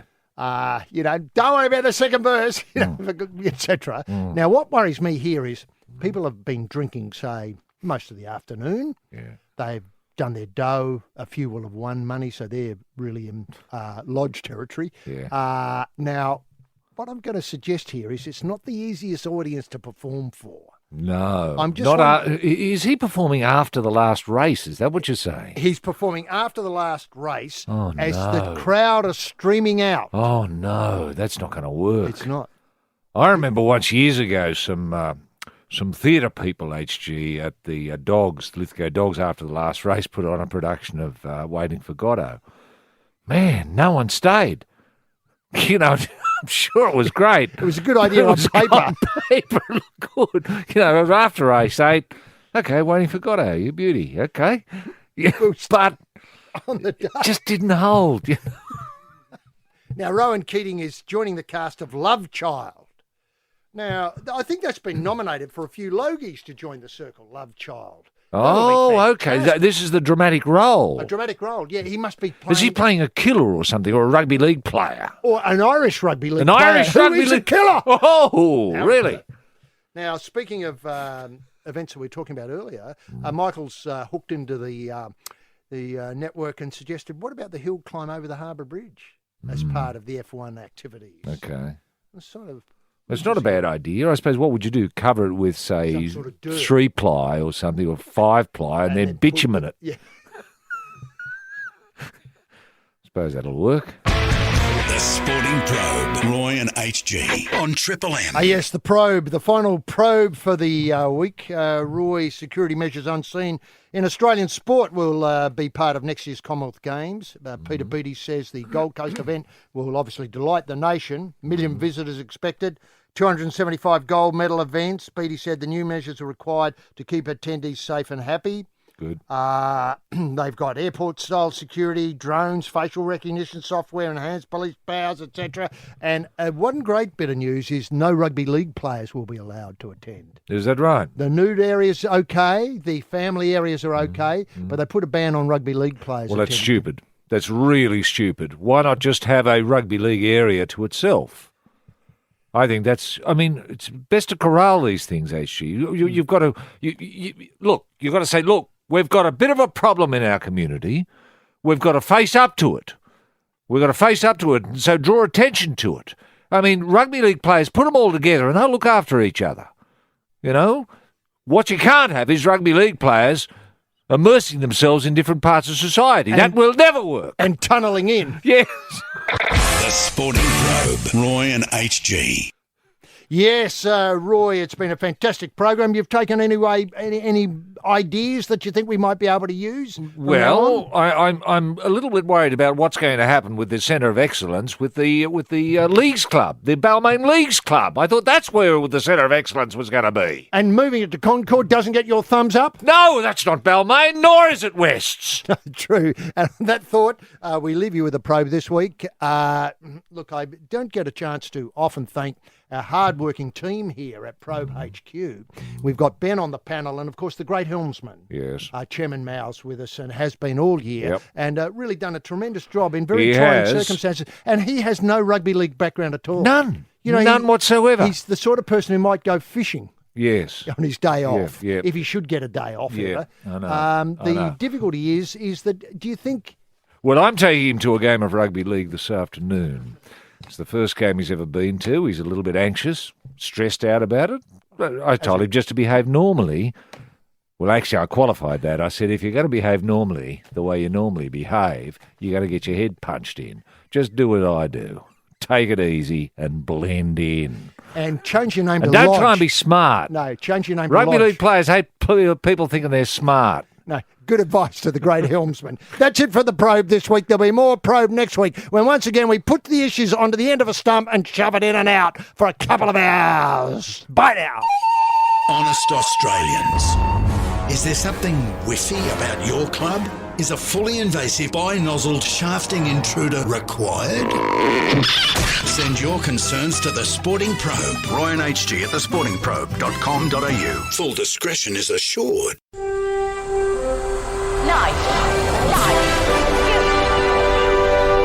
Bonafide sports-mad Australians. Snakes alive. Is that the time? Yes, green and gold freaks, it certainly is. It's time for the Sporting Probe. With two diamond pythons twirled around the tree of knowledge across the nation. Boys and girls. Well, a young man ain't got nothing in the world these days. The Sporting Probe leading the charge up the eucalypt. With extra chili on the stick is the in-and-out maestro, rampaging Roy Slaven. And coming from behind is the heavy lifter with both feet on the ground, H.G. Nelson. Unleash the grunt and poke HG? Yes, TF Much, gentleman Jim Daniels in the TSP soundproof booth in downtown Coburg. God, he gets around, does gentleman Jim. And TSP, people still asking me. I was out at the SCG last night, Pies v Swans, and a number of players came up after the match, obviously Buddy's 250th, Buddy included, and said, TSP, HG, what does it stand for? The Sporting Probe is my answer, as always. Probesters, HG Nelson getting the Sporting Probe away. Thanks very much, Bruce, for another set of 7. Well, what a week. What an incredible week. A week when too much sport was barely enough. Now, I often say that. I don't really mean it, I've got to say. You know, maybe I do this show with Roy, say, 47 weeks of the year. I probably only really mean it on, say, 2 occasions, but this week, I mean, wait till you see the agenda for us to probe this morning or this afternoon, whenever you're listening to this. Tremendous to have you with us as we prod forward and push through the rubbish of the week's sporting action. A massive collect, I must say, none bigger than Wednesday at Strathalbyn in the last. And then, of course, I got the nod and tipped all that into a point win to Collingwood and a point win to the Rabbitohs last night. It was a double. I mean, I cleaned up on that absolute parlay. The last in Strathalbyn, rare odd bet, but something made me do it. I just felt as though this week things are going to happen, and they have. They have. The point bets, it was just a terrific. And, of course, today, all on Winks. To get us underway, let's lock horns with a man who snapped up this week, the final 2 nude tickets for the lawn bowls and the shooting in the 2018 Commonwealth Games. Look, I don't want to go to the low-hanging fruit connected with lawn bowls, nudity, or the shooting and nudity. There's a lot of low-hanging fruit there, and obviously there's nothing better than sitting in the stand nude for a bang, so to speak. You can invent all that yourself. You don't need me to help you there. These tickets, incidentally, nude tickets, are already on eBay, not this person's tickets, but other tickets snapped up by other people are already on eBay at 17 times their face value. So it gives you an idea of how these sections that the Gold Coast are introducing into the Commonwealth Games, seeking relevance, I believe, in the modern world. The nude area certainly does that. And in breaking news, I understand these areas are going to be expanded before too long, and hopefully maybe another 30 or 40,000 nude tickets will be released for every event. That man, of course, is rampaging Roy Slaven. Roy, can we get the TSP bunny in motion simply by asking what caught your restless eye this week, Barrow? Yes, thank you very much, H.G. Nelson. A wonderful, a great week to be an Australian. Whoa, where to begin? Golfing superstar Phil Mickelson, remember him, the left-handed bloke? He's accused many players he knows and has played with on the golf course, he's accused them of cheating. That is, being very loose in marking the ball. You know, when you get the ball on the green, you put a coin beside it, you pick it up, you do nothing with it, and put it down wherever you like. That's what's happening these days, and something's got to be done about it, and Phil Mickelson is arguing this case, and I agree with him, and so does Jack Nicklaus. More on that later. Now, Athletics Australia is backing John Coates to stay as AOC chief. Can I say I agree fully with Athletics Australia. I thought Mark Arbib might have put his hand up to be the AOC chief, but no. He's supporting John Coates, and I think Coates has done a great job. Coates should have that job for life. Can I just say that? And I don't think he's paid anywhere near enough, and I think he should be able to travel more. Now, two great ambassadors, HG. Look, they're looking to move clubs. Cooper Cronk, what a great ambassador for rugby league. Even when he goes to New York, they love him there. No one's scared. People don't stay indoors. They actually go about their lives normally, knowing Cooper Cronk's around. Some of them even go outside to say hello to him. Hey, Cooper. They love him. He doesn't need a flag, does he? No, he doesn't. And he doesn't need to have a mature adult accompanying him, although often he does. Fans, usually. Anyway, Coops wants to play in Sydney next year for family reasons, and the Rugby League has seen sense in this and said, all right, Cooper, off you go, not a problem. Now, another ambassador, and that is young Gary Ablett. Young Gary Ablett, who plays for the Chinese team on the Gold Coast, the Suns. He wants to move back to Geelong. And you would have thought the AFL, in its wisdom, would have said, oh, all right, Gary, off you go. Thanks, mate. You've done enough for the game. You've done enough. The game owes you something. The game owes Gary Ablett something. And what's he getting? Nothing. So you've got to play on with a team he doesn't like, isn't happy, and they're not going to win. So, two stories there of two codes. And Gary Ablett can go to New York. They love him there. Never any scandal with Gary. He doesn't burst into apartments and punch people's heads in that he's never met. It's not his go. Now, good news. Manny Pacquiao. Yes. The Manny Pacquiao Jeff Horn fight is confirmed. It's on in June. Now, Jeff Horn is being billed as, wait for it, the fighting school teacher. Now, I like this. The fighting school teacher. We've never had one of them before. And he can go to New York, walk around, people aren't scared. Know what I mean? Now, Tomo, that is Jordan Thompson, not the other one, Tomo, and Kyrgios, our Nick, Davis Cup heroes. Absolute champions. I don't know if you watched any of this yesterday. I did. And I was very proud. I couldn't sit down. I watched it standing up saluting from start to finish. And there is a call, and I'm leading it, for Little Leighton to coach every Australian player. I think Little Leighton has put his stamp on this Davis Cup team and turned them into champions, turned them into something we can all be proud of. Swans, oh my God. Waratahs, God almighty, is rugby finished? Make of that what you will.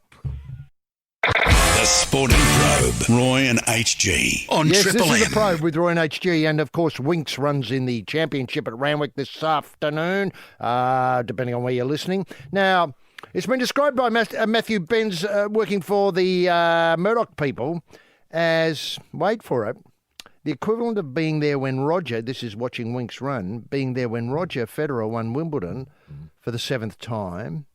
Elvis Presley singing live at Hawaii, which I think might have been the comeback show. It was. Or Muhammad Ali beating Joe Frazier in Manila. Now, very few people, Was that the Thriller in Manila? It might have been the Thriller in Manila. And I'm going to say very few people listening to this program would have a clue about the last two, particularly Elvis and Hawaii. Is a long More time people ago. remember the Rumble in the Jungle than the Thriller in Manila. Just who was the opponent in the Rumble Jungle? It was George, wasn't it? Georgie Foreman. Yes, George Foreman. Georgie Foreman, the barbecue bloke, the bloke with a griller, the no-fat griller. Griller. Now that raises the question of, would anybody remember Aussie Joe Bouchner fighting Muhammad Ali? Yeah, I do. I remember that. Yeah. Now where was that? That was in. Oh, I don't know. Was it London? No, somewhere in Asia. Oh, somewhere in Asia. Yeah. I was going to say Kuala Lumpur or somewhere like that. Anyway, that's a terrific bout too. And if you can remember that, it's exactly like watching Winks run. Yeah. When you think about it, yeah. When you look at it broadly, everything's like watching Winks, isn't it? Now, this is a day when horses and jockeys from all over the world have come to compete in the 4 group run races at Randwick, described here as the finals of Australian racing, and all eyes and thoughts are just on one horse, Winks. Yeah. I mean, that's very harsh on those running in the Sydney Cup. And Well, they're just making up the numbers, aren't they? They are. There's Now, only one Winks.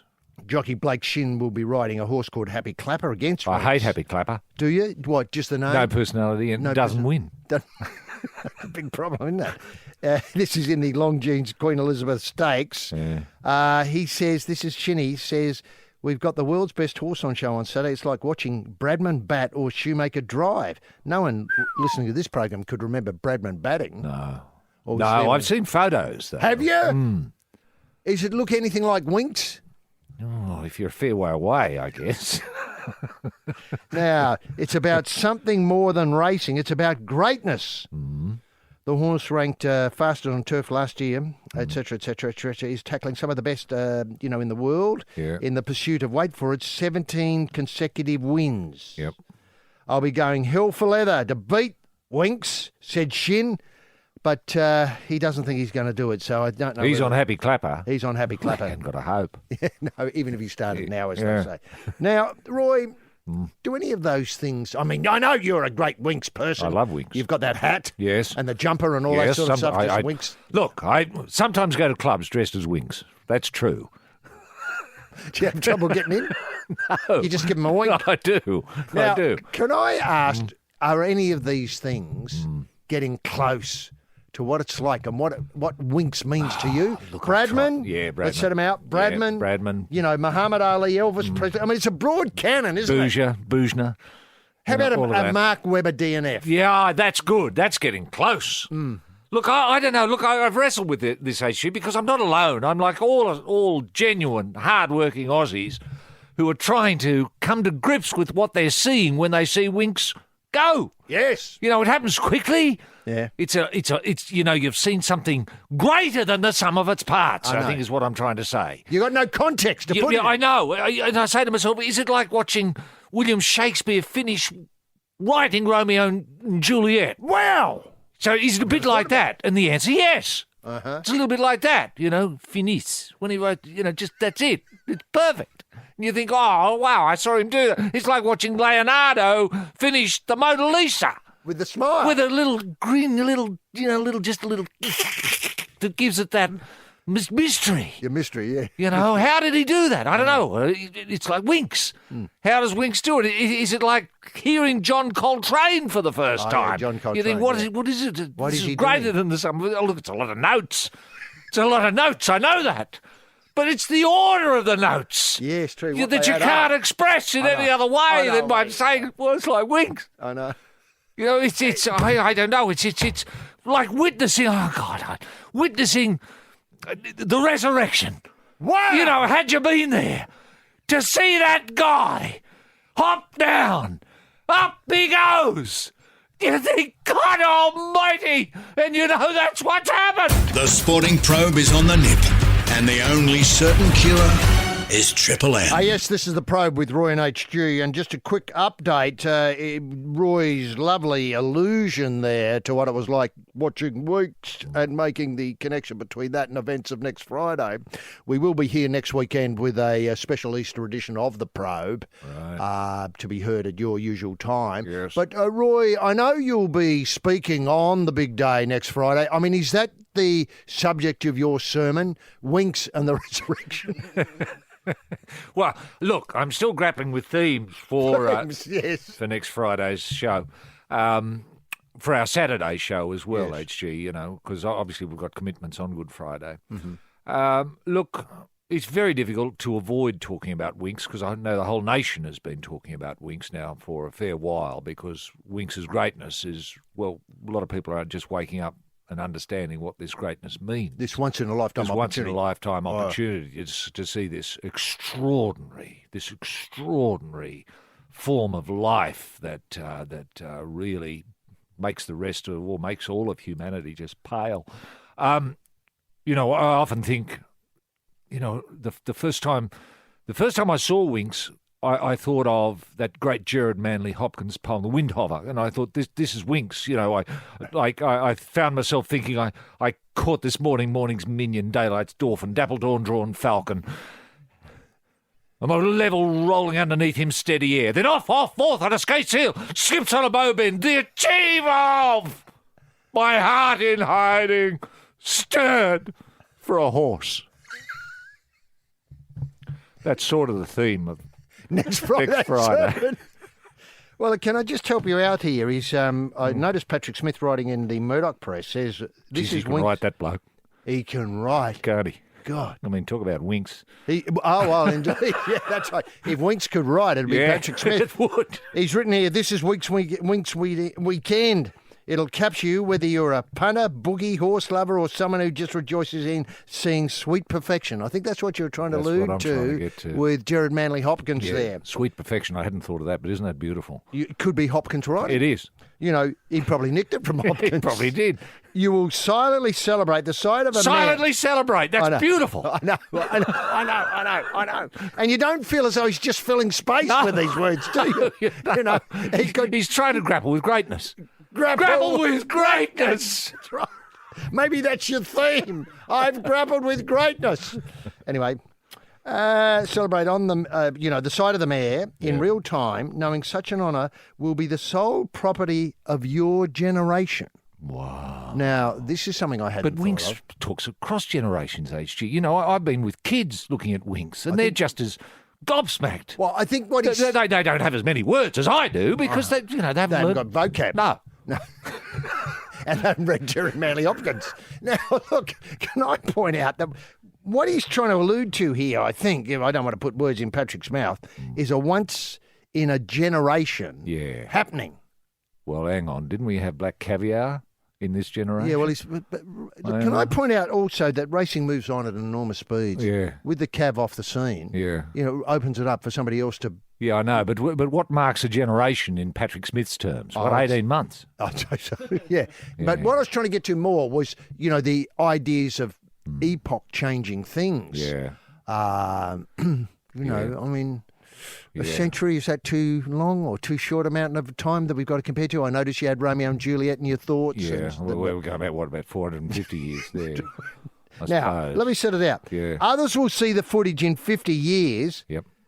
80 years if racing has the wherewithal to last that long, and they'll swoon just as we did. Yeah. Swoon, there's an old word. I wonder how many people swooned last night. I wonder how many people are going to swoon today when Winksy blasts them away. You know, you swoon all your way to the TAB, I suppose. You would, and then again... Then swoon home. Yeah. The vision that never ceases to produce shivers of wonderment. Shivers of wonderment! I know. It's incredible, isn't it? God almighty. And this is only the third paragraph I'm up to now. So we've had silently, sweet perfection, silently celebrate. Yeah. The wherewithal to last that long, shivers of wonderment, is the mayor out front on cruise control and the rest of the field having a nervous breakdown. Wow. Now, who's racing against Wink? Break shin on Happy Clapper. That would be a shocking sight, wouldn't it? And, you know, should we warn people if they're going or watching on television to worry and have numbers up there for counselling and so on? I mean, is that what we're talking about? I suppose. To Shivers of Wonderment, well, that'd be a great horse name, wouldn't it? It would. Where'd you get the idea? I was listening to Roy and HG talking about Winks. Patrick Smith. Yeah. Now, to break away, she lengthens her stride, and not that you notice, and the jockey Hugh Bowman, you know, obviously makes it go faster. Now, then he says... Others will watch today at the track, but obviously on all sorts of devices. They'll be no less overcome. And then he makes a big jump for my mind. The Sydney Swans' Lance Franklin can never be a horse. The leg count gets him every time. And I had to think about that for a while. Yeah. Well, it takes a bit of a dive there, the article, doesn't it? Had he ended it a little bit earlier on, people would have thought, oh, well, that's great. Well done, Patrick. And, you know, we'd just in awe. We'd just be in awe, not only of Winks, but of Patrick. Honest Australians. Is there something whiffy about your club? Is a fully invasive bi-nozzled shafting intruder required? Send your concerns to The Sporting Probe. Roy and HG at thesportingprobe.com.au. Full discretion is assured. Yes, this is The Sporting Probe with Roy Slaven and HG Nelson on Winks Day. Winks Day. Obviously, next Friday, that is Good Friday, will be an even bigger Winks Day when, obviously, sermons around Australia will be comparing miracles with winks. Thanks. Well, you can't blame, the pastors and priests and what have you for cashing in. For cashing in. No, yeah. well, and it's relevant and people can relate to it. Yeah. You've seen the wonder. Have a look at Winks. You just don't. Well, have a look at Winks. How great he is. Well, so's God. Yeah. I mean, see, there's your theme. It sort of writes itself. And you don't have to think much. It writes itself, that's right. You don't have to think much. No. Then you just get on with it. And then what would be good is if some of the people who are now queuing up at schools to be the sporting personality in the school. Or replacing the chaplains. Could somehow dovetail a message about Winks maybe this week. I'm not sure, some schools might have broken up already. I think they have. Yeah. I think they have. Sadly, hopefully last week, they were able to dovetail a message about what we celebrate, why you're getting the holiday with Winks. With Winks, yeah. Well, I think, couldn't we have a national holiday for Winks maybe, I don't know, week after next or something, after Easter, after the Easter holidays? You mean a national holiday, you get back and you've just got, within your sights, you've got a sniff of Anzac Day and what you're doing on Anzac Day. Yeah. Between Easter Monday and Anzac Day, a national holiday for Winks. Yes. Annually, or, forever more? Well, of course, forever. Yeah. I think people would really look forward to that. Is there any talk of Winks becoming, replacing a chaplain, maybe? One of the schools? Well, I've always thought that horse racing is a tight fit with all educational institutions across Australia. Yes. I'd love to see, say, Adelaide High, in South Australia. They've got a big area there. They could run a racetrack around the edge, teaching kids how to train. Yes. And imagine, I think their colours are black and white. Right. And imagine racing, say, there at Cheltenham and unearthing a champion, Winks style. Be a bit like that race they'd have in Siena, I want to say. Oh, around the square. Around the square. Yeah. Well, yeah, certainly around the school, but this is just for training purposes. Yeah. I mean, they've got plenty of tracks there. They could go to Morfordville, Murray Bridge and so on and race against real opposition. Yep. And what a great thing, the schools challenge. Yes. So every school brings their best 2 horses, obviously a knockout phase, eventually gets to the, say, the Lofty. The Mount Lofty, the big mountain at the back of Adelaide, and you're able to have a terrific, say... Well, that's a great idea. $20 million and it opens up... Look, I noticed the Royal Easter Show has begun Yes. HG, and of course I went out for the opening because I just love seeing what's going on in rural and regional Australia. This is the Homebush in Sydney. Yes. And the number of kids who are interested, say, in chooks, you see you see eggs being hatched and the chooks come out and all that, so the kids love that. And breeding? Are they interested in breeding? Well, that's what I'm Your Rhode getting Island to. Reds? Yep. Your Black Orpingtons? Your Australorps, all of that. Yep. Yeah, they're all the breeds. And kids love, mixing up the breeds. Get a bit of Australorp and put it with a bit of Rhode Island Red and see what happens. Sometimes you get chooks without heads, but it's okay if they have eggs. It doesn't matter. So you do get some weird variations. But the point I was getting to, HG, is that it gave me a spark of an idea seeing kids so enthusiastic about breeding. That couldn't we have, say, breeding of horses in schools and the breeding of dogs in schools? You mean greyhounds? Greyhounds, yes. Who might... go on to bigger and better things. Represent the school at the highest level. Yes. I think there's a very big race over Easter for the dogs too. The dish-licking community have a terrific get-together. It might be called the Golden Easter Egg or something. Easter Egg, topical like that. Yeah. And the dogs are prepared for that and bred. Wouldn't it be great if a school, say the Lithgow High or Narupa High, bred a dog that could win that sort of prestigious event? That's what I'm suggesting. Yeah. I think it would enrich the life of people or kids in schools.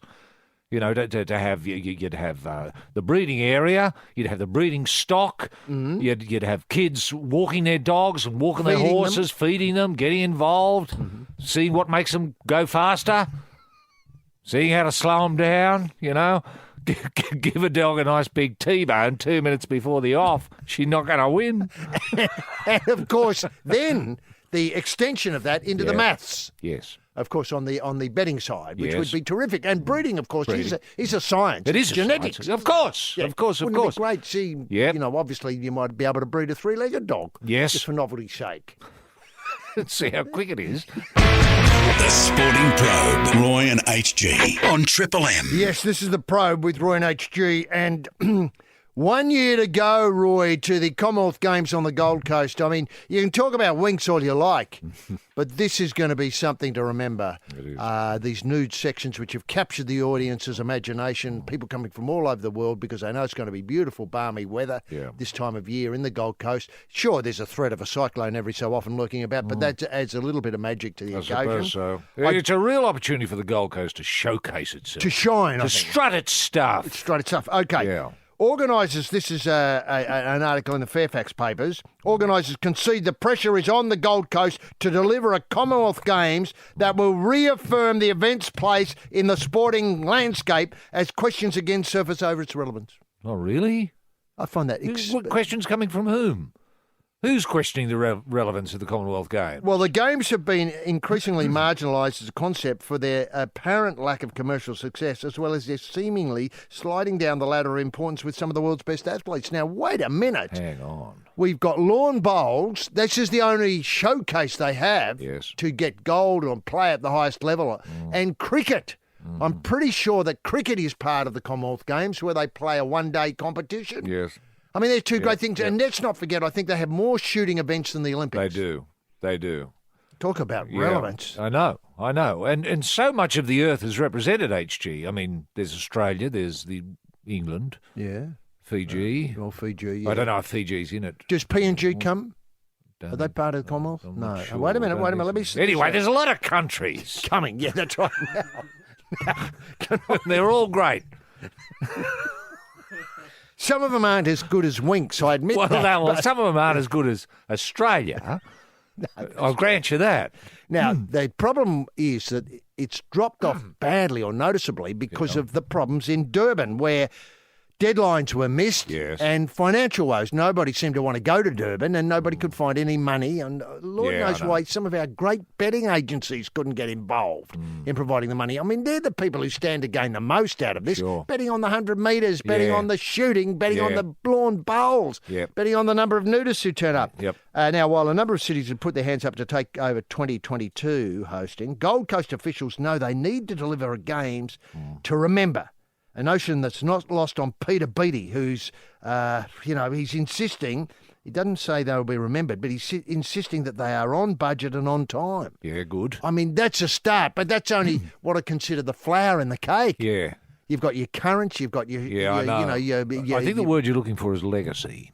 Legacy. It's the legacy of the Commonwealth Games on the Gold Coast that will be remembered. Now, there was a move to make it a permanent home. I know you're for the Commonwealth Games. Absolutely for that. I think the Gold Coast should be the permanent home of but if they want to farm it out, that's fine. Sell it's it on, still the Gold Coast Commonwealth Games at Lithgow, for example, or wherever it's going to go. It stays branded the Gold Coast Commonwealth Games. Now, this is Peter Beattie talking. Peter Beattie, the former Premier of Queensland. Yes, a mover and shaker. Yep. We think the Commonwealth is becoming more relevant around the world post-Brexit. You've got big super economies, now not just the UK, the Canada and Australia and New Zealand, but India and Singapore and Malaysia. The list goes on. Well, that's just about exhausted the list, hasn't it? Well, I think that do we have African countries still in the Commonwealth, like Kenya and so on? Maybe. I don't know. Well, what we've got here, and as the economies of the Commonwealth grow, so does the world standing of their athletes, but it doesn't always benefit the four-yearly event. Beattie is buoyed by the news that Australia's swim team will prioritise the Games over the next year's World Championships.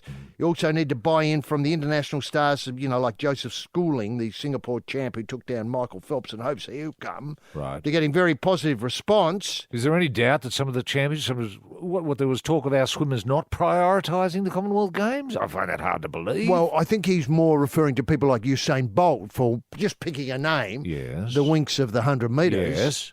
Who may not come. What is it? Has Usain suggested I don't think he may said not anything. come? I don't think he said He's anything. a Commonwealth Games ambassador, isn't he? I think so. I was just going to say, I don't think there's any mail. There's no smoke signals from the chimney suggesting he will or he won't. Right. But that's what he's worried about. Well, I think Peter we've got to Beattie. make that a priority. Surely it's up to the Commonwealth Games family to reach out to Usain Bolt. And now that raises a question. Yeah. Do you look? And the other thing was that I hope I've got this right, and I don't want to put people offside. They're allocating the resources to cover for 10,000 police to be at these games, police people to be at these games. 10,000 police. Now, what worries Wow. me is you could fill the stadium a number of times with the police and not worry about selling tickets, and everybody be perfectly safe, and relevance would be assured. Can I point out to you that it worries me that the word friendly has not been mentioned in any of these articles, not mentioned in any of the promotional Well, garbage. that's always been the legacy of the Commonwealth Games. Indeed, hasn't it? the friendly games The that friendly Australia games. wins everything at. Yes. Well, You know? maybe maybe it's time then, and maybe Beattie's right, that for the gloves to come off. You know, it's no longer friendly games. We're in this for keeps. To win We're everything. here to win everything. This is the Sporting Probe.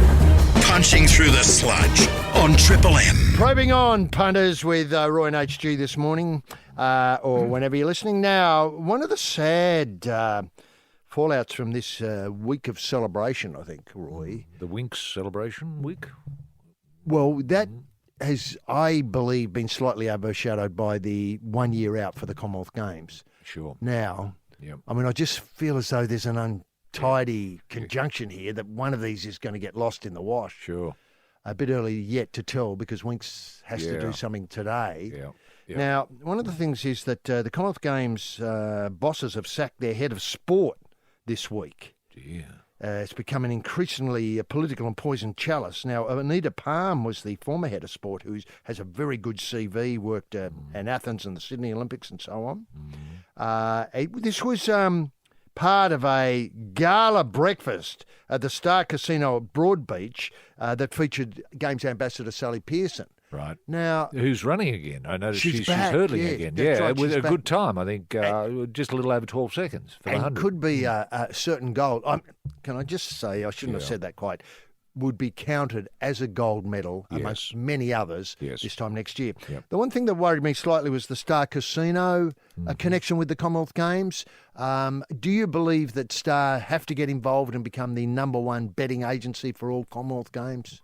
I suppose so. Well, And- someone's got to put their hand up because it's a great opportunity to back Australians. And a lot of people, a lot of Aussies, look, a lot of Commonwealth people are going to want to back Australia in a lot of these events. Now, can I also point Now, out... where do you go? Do Yeah, I know, exactly. Exactly. Well, I'm confused. I don't know who to go to. Can I ask, would you like to see some sort of dispensation? I know the boss of China's in America at the moment, some dispensation for the Chinese high rollers if they come down and bet on Commonwealth Games. Yes. Would you see that as something that Foreign Minister Bishop could take Yes. to one of these regional Look, summits? we could. Look, it's up to the Gold Coast to put something cultural on, maybe a cultural Commonwealth Games. Like the Commonwealth Games salutes China with a dance company or something. So somebody gets together, maybe Graham Murphy type, and they put together a dance that tells the story of China. And you put that on maybe, I don't know, somewhere in the Gold Coast. We'd find a venue somewhere. And that allows tourism operators to get a lot of Chinese people to come out to see the dance. And while you're here, guess what? Commonwealth Games is on. And And Star Casinos nearby. yeah. And they've got the table there. Well, I think at the Gold Coast would be Jupiter's, wouldn't it? Well, I've got no idea. It's a Yeah. brand, I think. Right. I can't tell you. They help you there. Do you know what? It's about 6 weeks since I've been in the Gold Coast and forgotten everything I knew about it. Now, Yeah. look, one thing I'd like to see is this, I'd like to see an Australian twang. I love Chinese opera, as you know. Yeah, I know I'm you just do. wondering, What, Aussies do a Chinese opera? now you're talking, and an Australian story. The story of Joe Bajelki Peterson, just a name that comes to mind. Yes. I mean, As obviously told in a sort of a traditional Chinese operatic style. Now you're talking. Wow, that is a great idea because Joe, strong man, the Chinese would relate to that. Yeah. Brown paper bags. Brown feeding paper the bags. chicks. It's Yep. all there. Yep. And knocking down buildings at night. And remember, of course, there That's would what be it's a terrific role for somebody as Clive Palmer, the forgotten man of Australian politics at the moment. Right. You know, because he was there in the early years of Joe. He was an advisor, wasn't he? Yeah, he was an advisor, showing him the way forward. And who was that real smart copper? Terry someone or other. Ah, yes. He was great. Yes. That'd be a great role. The Chinese would love. They know that. They know all about those sort of things. Yeah. And he's, rather melodramatic, hand at dealing with things. Yes. Very forceful. I'd relate to that. Yeah. And a very sober conclusion with Terry, whatever his name was, being led into jail and Joe having to live in Tasmania, I think, living off the earnings of some pumpkin scones made by the missus. I mean, it's a very Chinese story when you think about it. Honest Australians. Is there something whiffy about your club? Is a fully invasive bi-nozzled shafting intruder required? Send your concerns to The Sporting Probe. Roy and HG at thesportingprobe.com.au. Full discretion is assured. We're still probing, punters. Roy and HG here for the next hour. And Roy, I just want to come back to the problems that the Gold Coast got because, let's face it, you and I, being ambassadors for sport generally, would love to see this, really take the world by storm. And when I mean the world, I mean the whole world. It's all very well talking about Winx and what it's doing for racing and people and comparing it with, Don Bradman and, Lance Armstrong and so on. No, not Buddy Franklin. Buddy Franklin. Lance Armstrong. Well, He could. Yeah, you could draw a line between Lance and Winx, I suppose. Now, what I worry about, though, is it really talking to the world outside Australia? Well, that's up to the Obviously, marketers. everybody's That's up to the looking marketers. at it. I mean, in the same way, everyone's talking, say, the US Masters at the moment because of the Australian connection. Obviously, Jason Day not doing so well, Adam Pampling, Scott missing missing the the it's cut, very sad all of that. there. It's part of our general conversation. You'd love the Gold Coast Commonwealth Games to be the conversation all over the world. I know. In New York, they'd stop talking about rugby league for 10 minutes and focus on the lawn bowls or whatever it's going to be, no matter where you go. Iceland, suddenly they're interested. Oh, wouldn't it be nice to be part of the Commonwealth? Well, too late. I know. Wouldn't it be nice to be part of the Commonwealth? That's what we should be getting them to think. Yes. The G20, that's great, but bloody hell, wouldn't it be better to be in the Commonwealth? Yes. Now, well, it does raise the question, though, HG. I mean, it's not beyond the ken of the Queen, surely, to say, all right, make me an offer. Would you like to be part of the Commonwealth? I think there'd be a number of countries putting their hands up. Would you think of any sort of criteria? Japan might be interested. But would they have to... Well, you're going to have to pay a bit. Oh, okay, you sell it off. You sell it off. Yeah, you wouldn't say, would you be prepared to let Winx come? That sort of stuff. No, I don't think so. Okay, now, going back to the Commonwealth Games, Anita Palm has been crucial in getting gender equity amongst the competitors. The Games will be the first multi-sport event in history where the number of medals available for athletes is the same for both sexes. So that's a great tick for her. Yes, that's fantastic. Now, the sport director position is highly political and in some respects a poison chalice. I wanted to make a difference for the Gold Coast Games and I believe I've done so. That's Anita Palm talking. And now she's being shafted, is she? She's been shafted. She's been dumped at this breakfast. Well, what about Sports Minister Hunt?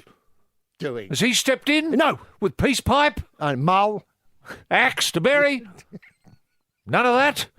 Nothing from him. How political Silence. Has is he it? said anything since he's taken on the mantle of the sportsman? I don't think so. No, I can't. I've heard nothing. No, not a peep. Not a peep. Now, can I ask what you think, how political it is? For instance, I'll give you an idea that this is the largest event in Australia since Sydney Olympics. Now, that's not true. Winx running today is the largest event. Yeah, you'd think so. Obviously. What about the F1?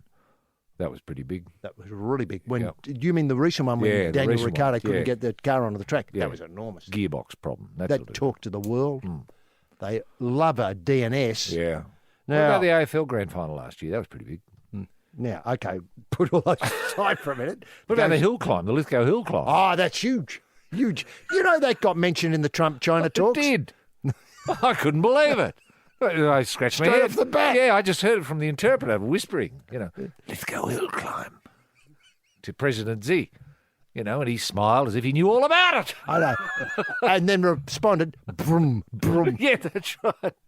And gestured up an incline. Yeah. Now, the games... No talk of the Gold Coast, though. No talk of this bloody ballet about Joe Bjelke-Peterson. Not yet, but just wait. The games will be the largest... Terry Lewis! Terry Lewis. That's the bloke. That's it. That's the part to get. That's the part to get. That is the part. You could strut He's on the him. puppeteer. I know, strut on in big boots. Yes. And, I don't know, a bit of a, Big Chinese mask. and a wig of some Wig. sort. And you know how they always Head explodes, whatever. Just be great. And the other theme that they would love, is no understanding of separation of powers. There's no separation of powers. Well, that's perfectly Chinese. I hadn't thought of that. Now, it's the largest event since the Sydney Olympics. Right. And Chairman Peter Beattie, said the games remained on budget and on schedule, despite 4 venues still to be fully completed. Well, I don't like that. That's a recipe for disaster. Yeah. Why let that stupid cat out of the bag? I don't mean to bad cats, but that stupid bit of information out of the bag. Yeah, it's unlike Beattie to make a mistake like that. Now, I'm just wondering, though, coming back, is it political? I mean, surely you just decide to put them on and then you get going. Well, I would have thought so. I mean, the mayor put the hand up. Yeah. The mayor and the committee, the town council. Are we going to do this, people? Yes, we are. Right. Let's go. Well, When's why is on? it a poison chalice? Well, exactly. Who says it's a poison chalice? Well, not me. I'm not saying it's a poison chalice. There wouldn't be one Australian who wouldn't be proud To grab hold of that chalice. To be director of sport for the Commonwealth Games. Wow. I mean, when you think of the hierarchy of sports administrators in Australia, John Coates, obviously, that he's number one. Number two, you'd have to think maybe is Anita Palmer. Anita Palmer, yeah. Maybe. Commonwealth Games, which she hadn't got the job anymore. So that slot will Right. become the number 2. And then, obviously, I can't get a struck match between that and the trainer of Rinks, Chris Waller.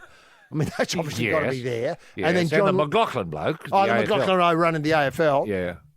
And then you're scratching your head. Yeah. Because there's a lot of daylight then, isn't I there? tell you, talking of poison chalices, there's only one poison chalice, I reckon, and that is whoever's head of rugby in Australia. The Sporting Probe. Roy and HG on Triple M. Yes, Probesters, Roy and HG here. And if you want to contact the panel, just simply go to royandhg at thesportingprobe.com.au. That's royandhg at thesportingprobe.com.au and send us a message. And Ben has chimed in.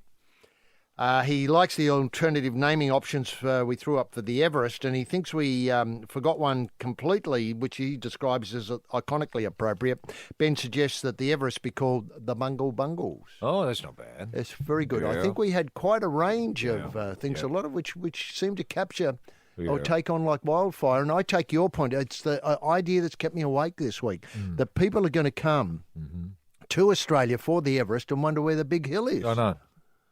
I mean, that was something that I hadn't taken on board. I Yeah. just thought, well, maybe the Everest, sure. And, I've got it doesn't pass the pub test, does it?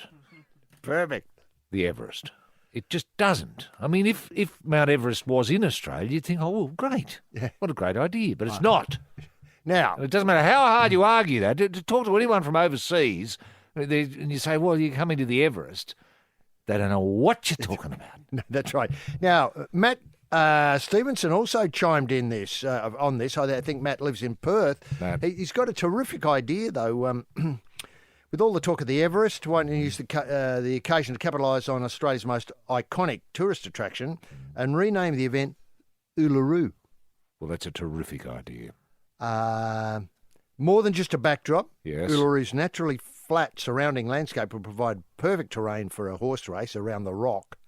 What a great idea. This could also be a possible compromise between capital cities competing for the future Formula One race. True. Stunning backdrop, not to mention a natural fit incorporating the hill climb into Formula One. Wow. So they go up the edge of the rock. But, of course, all that would be needed for the concept is to be explained to traditional owners. I'm sure once the benefits of the events would far outweigh, and he describes any local sensitivity. Yeah. It's a big claim. It is a Matt. big claim. Okay, so, well, the rock would have to be, to get the hill climb working, you'd have to sort of gouge into it a fair bit, wouldn't you, to put a road in? Well, I was thinking a ramp. Oh, okay. Yep, butting on. Something so a lot more obviously you can't- sensitive, yes. Yeah, and able to be easily removed. Yeah, right. But look, I think understandably, the rock does play a central part in Central Australian life, and Yes. I've just mindful that the sensibilities need to be Yes, explained and explored with sensitivity. Yes. Now Lisa's written, Roy. Lisa, yes. Something to do with, I didn't realise this, FIFA are recognising the needs of their bigger fans with what she describes, I'm not sure whether this is right, obese tickets available for the 2017 Confederation Cup in Russia. Is that right? What's an obese ticket? Well, does it mean you get a bigger chair? Must be. And what are the economic implications of this, though? Right. Do you know what I mean? Because you'd fit less people in. Mm-hmm. Yeah. Would you be able to sort of service their needs enough? I mean, she goes on to say, do you provide enough food? Is that what you mean? Yeah, that's what. And mobility? Yes. So do you think Supremos, the Commonwealth Games, could come on board with this initiative? Well, they've got the nude area, she yeah. suggested, obviously. Yep. Perhaps running a trial with kiddies of certain disposition might be a good start. These tickets could be made available for certain events that feature athletes, sizable athletes, say shot put, discus, weightlifting, etc. I mean, I think that's a tight fit there. Mm. Kids would see athletes in action and think, bloody hell, I could do that. I need to get a bit bigger, though, past that bucket of Kentucky Fried Chicken. All of a sudden, athletes, the whole house is involved. What do you think? Well, okay. I think we've explored in the past, HG, what to do, how to spin, how to turn a weakness into a strength when we do have a surfeit of larger people now. Thanks pretty much to the sugar industry, you'd have to think, and I take my hat off to them. It's a great achievement to have Australians. The biggest in the world biggest now. in the world now. I think we are the biggest people in the world. Now we've got to have, say, stadia that take into account our largeness. And big bloody chairs for big people, big seats, big portions of food, big buckets of fat chips. Big thirsts. Big buckets of bloody sweet soft drink you can slop down with a funnel. Big fat funnels for big fat people in big fat chairs. Corrupt officials and administrators? The gloves are off on the Sporting Probe on Triple M. Yes, the probe's on with Roy and HG. Now, Adrian wrote concerning Tim Simono, whose adventures with the Rugby League we've canvassed in previous weeks. Yeah. He's wondering if he could replace the school chaplain at the Balmain Primary School to teach these students the ways of the gambling world. He describes that as a valuable life skill. I think that's right. Yeah. Now, that's right. I don't feel as though we should burden the people who fall through the cracks, as we call it, of the Rugby League and end up doing things they shouldn't. I don't feel as though we need to put the burden on them. I would be more than happy with Sam Burgess being the tutor / sporting representative at the Balmain Primary School. Right, yes. Explaining the ways of the how gambling works and what to do about and how to get involved and that to the kids. Sure, yeah. Don't feel as though it's on those who somehow feel in the shadows of rugby league. No, I think it's rugby league and gambling have waltzed an attractive dance together for many years. Yep. Jane writes, makes sense that Winks should carry the flag for the Australian team at the Gold Coast, doesn't it?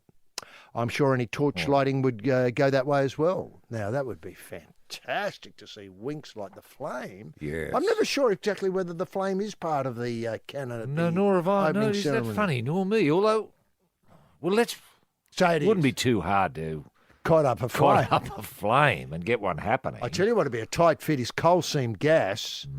Some sponsor of Santos or something like that come on board. Put a coal seam gas hole or whatever they do. Yeah, with fracking, have fracking underneath the stadium. Yeah. And so the gas comes straight from the source. Well, that's a terrific to keep the flame going. Yeah. And the lighting of the flame, you just lift Winksy's tail and let one go. Put a lighter there. Wow, Winksy'd be up for that. That would be fantastic. And then Scarpa at super speed.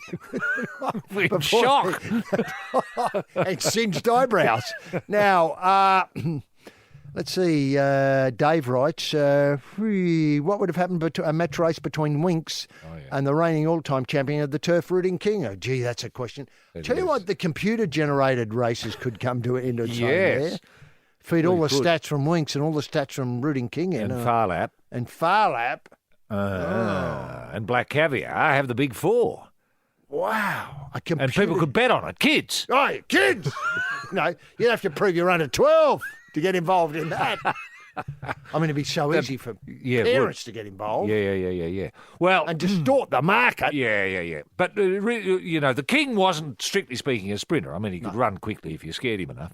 But he was more more a stayer.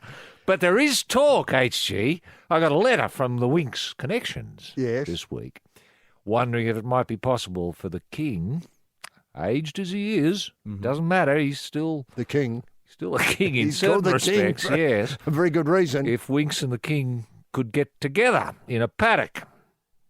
Wow! Are you breaking that here as news? I am. The King and Winks? Yes.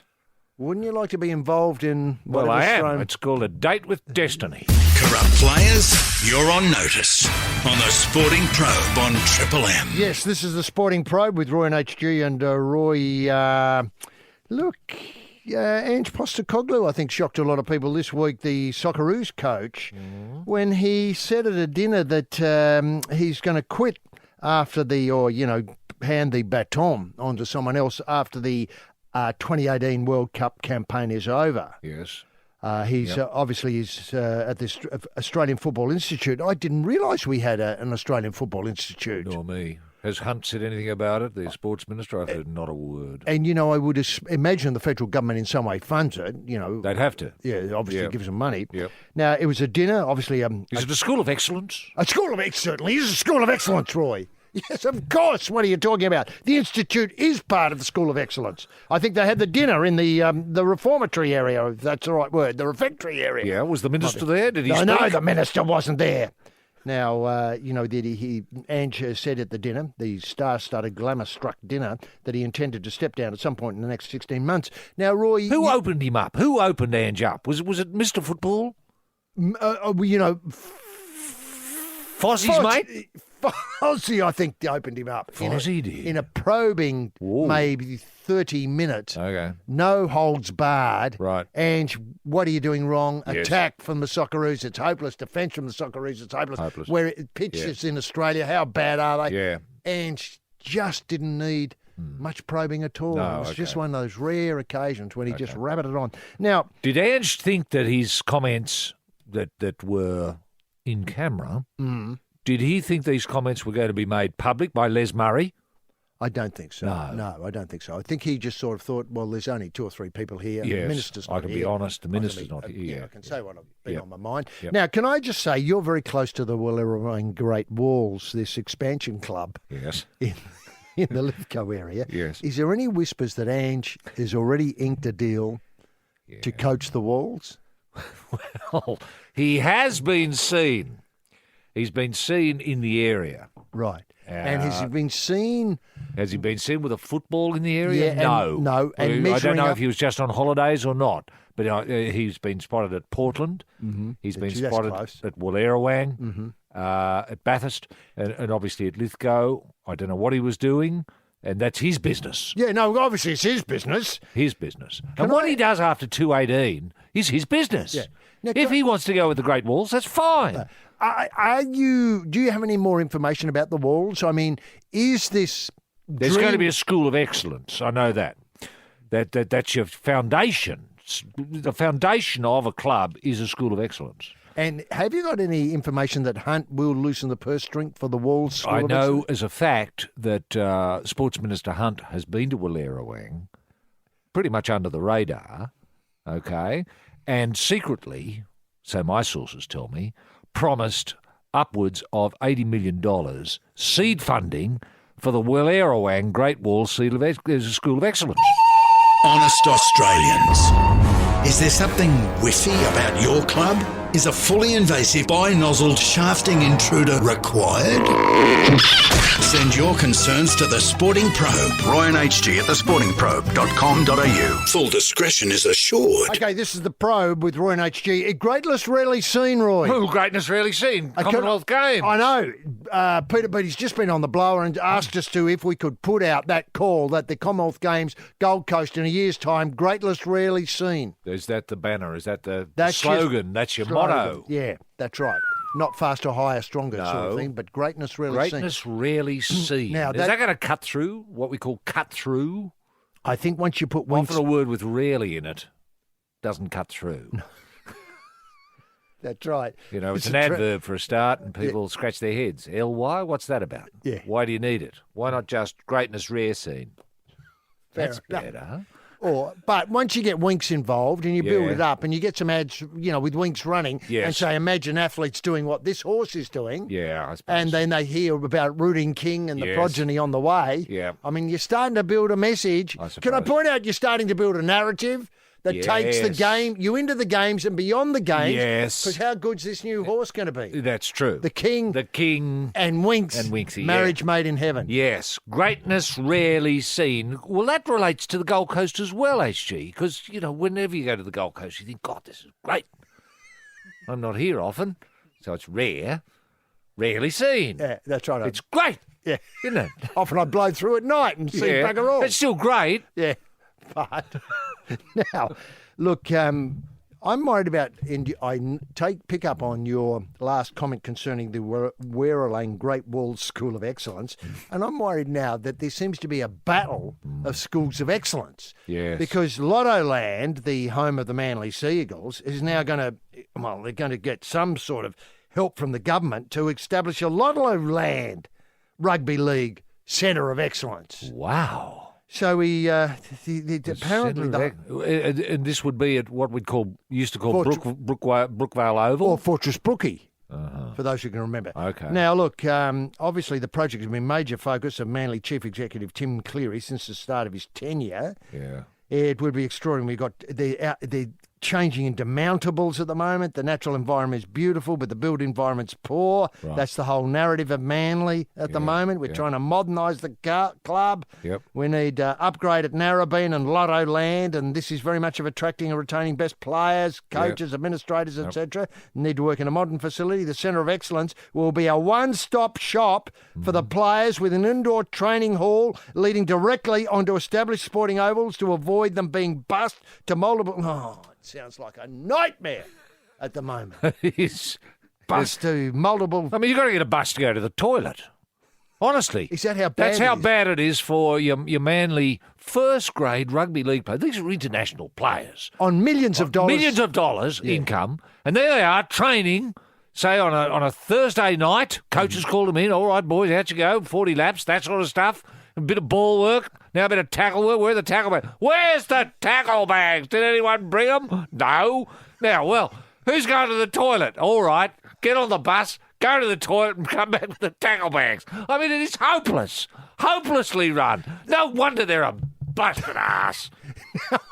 They're doing incredibly well, aren't they, in the competition? Given the circumstances. Imagine how will they go with modern facilities, actually? I know. They'd be It's world third leaders. world. Third world. Thank you. Now, much of the two-storey facility will be available for public use. 2 stories. Did I hear that correctly? 2 stories. 2 stories. Public use. That'd be the first, I think, Double-story. Two-story Rugby League Centre of Excellence in the world. world. Southern Hemisphere. Southern Hemisphere. Okay. There'll be a medical, educational and childcare component. Childcare as well. Yeah, designed by Health Projects International. They're good. They're good. Artisan Property Group. The centre will provide alternative revenue streams to the club in its bid to balance the books. But now, of course, we've got this thing. We've got the Dockers with their Centre of Excellence. Yes. World class. World class. No problems with toilets. They don't need a bus there. They've got everything on site. If the tackle bags are left behind, all they do is open a roller door and drag them out.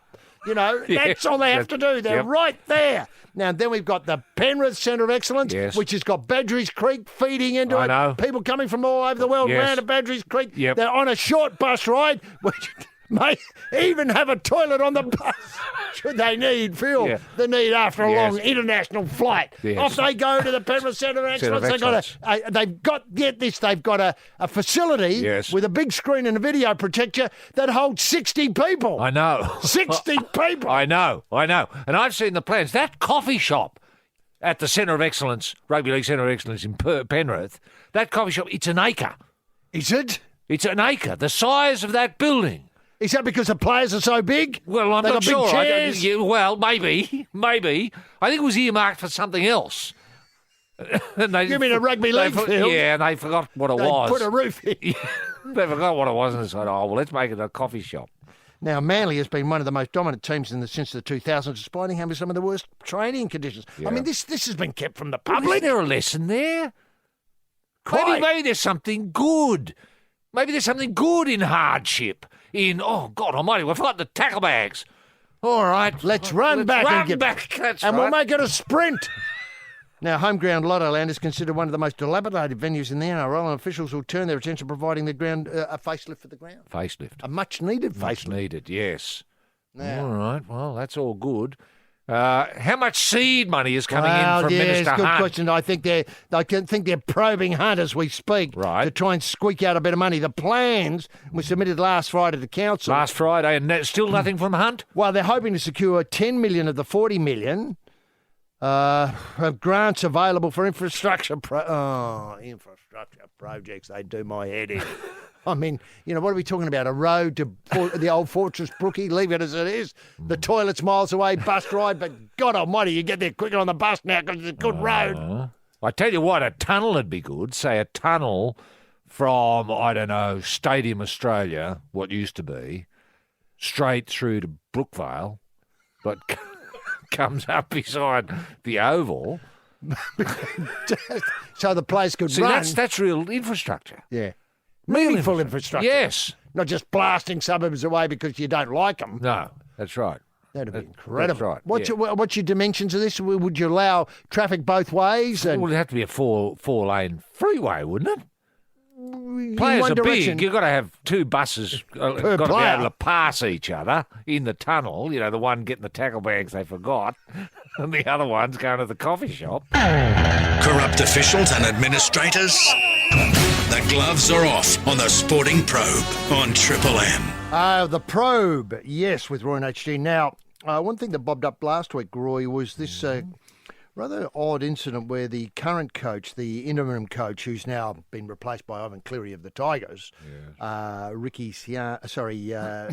Webster, had to go to a funeral of Ricky Siano, if I got the pronunciation right, and had to advise the NRL integrity people that he was doing this because obviously Ricky was connected with an outlaw motorcycle gang. Oh, I see. I'm just wondering, it was beautifully handled, I thought, by everybody concerned, and not hardly any problems caused. No. I'm just wondering, Roy, though, how many issues in life rugby league players need to be mindful of to let the integrity unit know.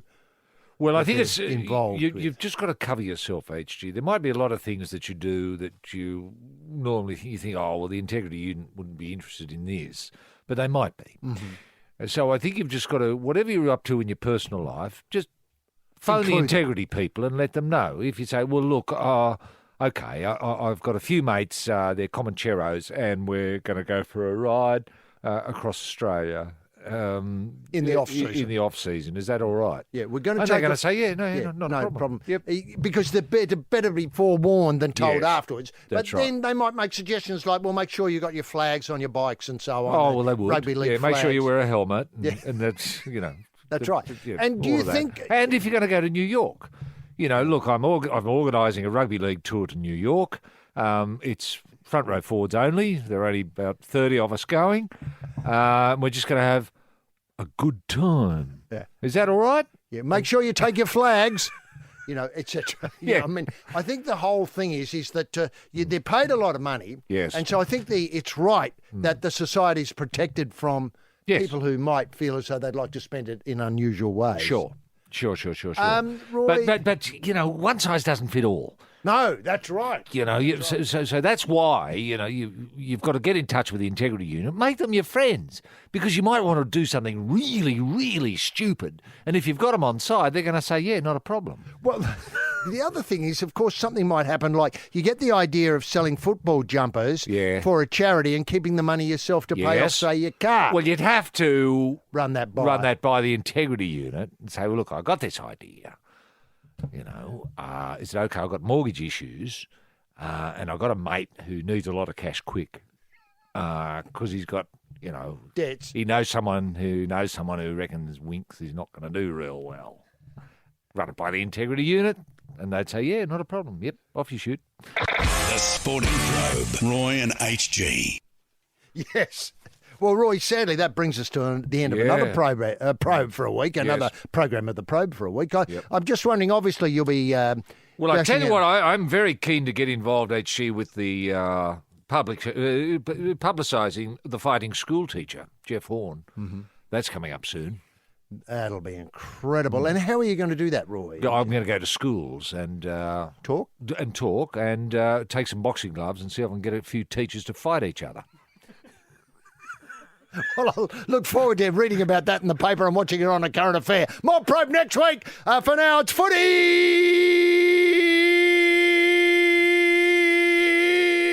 Bye now.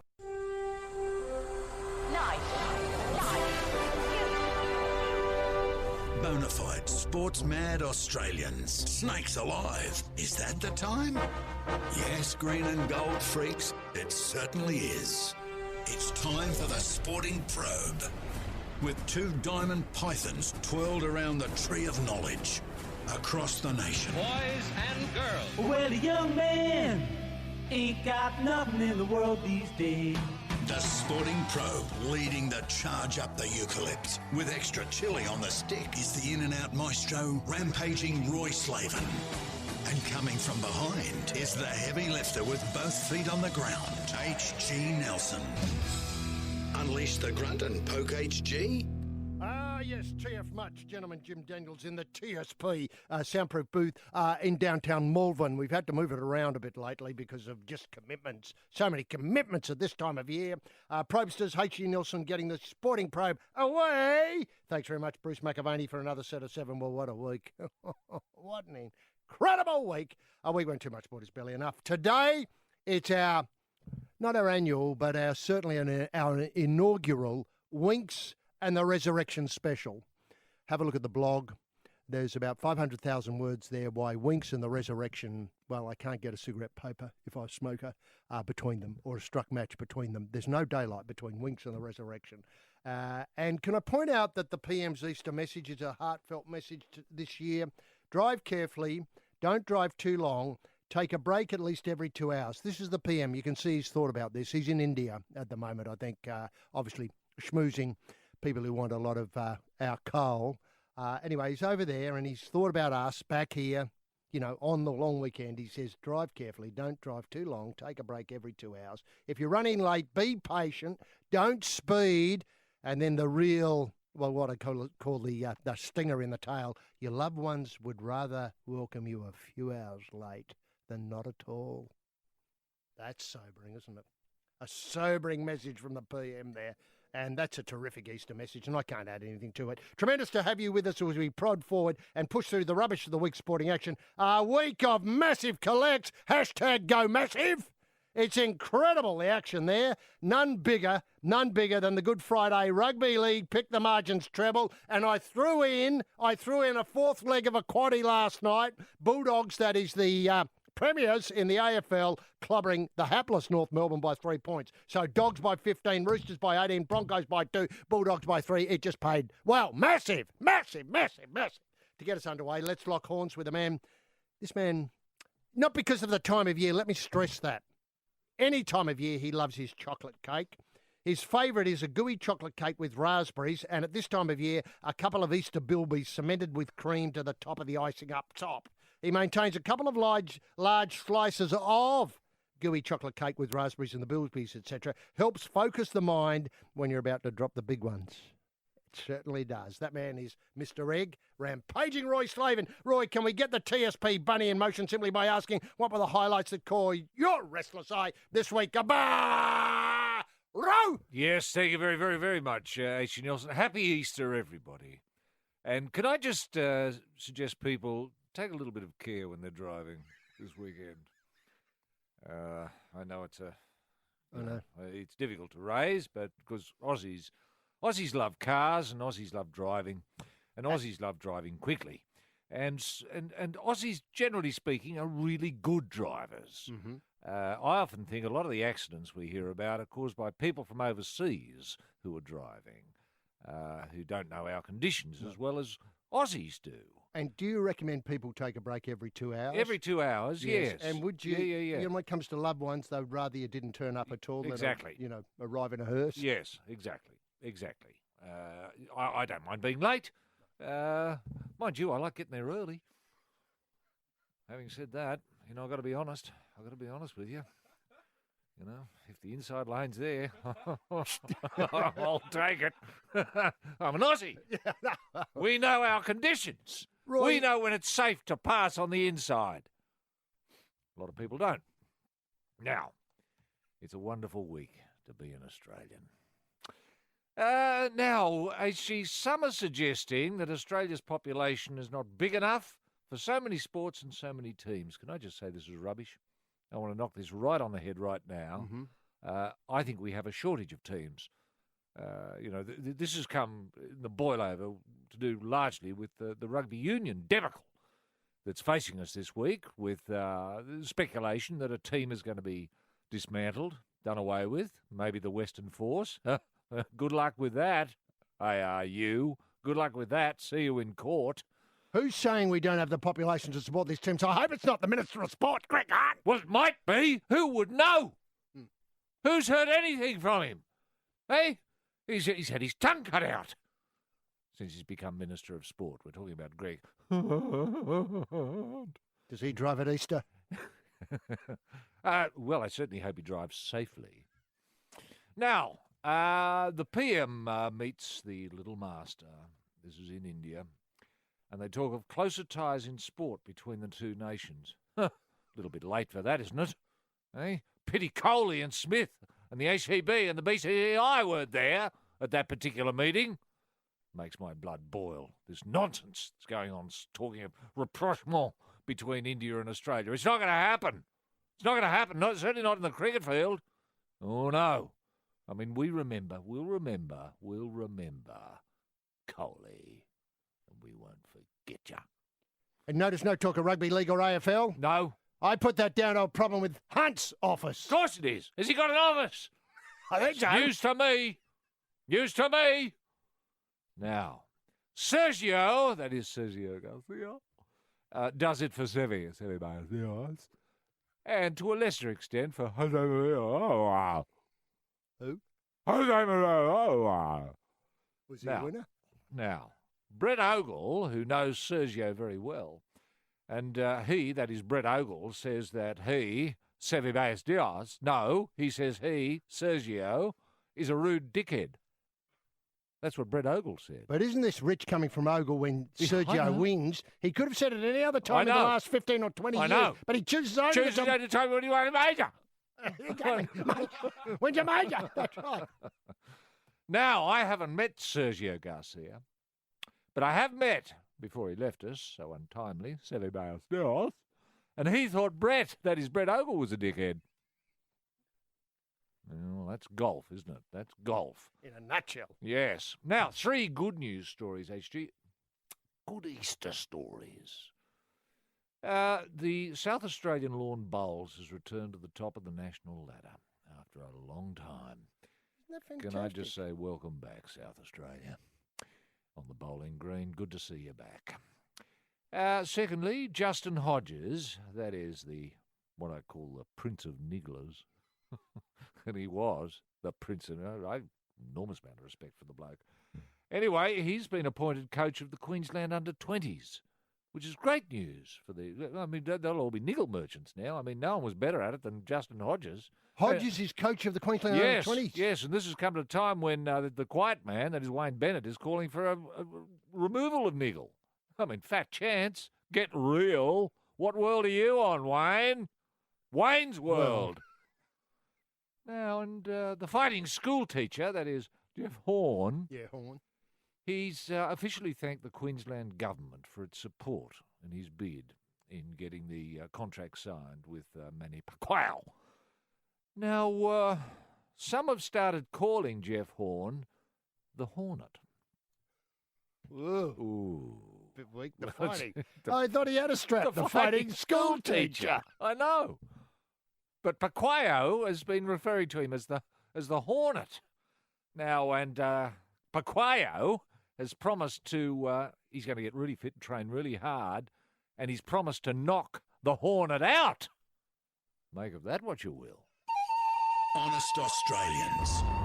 Is there something whiffy about your club? Is a fully invasive bi-nozzled shafting intruder required? Send your concerns to the Sporting Probe. Ryan HG at thesportingprobe.com.au. Full discretion is assured.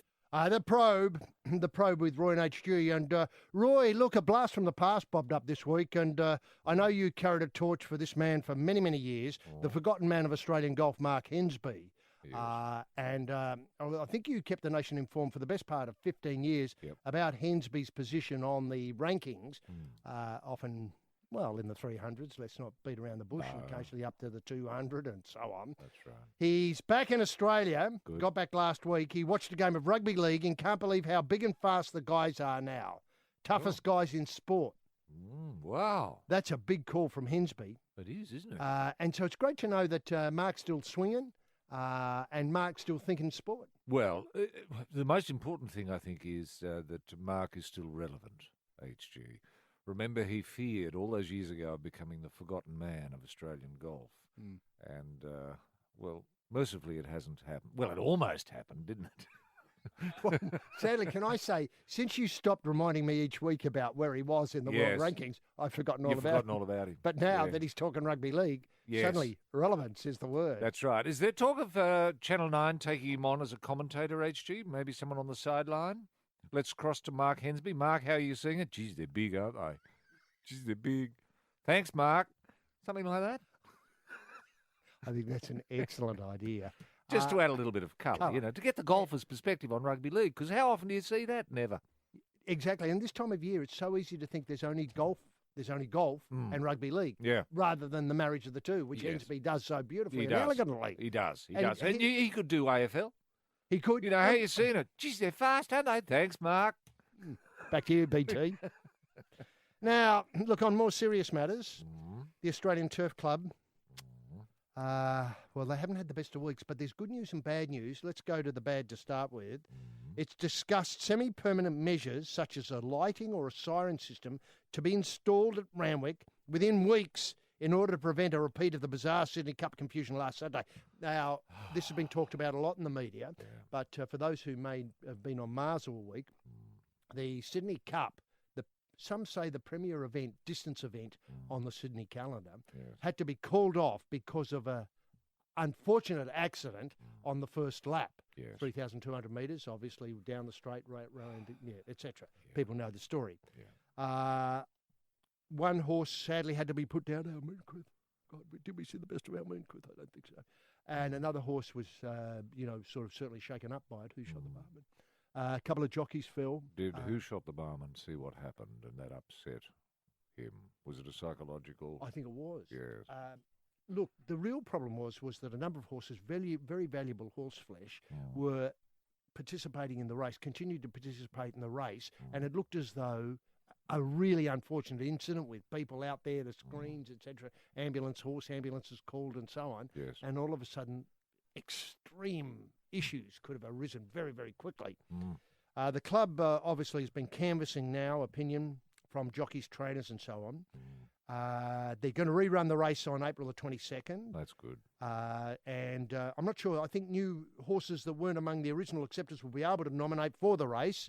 Those at the start of the race, obviously, or the other day, will be given preference in the rerunning on the 22nd. Good. Now, the ATC, this is the Turf Club, is determined to explore whether it can install a lighting or siren system at 3 or 4 different points around the track in lieu of the drama-charged running of the event, which had the clerk of the course and barrier officials, wait for this is the 21st century I'm talking about here. It's not 1540 or something like that. It's not, the new market of 1812.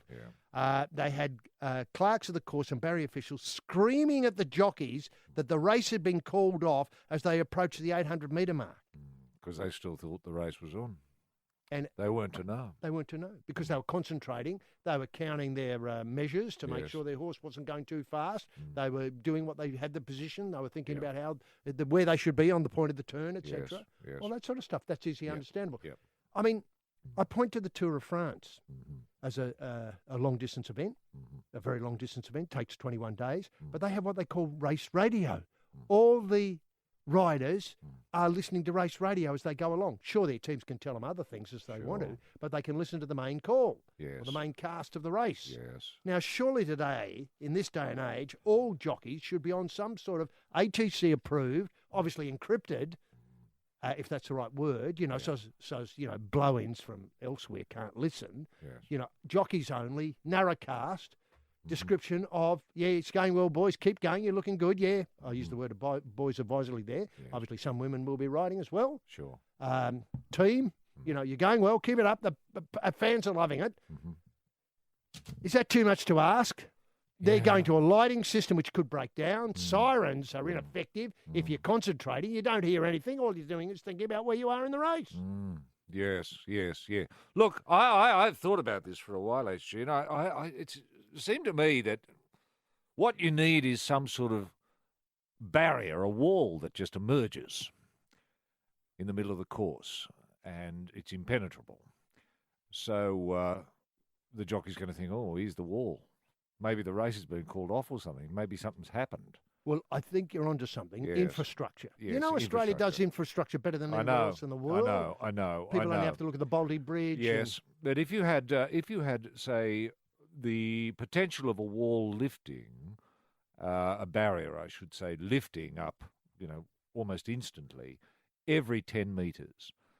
Wow. Then you could orchestrate it pretty simply. That's where the horse has fallen. We've got to stop this race, boys. Boom. Press it. Boom. Up they come. Suddenly horses are stopped. Who makes that decision? The clerk. The clerk. Clerk of the course. Now, can I ask, here's a few things. So you just got to get a message to the clerk, I suppose. He's the one that's got to be awake. He or she has got to be awake. So the message would come, horse fallen. Ding, ding, ding, ding, ding, ding, ding, ding, ding, ding, ding. That the clerk of the course would receive that. A little bell would go off nearby him or something. Bling, bling, bling, bling, bling. Bloody hell. Boom. Presses the barriers. Yeah. Oh, yes. All the way round. Yes. Now, look, several things. Sure, I know you're going to get, every now and again, there's going to be probably a horrible accident where a barrier comes up straight into the guts of a horse. Yeah, well, that can happen. But, hey, that happens. That's racing. That's racing. That's now, the glorious uncertainty. And if you can get bets on it. So much the better. Yeah. Now, is the barrier, can you bump into the barrier without causing harm? No. In other words, it's got to be a solid steel barrier, I think, HG. A bit like the wall between Mexico and America. Yeah, something like that, yes. Can I suggest two other things? Yeah. Although a rubberised wall could be funny. Extremely funny. With horses bouncing off. Coming back the other way, crashing into the rest of the field. Yeah. Now, look, I'm wondering if we could have ramps, a series of ramps built into the hydraulic ramps. Oh, yes. So as the, let's say, it fell at the winning post, so there'd be a ramp go up before the winning post, meeting a ramp that allowed it to go down, so the horses could actually run over the problem. Oh, I see. Or underneath the problem. Yeah, tunnel through? Tunnel through, yes. Okay. But how would you let the jockeys know, though, that, the tunnel's on today, boys? Go tunnel! Go the tunnel! No. I don't think that's the way to do it. I think you have to build this into the course so seamlessly. Yes. Like your barriers. Up they come. Up comes the ramp. All of a sudden, bloody hell, we're going uphill here. I hadn't anticipated this. Oh, all of a sudden we're going down here. Yeah, right. But must be a problem underneath. Eventually the message get through. Yeah, well, they probably hear the shotgun. The Sporting Probe. Roy and HG on Triple M. Yes, the Probe with Roy and HG. And Roy, this story that's broken today about racing, not to mention the problem of the barriers and the ramps and so on, which obviously I think... Well, common sense will prevail. I mean, it's how many hundreds of years has it taken? That's what I was trying to indicate. I know you indicate. I know you did. You went back to the 14th century at one stage. Now, look, and can I just say, people think we make these suggestions hoping to somehow gain from them. We don't. We don't. These are just free of charge, we make... Obviously, what we think is common sense. Yes. I don't want to steal Corey Bernardi's thunder here, but common sense solutions to difficult problems. Yeah. And problems that are largely unthought of up until the moment they happen. That's right. That's right. I mean, I have no vested interest. I'm not putting in a bid to build the barricades, the baffles, the rising baffles in every racecourse in Australia. I'm not. It'd be quite a contract to get. Because when you think about it, I mean, the infrastructure involved is The hydraulics alone would be worth an absolute fortune. It would Yeah. take engineers months to work it out. It would. But nonetheless, what price when we save jockeys' lives and horses' lives? Thank you. Now, racing. Look, this does worry me, concerns me enormously, because I do feel as though the Sydney Harbour Bridge could suddenly become overused. Do you know what I mean? We've already got F1. Haven't we got the hill climb happening? We've got the hill climb on it. Yeah. We've got the F1 coming to it as part of a course. Now it's been suggested that horses could be racing on the Sydney Harbour Bridge next year as part of a stunning proposal to bring the sport of kings to the city of Sydney streets. Well, okay. Yeah, well, I like the idea on paper. I know, who doesn't? But, you know, Racing New South Wales held a meeting with an English promoter last month, according to Chris Roots in today's Fairfax paper, last month, who was keen to establish a worldwide street racing circuit. Worldwide? Well, now let's just think about this for a minute. Right. In Melbourne, the Balti Bridge selects itself. Or the Princes Bridge, which would be a sprint. The Balti Bridge might be a distance race. The Princes Bridge would be a real sprint. Then you go to Adelaide. Yep. And what I'm thinking of is the bridge across the Torrens at the, near the parade ground and the end of King William Street as it dips down towards the British Cricket Ground of the World, the Adelaide Oval. Yes, that's ideal. Another sprint, very short. It would be short, and it'd be either would you run it downhill or uphill? Well, that's up to others to decide. Yeah, sure. And let's face it, that might be something that trainers would have to consider. Yes. Is it downhill this year or uphill? Now, then you go to Perth, and they've got a couple of fabulous bridges across the Swan there, out towards the airport. Again, sprints. Yeah. The Sydney Harbour Bridge, though, I mean, are we really suggesting that they start, say, at North Sydney Station and run towards Wynyard? Is that what it would mean? I mean, just picking that. So up York Street at the end. Yes. Yeah. Would you lay down turf? You would. Now, the Harbour Bridge is a dream location for street racing in Sydney on a purpose-built surface which can be quickly laid and removed. Well, it could be quickly done. How long would it take, I suppose, to lay turf over? What distance are we talking about? Let's say 2,000 metres. You'd have to have barriers and the barriers would have to be installed. Yeah, they would. But you can drag them on with a tractor. I suppose they're not impossible. Yeah. Or maybe we could have permanent barriers lifted and lowered into position because there's plenty of headspace above that bridge. That's true. Well, let's say it would take about 2 hours to set up then. I reckon 2 hours. But you probably have to ban the traffic for about 4. Yes. And then race and then tidy up. So would the tunnel be kept open? There's no The tunnel will be kept open in Sydney, yes, for those who know it, the tunnel. Okay. And a second crossing would probably be built to cater for the racing. Sure, in which case you could have the racing on the second crossing as well. Now, Racing New South Wales is keen to hold a race meeting up to 6 races on the Harbour Bridge under the rules of racing. 6 races! Mm-hmm. Every half hour. Right. So that's 3 hours. Plus the 2 to set up. Yeah. We're looking at a 5-hour traffic jam. And 2 at the end to get it down. Yes. 7 hours. Wow. Would coincide with the world's richest turf race, the Everest, the 10 million, although we've changed that to the Canoblus to be held in October 2018. Mm-hmm. Now, it's understood Racing New South Wales want the concept to be held in Sydney at an iconic location as part of the carnival around its new race in the spring. Right. The racing surface will have to be tested. Oh, how will they do that? Does it need to be tested? I mean, if you put turf down, it's going to work, isn't it? Just strap it onto the bridge so it doesn't move. Exactly. You'd have your barriers in place in case something happened and the race had to be called off. Yeah. Is there any chance of starting it at the Opera House, HG? Starting the race at the Opera House. And then run it through... around the Carl Expressway. You'd have to build a a bridge between the concourse there of the Opera House up to the Carl. To the Carl Expressway. But then you could pick it up on that turn, where the Carl goes back into that bit that comes on the Eastern Distributor. Yes, you could pick it up there. Yep, it's doable. It's totally doable, yeah. And that could be a permanent thing, and the turf could be growing there all the time. Yeah, I suppose. Now, the racing have to be tested. Horse safety be... horse safety. Who cares about that?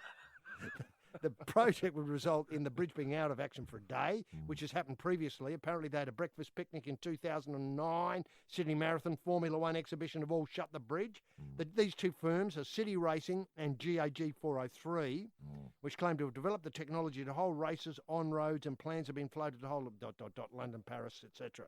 English entrepreneurs Ollie Neal and Andy King have patented a racing track system they describe as similar to a giant Scalextric model car system. Okay. And then you start to worry. You do, don't This is based on something that people have in their lounge room. Yes, I know. I mean, I know. I just can't see it. I know. I just can't see it. I know. Now, I know. No. The things don't overcomplicate it. I know. Way too complicated.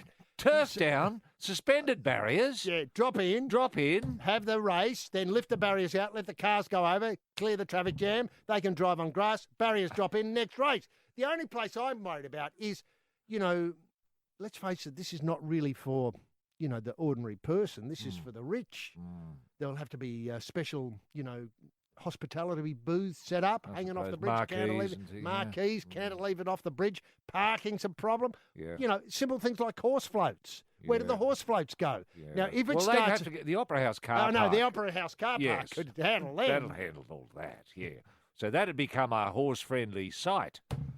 So you'd have to shut down everything at the Opera House. So if Carmen was on that night... Forget it. Yeah. Forget it. And maybe TAB booths could be installed around the Opera House. Maybe the Opera House could become a centre of betting excellence for those few hours. What a great idea. Really open it up for the people. And, you could get the thoughts of, say, I don't know, Richard Tognetti on the first. Oh, yes. Who are you backing, Rich? Who you on, dude? Yeah, that's right. And then other stars. Let's face it, Michael Bublé might be here doing a show at night there, because that's the sort of thing this would attract. Big stars like that, big names, big acts. Yes. Michael, what do you like in the third, buddy? And I'm wondering if we could have a golf event connected to it as well, just for the sake of What, teeing off at the Opera House? Yeah. Fair enough. Playing through a specific nine-holer set out in the Botanical Gardens. Well, that's or not push bad. on, maybe make the 18 holes coming into the domain. Yes. Or maybe, I don't know, maybe you drive onto Clark Island. You make that a green. Whoa. Huh. Eh? Now you're talking. Honest Australians. Is there something whiffy about your club? Is a fully invasive bi-nozzled shafting intruder required? Send your concerns to The Sporting Probe. Roy and HG at thesportingprobe.com.au. Full discretion is assured. Yes, you're pushing on with the probe this morning with Roy Slaven and HG Nelson. And Roy, the idea of street racing, according to Ollie Neal, emerged earlier this year. Obviously, he's hoping to have a portable track based on the model of the Scalextric model in his front yard. Anyway, we're going to create a global circuit of horse racing events with high-quality local horses thundering down iconic city streets ridden by the world's top jockeys. We're going to do for horse racing what T20 has done for cricket and 3x3 has done for basketball, reinterpreting the sport of kings for a young, urban audience and dialing up on technology, entertainment, excitement and energy. Oh, Lord. Ooh. That's ambitious, isn't it? It's extremely ambitious. Can it do it? I mean, why aren't young people going to the races? Well, I these thought days? they were. I think we're betting in bigger numbers than ever before. Exactly. I mean, sure, we are meeting resistance on our punting into schools program. Yes. But we believe that the, Ministry of Common Education... sense will win out in the correct. end. Thanks very much. Common sense. sense. The only cashed up section of the community are kids. Yes. They've got to have that money hoovered out of them so they know what to expect in later life. Hoovered bad. out of their pockets. Yeah, not Now, bad. look, I think that what this is confusing is two things. People turning up to see horses, Yes. fall Yes. on the turn on the way in a Sydney Cup, Sure. and people punting. Yeah. They're two different audiences, They two are. different needs, They two are. different markets, two different understandings of They life. are. They are. Look, you could put a toe in the water, HG. Why not say at Rose Hill or Warwick Flemington? Farm. You have a day for hipsters only. What a great idea. You see what I mean? Just to put a toe in the water and Okay, see, let's think about how the younger set Let's think are about it. relating to horse racing in the 21st century. Well, beards only for a start for blokes. Beards only, And yeah. barbers on course to get a trim if you need one Sure. to sharpen it up. Yep. How about fixed wheel bikes, emitted free? Drag them in, we park them and look after them. Yep. Siphon coffee on tap. Yes. Those sort of things. Is that Yep. what you're talking That's about? what I'm talking about. That's what I'm talking about. Avocado? And, yeah. And if that works, sure, open it up to the streets. The Sporting Probe. Roy and HG on Triple M. Yes, probesters, it's our Easter special, Winks and the Resurrection.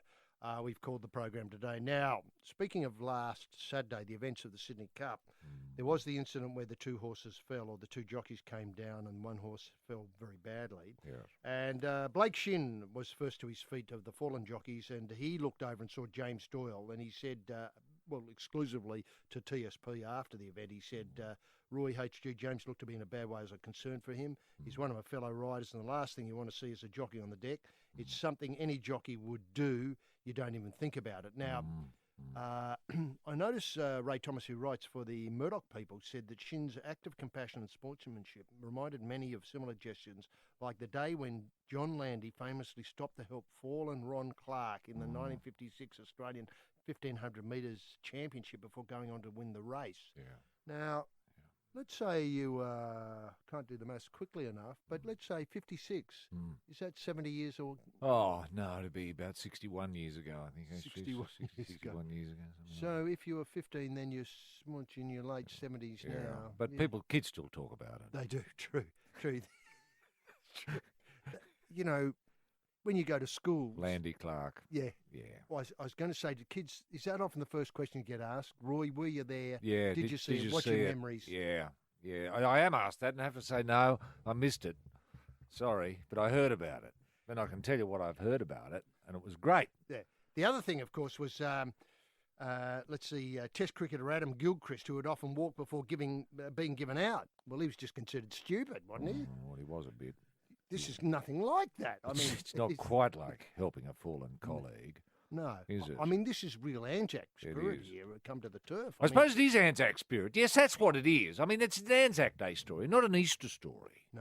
You know. Well, but tell you what. I don't know. It reminds me, it's funny how instinct works, isn't it? I mean, often if you're a rugby league player and you see someone down on the ground, your instinct is to go and give him one. Yeah, tread on him. Tread on him or, just smash him one. And that can happen, you just forget where you are, really, and, you're not on the paddock and you're just walking around the street and you see someone fall over. Instinct is to go over and just lay in with the boot if you're a rugby league player. So I take my hat off to those jockeys that, he saw someone fall and went over and helped him up rather than trod on him. I think that's great. It is hard to make a comparison between ordinary life and it being is, on the track or in a rugby league. Yes, I mean, you could say it's, it's it's like when Buzz Aldrin got down and met Armstrong on the moon. Well, you could say that, but you'd be an idiot.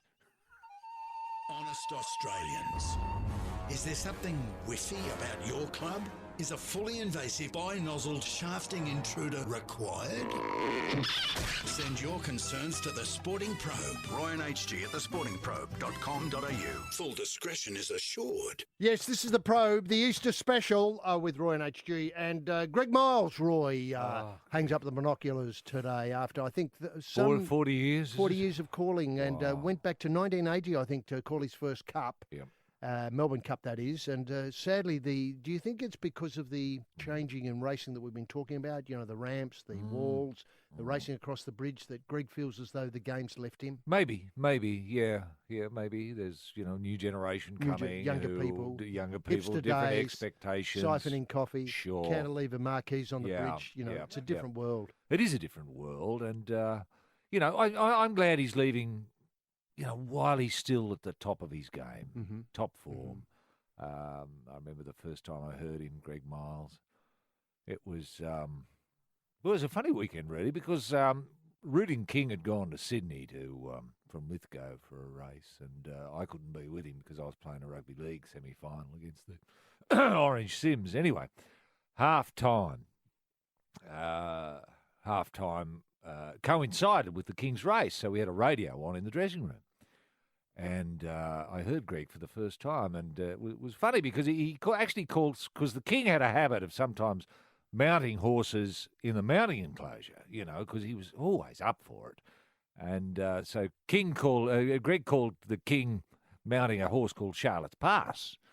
And, eventually, King's been pulled off Charlotte's Pass and he's in the barrier now and everything. We're all set and off we went. And so we were listening to the race. It was great.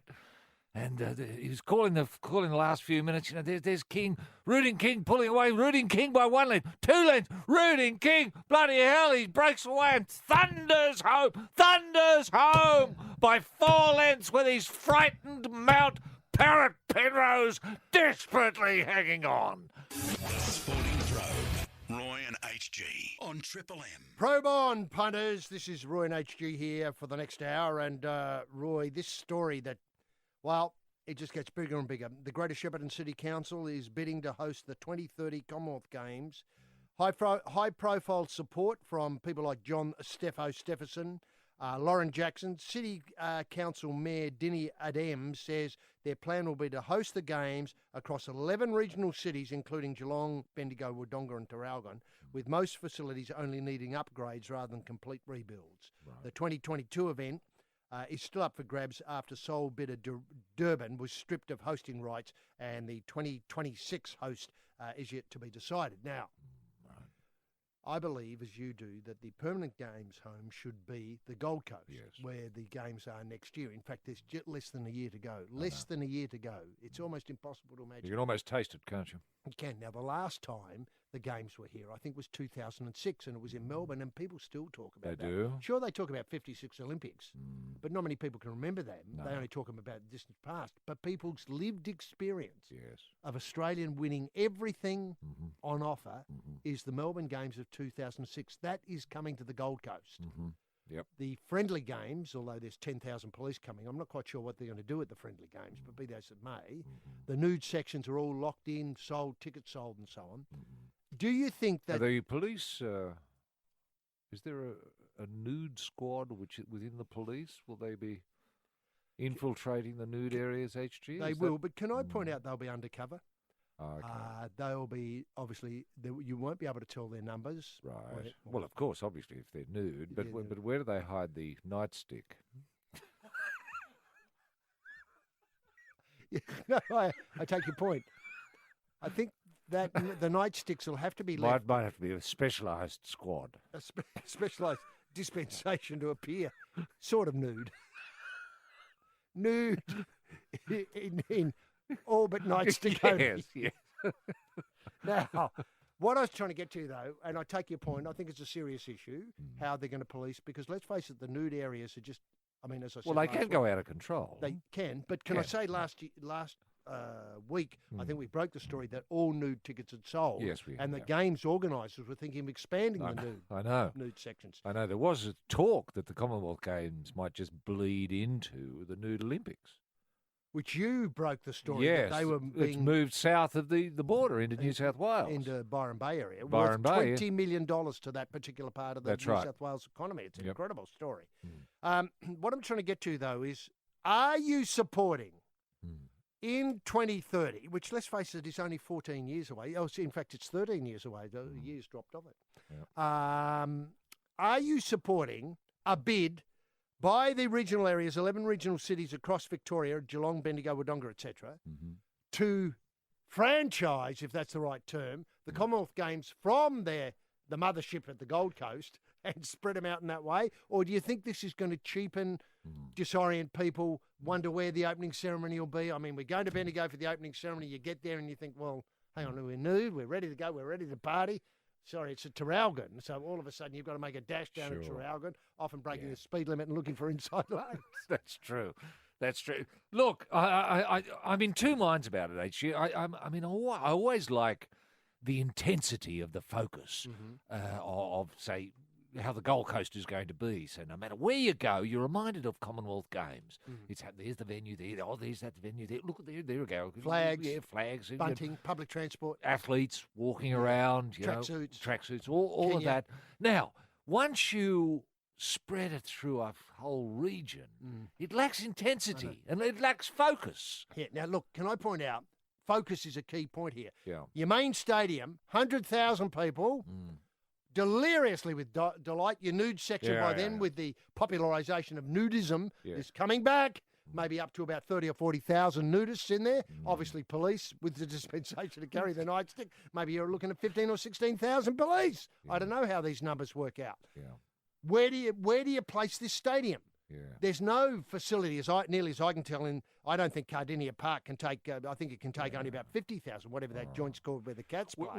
Look, maybe we've got to think outside the box about opening ceremonies. Maybe the opening ceremony could be more like people lining the streets and floats come past of different nations. You know, the Indians, obviously, with the little master driving and a lot of shooters sitting on the back. Virat Kohli, boo. Yes, of course. All of that.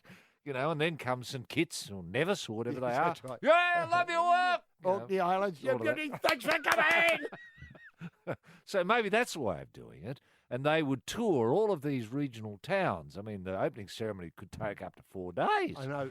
And you'd have to start roughly the same time as the Queen, God bless her, farewelled the baton. That's true. Now, how about a different idea that somehow it's more like a Deniliquin Ute Muster?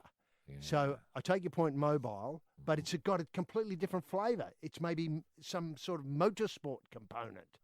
All right. You know, because you'd need that to get from one venue to another. Yeah, right. Okay. Yeah, I was just thinking that. But Yep. what I'm more worried about is what happens to the 100 metres. Where are you going to put it? Ballarat, Bendigo, or back up on the Gold Coast? You'd have to have it at the Gold Coast, surely. So you might have your shooting, your Yeah. pole vault. Your pole vault, and I mean, that. How Your about pole that? vault could be at Mildura or Wentworth, somewhere like that. But look at the focus you'd have on the pole vault. At the moment, it's lost in the. Yeah, I in know. the But if card, one town, let's say Shepparton, is the pole vault capital of the world for that week, I know, that's what it's going to be. that's what it's going to be. Well, there you're turning a weakness into strength, because you'd have all your pole vault freaks, nudists, etc. You know, you Queued beauty, up. the pole Pole vault. vault. Yeah, just imagine the thrill And when it you would found be out what you got. specialised. It'd be just those who love the pole vault. I know. And there are many of them. Yeah, yeah. Many of them. Well, they've got a pole as well Yes. in the section now. You've got your 300-metre military rifle prone. That's solo and team. Yes. Now, that could be dotted at one range. The next range, you know, say that's at Wentworth. Yeah. Then you might go to Traralgon for your 600-metre military rifle prone and individual. Yeah. And then you go on to your shooting. You might have 25-metre rifle individual. That might have to be, say, at Warrnambool. Sure. Do you know what I mean? Do you see what I Yes, mean? So I do. everybody's got a chance. Yes. Then a day to get from one to the other. Yes, to take the So- caravan. Exactly. Exactly. Now, that raises accommodation. At the Gold Coast, of course, we know There's plenty of high rise. There's plenty of plenty of high-rise. infrastructure there. infrastructure but to yeah. handle it. They have Schoolies Week. I know. Thousands upon thousands upon thousands of people, young, fit Australians, Yes. don't know what to do with that sort of thing. They do. But coming to Mildura, I mean, Yeah. are we opening up caravan parks, the billeting process? Yes, well, How there'd have far to be away do- demountables built, I suppose, Would you get the to house the UNHCR? athletes. I mean, where would the athletes can't, you know, where would they be? The bloody Caravan hotel park. near... Why, not the motel. That's taken over with official coats as lot. Because they've only got so much accommodation. Yeah, They right. don't have five-star hotels at Mildura. I may be they wrong about that. Yeah, yeah, right. I know they've got great restaurants and facilities like that and bottle shops, best bottle shops in the world. But, you know, it's hardly going to suit, you know, Coachie's Yeah, crowd. yeah. If Coachie's in charge of that, Yeah. I don't know if he is. Now, Well, maybe we've got to have high-rise apartment type. that can be moved. I don't know about moved, but... Well, I just picked that as some Well, I sort don't know how many high-rises there are at Shepparton or Mildura. Could I suggest none? Well, wouldn't it be great? Wouldn't they love to get a... high-rise Yeah, something like an 80-storey bloody building. that could be dedicated, you know, opened by the mayor, all of that. Big- 80 stories. Yeah, well, why not? Why not? It's a chance to open up, No, I see. to where you're turn coming from. these little, you know, towns that are Modest humble, size. Yeah, humble. basically, Yeah. Australian. to have a big bloody statement, a big bloody erect edifice Yeah. that says, you know, just for a moment, just for 2 weeks, we had the shooting. I know. In We had the 2030. prone. I know. We were the prone capital of the world for 2 weeks. Now, just put all that on pause for a minute. Yeah. University tests. Now, these are lead researcher Dr. Keon West from Goldsmiths University of London a week or so ago said, stripping off and bearing all makes us feel happier. A study was recently found. That's Dr. Keon's work. Well, that needed to be studied. Well, people have I mean, to... it's common knowledge. I mean, get your gear off, you immediately Laughing. you start smiling. Yeah. English researchers found that those who cast off their clothes and abandoned their worries at the same time. Yes. Scientists found people who took part in what's described here as naturist activities Oh, yes. felt better about themselves, their bodies, and their lives overall. The more time people spent naked or partially distrobed, the happier they were. Imagine the joy Yes. in this nation Yes. next year, this time next year, when you see for the first time how elegant, how sophisticated, how international, how modern this country will be with 50,000 people sitting at the opening ceremony completely nude. I know. With a lot of, and I tell you what, productivity goes up too. And I know this for a fact that more nude detectives and nude police people have more success than their uniformed colleagues. Honest Australians. Is there something whiffy about your club? Is a fully invasive bi-nozzled shafting intruder required? Send your concerns to The Sporting Probe. Ryan HG at thesportingprobe.com.au. Full discretion is assured. Yes, Probesters, Roy and HG here, and if you want to get in touch with us, go to Roy and HG at thesportingprobe.com.au. That's Roy and HG at thesportingprobe.com.au, and the following people have. Look, this is from Dave in Glenelg, who normally lives in Glenelg in South Australia. He's a layover in Dubai, listening to the latest podcast, and he's concerned that in a country obsessed with horse racing, he hasn't seen any Winx statues yet. Well, that's true. Now, there's no Greg Miles well, statue. you raised this earlier. There's I saw a picture this week of Matt Hill, Greg Miles, and a statue of Bill Collins, I think it was. Yes. Gee, that brought those three together. That'll be a rare trifecta if they ever get those three together again. But a statue of Winx. And before you come to that, Roy, following your stunning revelations that Winx is to be serviced by the King, have you thought of a name of any progeny yet, which is a question on notice, which we may be able to get to. But wait for it. Winx to carry the Australian flag at the Gold Coast next year, 2017. Wow. 2018. Has that been inked in? No, this is... I thought Black Caviar had been approached. Well, Jane Morley has written asking, has any consideration been given that? And lighting the torch. Yeah. Would it be possible? I'm not sure. I said this earlier. I'm not sure what the arrangements with regard flaming... devices. Yes, was like... It's hard to see Winx getting a cigarette lighter going. Well, look, can I just say, if Unless you gave it a diet... Just attach something on the saddle that could... Flare up, yeah. I was thinking of more or less along the lines of maybe using diet here to our aid. Yes. A lot of noise at the back door. Yeah. And you could hold the Bic lighter there and blast a flame Sure. onto your bowl, so to speak. So to speak, yeah. Foulware bowl. Yeah. And the flame emerge out of there. Right. Much, let's face it, CSG gas, I know this, you don't need the last bit there, but anyway, CSG could provide us with the power or the source of the power. Sure. Just a pipe in the ground coming up. Yep. I mean... Yeah, it's easy. I mean, wherever it's going to happen, you just do a bit of fracking underneath the ground. And up it comes. Bob's your uncle. Bob's your uncle. Yeah, everyone's a winner. It would be lovely to see Winx. Black Caviar with the baton, pass it to Winx, and then Winx goes up, gives it to Greg. Yeah, gives it to Greg Miles maybe, and Greg Miles could light the torch. Yeah, because he'd be able to operate a cigarette lighter without any trouble, you'd think.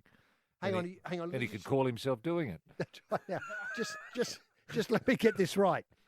Black Caviar is outside the main stadium, 100,000 people, 50,000 nude, etc. The police with their batons, special dispensations, everything's set. Mm-hmm. They've seen some of the best acts we can provide. They might have seen Uncanny X-Men. Yes. They would have seen Barnesy, I suppose. I don't know if Jimmy would be available. Johnny Farnham, perhaps. Johnny Farnham, My Sex, JPY, etc. They've seen all those. Yep. In comes Black Caviar. Plop. Yep. We don't know what's going to happen. No. All of a sudden, Winx is there. Yeah. Winx and Caviar in the room together. I don't think that's ever happened. It's never happened. I know those two great champions. And then together they approach Greg Miles with the whatever it is. Whatever it is. He walks up the stairs. And he walks up the last few stairs, calling it. Obviously calling it, yeah. Yeah. And there we go. Yes, no, that can work. Now Winx statues, that's the next thing. Yeah. Do you think we need a Winx statue yet? Well, I'd love to see a Winx statue done in the style of the statue of Ray Rabbit's Rabbit's Warren. Yes. At Junee, I want to say, in New South Wales. Rural region, New South Wales. Yeah. It's the sort of statue you really can't recognise. You've got to look at what it says underneath. This is Ray Rabbit's Warren. You think, oh, well, fair enough, yeah. Not a bad try. So you could have Winksy there as well. I don't know if Winks has much to do with the Junie area. Wouldn't matter. Junie people would love it. The Winks statue's what? It's coming here. What? We'll be on the map at last. Now, can I suggest, I think Glenn McGrath's got a statue of himself in the Narromine area made out of corrugated iron. Has he really? Does it look like him? Not really. Not really. No, you have to read the thing at the bottom. He's certainly not. Well, it's like that statue of Ronaldo in that airport. Doesn't look like him. It's the same bloke who did the same people who did the Ray Rabbit's Warren. I would have sent it back. You could swap them both. You could put Ronaldo up at Junie and people think, "Hi, Rabs." Now, can I ask whether you would think, and I don't like to suggest this because it is Easter weekend, but whether a statue made out of, say, horse droppings could be a possibility here. Yeah. Some sort of weird thing of Winks's, output is fashioned into a statue. Yeah, oh, sure. Oh, you could do that. Covered with some sort of papier mâché. Yeah, I was suggesting cover it with clay and fire it. The Sporting Probe. Roy and HG on Triple M. Yes, Roy and HG here for the Sporting Probe. And continuing with correspondence, and if you do want to get in touch, Roy and HG at thesportingprobe.com.au. And it's amazing the footprint of this program, Roy. We mentioned somebody listening in the Transit Lounge in Dubai before. Now, isn't that a terrific spot? It's amazing. I think it's the best place to listen to the probe. I mean, it costs you a fair bit to get there to take advantage, but given that often the layovers there can be extensive, having a couple of sporting probes to listen to could make the time pass a little quicker. Now, this one, Andy Lysett writes, "A deer in and out and the heavy lifter." That's lovely, nice. isn't it? Yeah. Somebody listens very closely to the show. He's writing about TSP and he's in the UK. Absolute joy to hear hard-working Australian blokes talking about sport in a sensible and practical way. Well, he's gilding the lily there a little bit. But anyway, so much sport these days is covered with irreverence, whereas your sensible, practical attitude to sport and therefore the association and by association the betting industry, open brackets, there is no sport without betting, close brackets, gives an insight that so many people miss. Anyway, he's trying to get a nude section at every Premier League soccer game. Right. And this is what he's taken out of the podcast. Yes. And he sees that the podcast is an inspiration to keep him working on this ambition that he's got. Any advice for, say, nudists who might be listening in England, who would be thinking to, say, go and see Everton playing Chelsea this weekend? Should that be a fixture that's on? Sure. About weather conditions, when to take the clothes off, do you leave home nude? Are there problems, on public transport there where sensibilities are so different to Australia, where anybody turning up nude on a train in Sydney would be given a free ride, or a train in Australia would be given a free ride? That's true. That's true. Look, you're right. There are different sensibilities. I mean, I'm amazed that Europe is so, generally speaking, backward in this regard. You think, Europe is the high watermark of sophistication. Well, it's not. You think that England, the UK, is the high watermark of sophistication. Well, no, it's not either. No. You look to Australia and you think, God almighty, something's happening there. I want in. I want to be part of that. I want to be part of something that says, all right, we're confident enough in ourselves to drop our togs and just stroll about and live an ordinary life enriched by our nudeness. And that's a terrific message to sell. But I tell you what, HG, it starts with civil disobedience. It's up to this bloke to gather a few mates together who are committed. You've got to be committed to nudity and committed to being natural. And it'll stand up in court in front of any beak, I would expect. And you say to them, beak, my lad, how were you born? Were you born dressed like that, sir? With a wig on. With a wig on. And cape. Looking stupid, in front of me here. Yeah, and you're telling me that I'm untoward by getting on public transport, a la natural, as I came into the world, as I was designed by whoever. Our Lord upstairs in his image, your worship, in his image. And you've got to take that message onto the terraces. See, if you're supporting Everton, okay, so you're going to be a small group to begin with. There might be only 4 or 5 of you nude, and people are going to be, they'll ask questions, and they'll ask questions of you. Mm-hmm. And, you'll get gobbed off and gobbed on and people all of that. People make comments. Yep, but honestly, the next week, there'll be a dozen of you. The week after that, there'll be several thousand, because ultimately that's what people want. And once you've experienced soccer, once you've experienced football, once you've experienced life, be it fishing, be it butchering, be it shooting, but it doesn't matter what it is. Once you've experienced even being a judge. I mean, I've often said to judges, I said to Mark Tedeschi, QC, just the other day, I said, that beak you've been dealing with there, if he or she were nude, they'd give far better directions. Oh, directions and judgment. Yes, and judgment, because you're clear-headed. Clear-headed, yes. You're not encumbered by yes, you're not. robes That's and wigs. right. That's right. Well, we can only suggest Andy Lysett continue his heavy-duty work there, Yes. encouraging nudism. Maybe a thoughtful piece in The Guardian might help too. Yes. Why I Nude, or something like that. You know, maybe 500,000 words on your blog, Guardian blog. It'd get people thinking. Sure. And if outside you the can box. rope in a few prominent public figures, say Like Michael Portello, for example. Well, an excellent choice. I was going to say Nigel Farage, Yeah, exactly. the People on the MP. conservative end of the spectrum. who you wouldn't necessarily think. I mean, No. Farage is mainly known for smoking and drinking. That's he was true. on Dell, Yes. and grinning stupidly at the camera. Stupidly, that's but he'd be right. a perfect He person. would.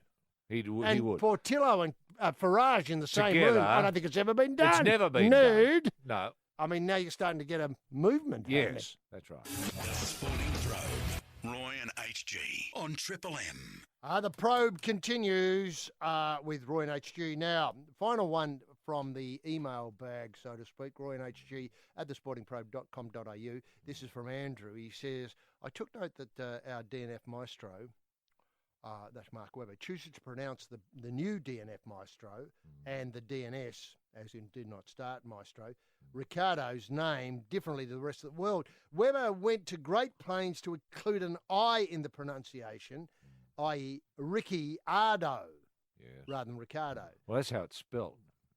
That's true. That's true. Does the DNF maestro know something the rest of us don't? Sources on the web confirm that the second I is silent, and F1 commentators have asked the DNF prodigy, and he confirms this to be the case. Why would the DNF maestro continue to do it differently? Why doesn't the DNF prodigy pull him up on it? Yeah, good point. Good Sorry, I didn't mean to point. bump the mic there, but Good I did. point. But having said that, I don't think sports stars can control what commentators call them. No, that's fair You know, enough. it's a bit like Jeff Horn. Well, are we going to call him the Hornet? Well, no, we're not. We're not. He's the fighting school teacher. He might even become the fighting primary school teacher if we think about it and dwell about it. Now, he's got no control over that. The same with Ricardo/Ricciardo.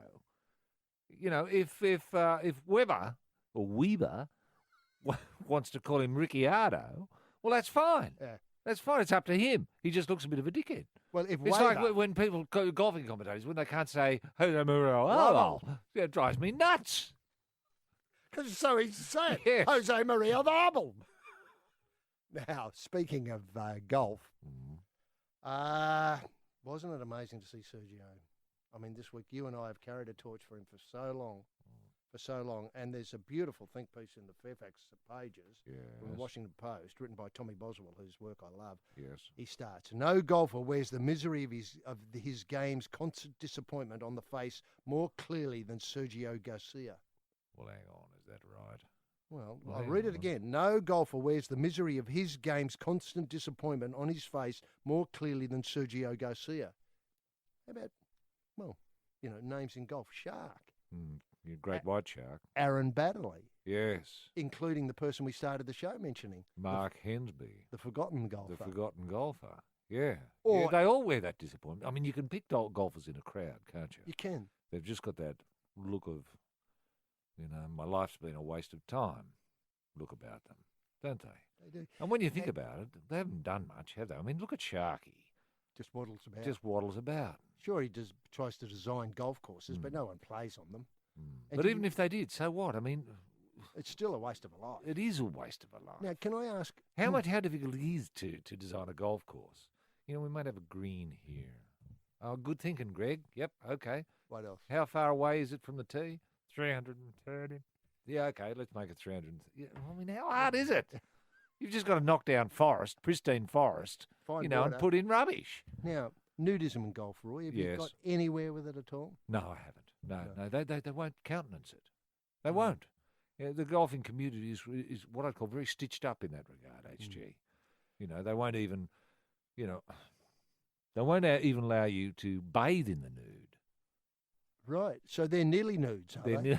Like Entourage. Yeah. No, is that right? Not Entourage, the other one. Well, look, the only thing I can say with regarding golfers with any degree of confidence is that 9 times out of 10 when you're looking at a golfer, you're looking at a weirdo. Honest Australians. Is there something whiffy about your club? Is a fully invasive bi-nozzled shafting intruder required? Send your concerns to The Sporting Probe. Ryan HG at thesportingprobe.com.au. Full discretion is assured. Yes, this is The Sporting Probe, a regular sporting wrap-up each week here with Roy Slaven and HG Nelson. Now, going back to Sergio Garcia. Yes, this beautiful article. Every grey whisker in his stubble stands for a day he wishes he could forget, but he can never let go of. Man, this Patrick Smith got Patrick Smith all over it, hasn't it? It has. Echoes of Hopkins again. That beard will never regain its youthful colour, but the expression on his face behind it is changed forever. On Sunday, in his 74th attempt to win a major golf title, Garcia won the Masters. That trip to a contented expression has taken nearly 2 decades. Wow. That's right. That's powerful. Who wrote that? Someone? Yeah, Tom Boswell. Yeah, good. He does go on a bit, and obviously he's filling space, as you can see. Yep. But that beard reference, that's great, isn't it? It is. At first, many years ago, Garcia suffered from bad bounces and spike marks at his putting line, just as all of us do. I thought he was going to say suffered from bad breath. And gastric. And had to gastric in leave the early course. days. Sergio, well, that was his problem. Caddy couldn't get near him because of the breath. And then he couldn't get near the green. Yeah, exactly. Gastric. Yeah. But with time, he came to distrust sparrows that had not yet chirped, trees who limit not conspired when his ball entered their domain, and fans who might be deciding whether to heckle him. He was sceptical of the entire continents, for example, North America. Well, who isn't? He's not alone there. I'm telling you that for a fact now. It's beautiful writing. Beautiful writing, as only golf can, Roy. Yes. Yeah, that's true. I mean, some of those descriptions of the shark over the years, I know, make you cry. They do. You know, the big golden-haired fellow. That's right. Fell again. Took like a lone tree in a forest.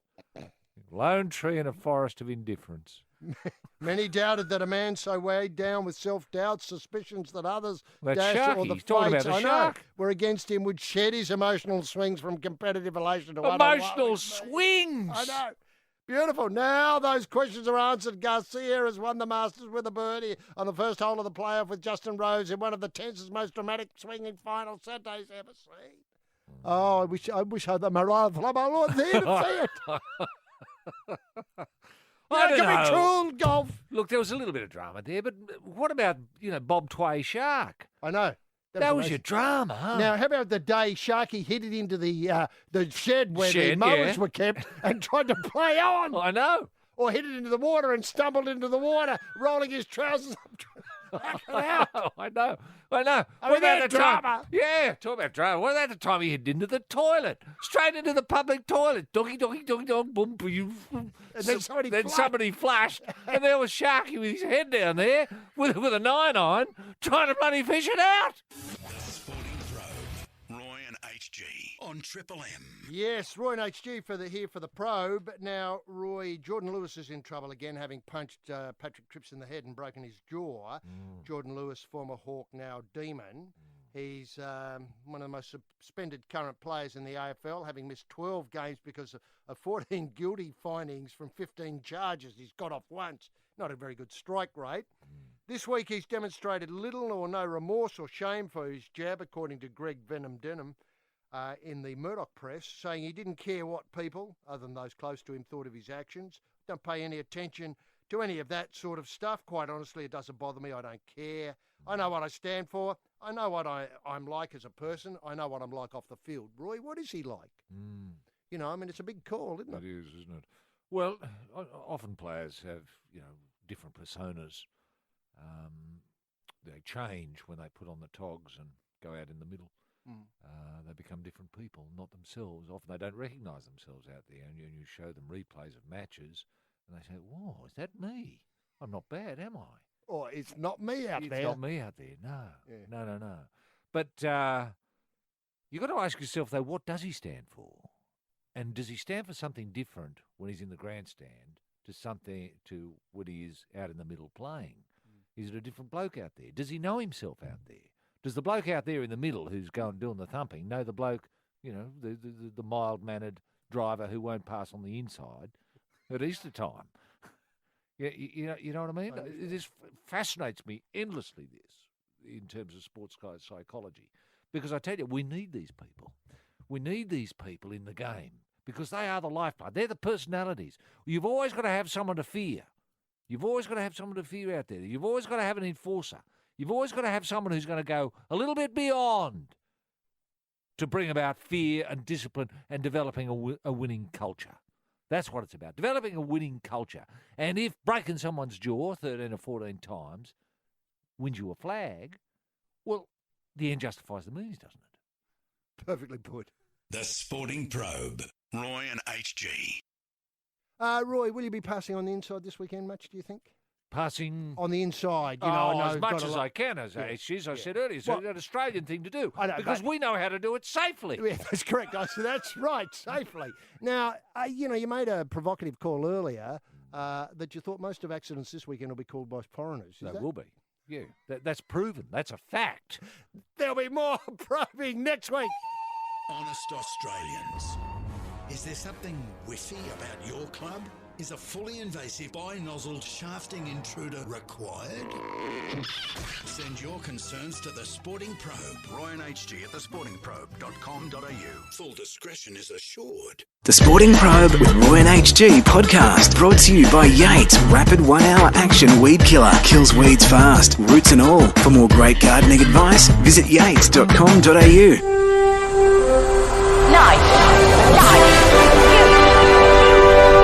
Bonafide sports-mad Australians. Snakes alive. Is that the time? Yes, green and gold freaks, it certainly is. It's time for the Sporting Probe. With two diamond pythons twirled around the tree of knowledge across the nation. Boys and girls. Well, young man ain't got nothing in the world these days.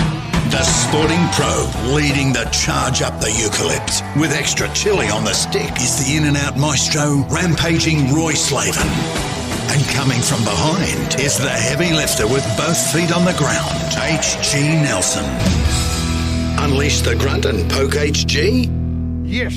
TF much, gentlemen. Jim Daniels in the TSP soundproof booth in downtown Fitzroy. Look, again, on public transport this week, on the way to the various sporting fixtures that I've been to, people have been bumping into me asking, TSP, what does it stand for? It stands for the Sporting Probe. Probesters, HG Nelson getting the Sporting Probe away for another week. And on that very point, let me just say that all our thoughts on the Sporting Probe, remember TSP, the Sporting Probe, all our thoughts are with Bruce McAvaney, who gave us away and let us use it for perpetuity, which we thanked him for many years ago, but he's on the sick list.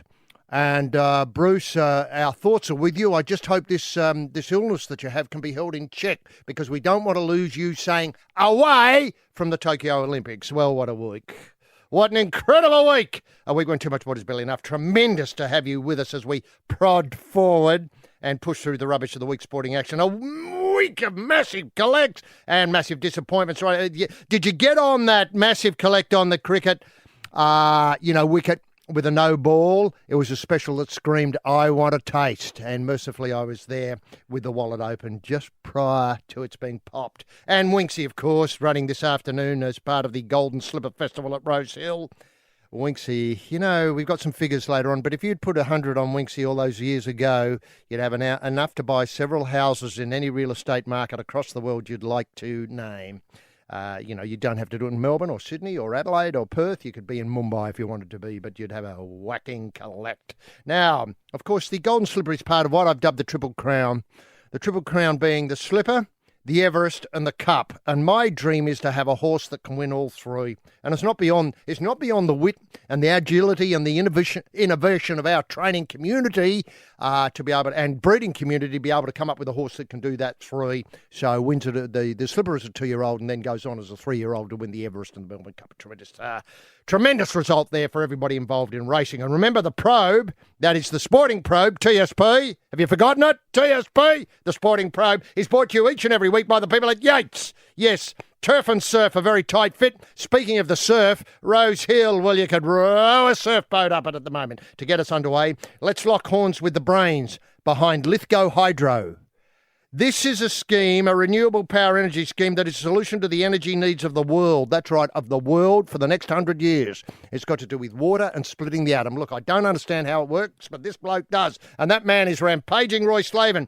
Roy, can we get the TSP bunny in motion simply by asking what highlights caught your restless eye this week, Barrow? Yes, thank you very much, HG. There was movement at the station, for the word had passed around that the colt from Old Regret had gone away. He joined the Wild Bush Horses. He was worth £1,000. The pride! I know. The pride! I know. The Snowy, she's back! The leadership! Flowing! Now, wonderful week to be an Australian. God, has it? What? Now, don't know where to start. Take a breath, Roy. I will. Now, I began last week by saying the great Jared Hayne was in the news. Well, he's back in the news again. Still in the news. He's got a month off with injury, which is good. It's come at a good time for the Titans because they might start winning. Well, they have. Now, it's time to work out, he says, what he really wants to do with his life, whether it's going to be rugby sevens in Fiji, rugby in France, squash, a commercial pilot, an actor on Home and Away, or a Titan. Now, he's got all these balls in the air. Let's just hope one of them lands in the right place. Now, the Commonwealth Games baton relay has been launched by Her Majesty. No one was prouder than HG and myself. It was a marvellous ceremony. Can't wait for it to get here. Gold Coast, whoa, you beauty. I've already put some bets on. More about that maybe later. Now, is there a changing of the guard happening in men's tennis? Now, the Big Five have been bumped out recently by players ranked well over 120 in the world. Now, I'm talking of the Big Five here. The Big Five: Murray, Federer, Rafa, Djokovic, and Tomic. Isn't it good to have the word or the name Tomic in the Big Five? In the Big Five, eh? Feather in the trouser. Yeah. How does it feel? Bernard, Tanko. Now, the NRL has announced, this is a very good news story, very good news, very exciting news. It's announced that Melbourne is to get a State of Origin game in 2018, and I can't wait. I cannot wait. Mm-hmm. It's going to be fabulous. Now, the Indian crowds are very disrespectful, I noticed, to Captain Smith when he scored a 100. Beautifully controlled innings. Silence. No applause whatsoever. When he got his 150, still nothing from the Indian crowd. Very pointedly, they've chosen to be very rude to him. And the Indian crowds were very disrespectful, you may recall, of Andrew Simons. And the Indian crowds were very disrespectful, can I say, to Keith Stackpole and myself. Mm-hmm. Now, I do acknowledge that the great spinner Bishan Bedi did apologise to me and Stacky. But as I said to him, Bishan, I appreciate this, mate, but are you apologising on behalf of the Indian nation? He said no. He said no. Now, these things you don't forget. Now, and I know that's a very sober note to mention, and I just want to finish on an up here, or two ups really, well, one big up. That is that Ray Ruffles, you'd remember him, Ray Ruffles, our dynamo with the left hand with the racket in the Davis Cup back in the day, partnering Bill Bowery and maybe Alan Stone, giants as they were at the time. Well, Ray has had a chip. That is his son Ryan Ruffles, described as a golfing savant and a prodigy and an Aussie. And he's just two off the pace in the Arnold Palmer Invitational. Now make of that what you will.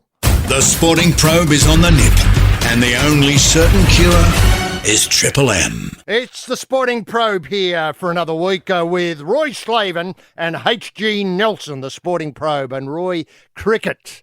Now, Look, I read an article during the week, two topics here. The pitch, obviously, I need to get to fairly quickly. And I read an article here saying Australia, this is how Andrew Wu began his article from Ranchi. Australia walked into an Indian-endorsed stitch-up.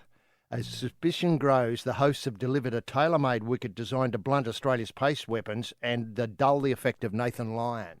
Wow. That's a difficult pitch to come up with, isn't it? It is. That's an extremely difficult pitch. That was before a ball was bowled. Right. Now, I know you gave the pitch at the first test. 8. You gave it an excellent grading, and I couldn't fault that. And I thought that people were very unkind, international, commentators like Ian Botham and so on. I thought they were very down on it. I thought it was an excellent pitch. The second pitch in the second test was a fail from my point of view because it just didn't work. It just had no bounce, no turn, it offered nothing to no one. Yeah. And it was no surprise to see the Indians win. This pitch, I thought, hello, they've done something really different here. And I thought at first, well, it looked like a very attractive pitch from our point of view, the Australian point of view, and I gave it a quite a high mark early, especially when Smith got that 150 and so on, and, the next attraction, the coming attraction, the big attraction, the next big show, got the 100 for the first time ever. I gave it a very high mark. Now I'm starting to reconsider. Yes. Are you doing the same thing? I am. I am. Look, we've got so much to learn from the way curators work in India. I mean, they really are masters of it. I mean, if you asked me to design a pitch that wouldn't take fast bowling and wouldn't take off spin, but would take leg spin and would take different sorts of finger spinning, then I'd say, well, I don't know how to do that. No. I mean, we've got to learn. We've got to learn. These are masters, and I can see India. This was the toss to lose. Because I can see India getting 500 or 600 or 700, not having to bat again, and Australia, when the wicket will inevitably deteriorate and become, it'll become ideal for the Indian quicks and the Indian spinners, on the fourth and fifth day, should it go that long, then we're going to struggle. We're going to be really in trouble here. Can I ask, did you ever think of making a pitch out of mud alone and no grass? I mean, that seems to be the genius that the curators here have come up with. And you just throw a bit of sawdust and a bit of dead grass on top at the end to make it look as if something was growing there once. But nothing's ever grown there, as nearly as I can tell. It's just been mud. And it's a curious, I don't know if it's a pedicol or a pedalfa, but it's one of the two. And it won't take life. You can't get life into it. Wow. It's an extraordinary soil, HG. I mean, if you exported that soil all around the world, nothing would grow anywhere. It's incredible, and it gets so very, very hard, and yet at the same time gets dusty and breaks up. I know. Do you think the curators should have gone to Yates and got something from them to go and have a go at? Well, I think this sort of pedalfa, let's say it is a pedalfa, I think it would challenge the people at Yates to get something to grow in it, and I would put that challenge to them to get over there with a box of seeds or a bag of seeds and see what you can do with it. Now, the other big story, of course, concerns the Indian skip. Yeah. Virat Kohli.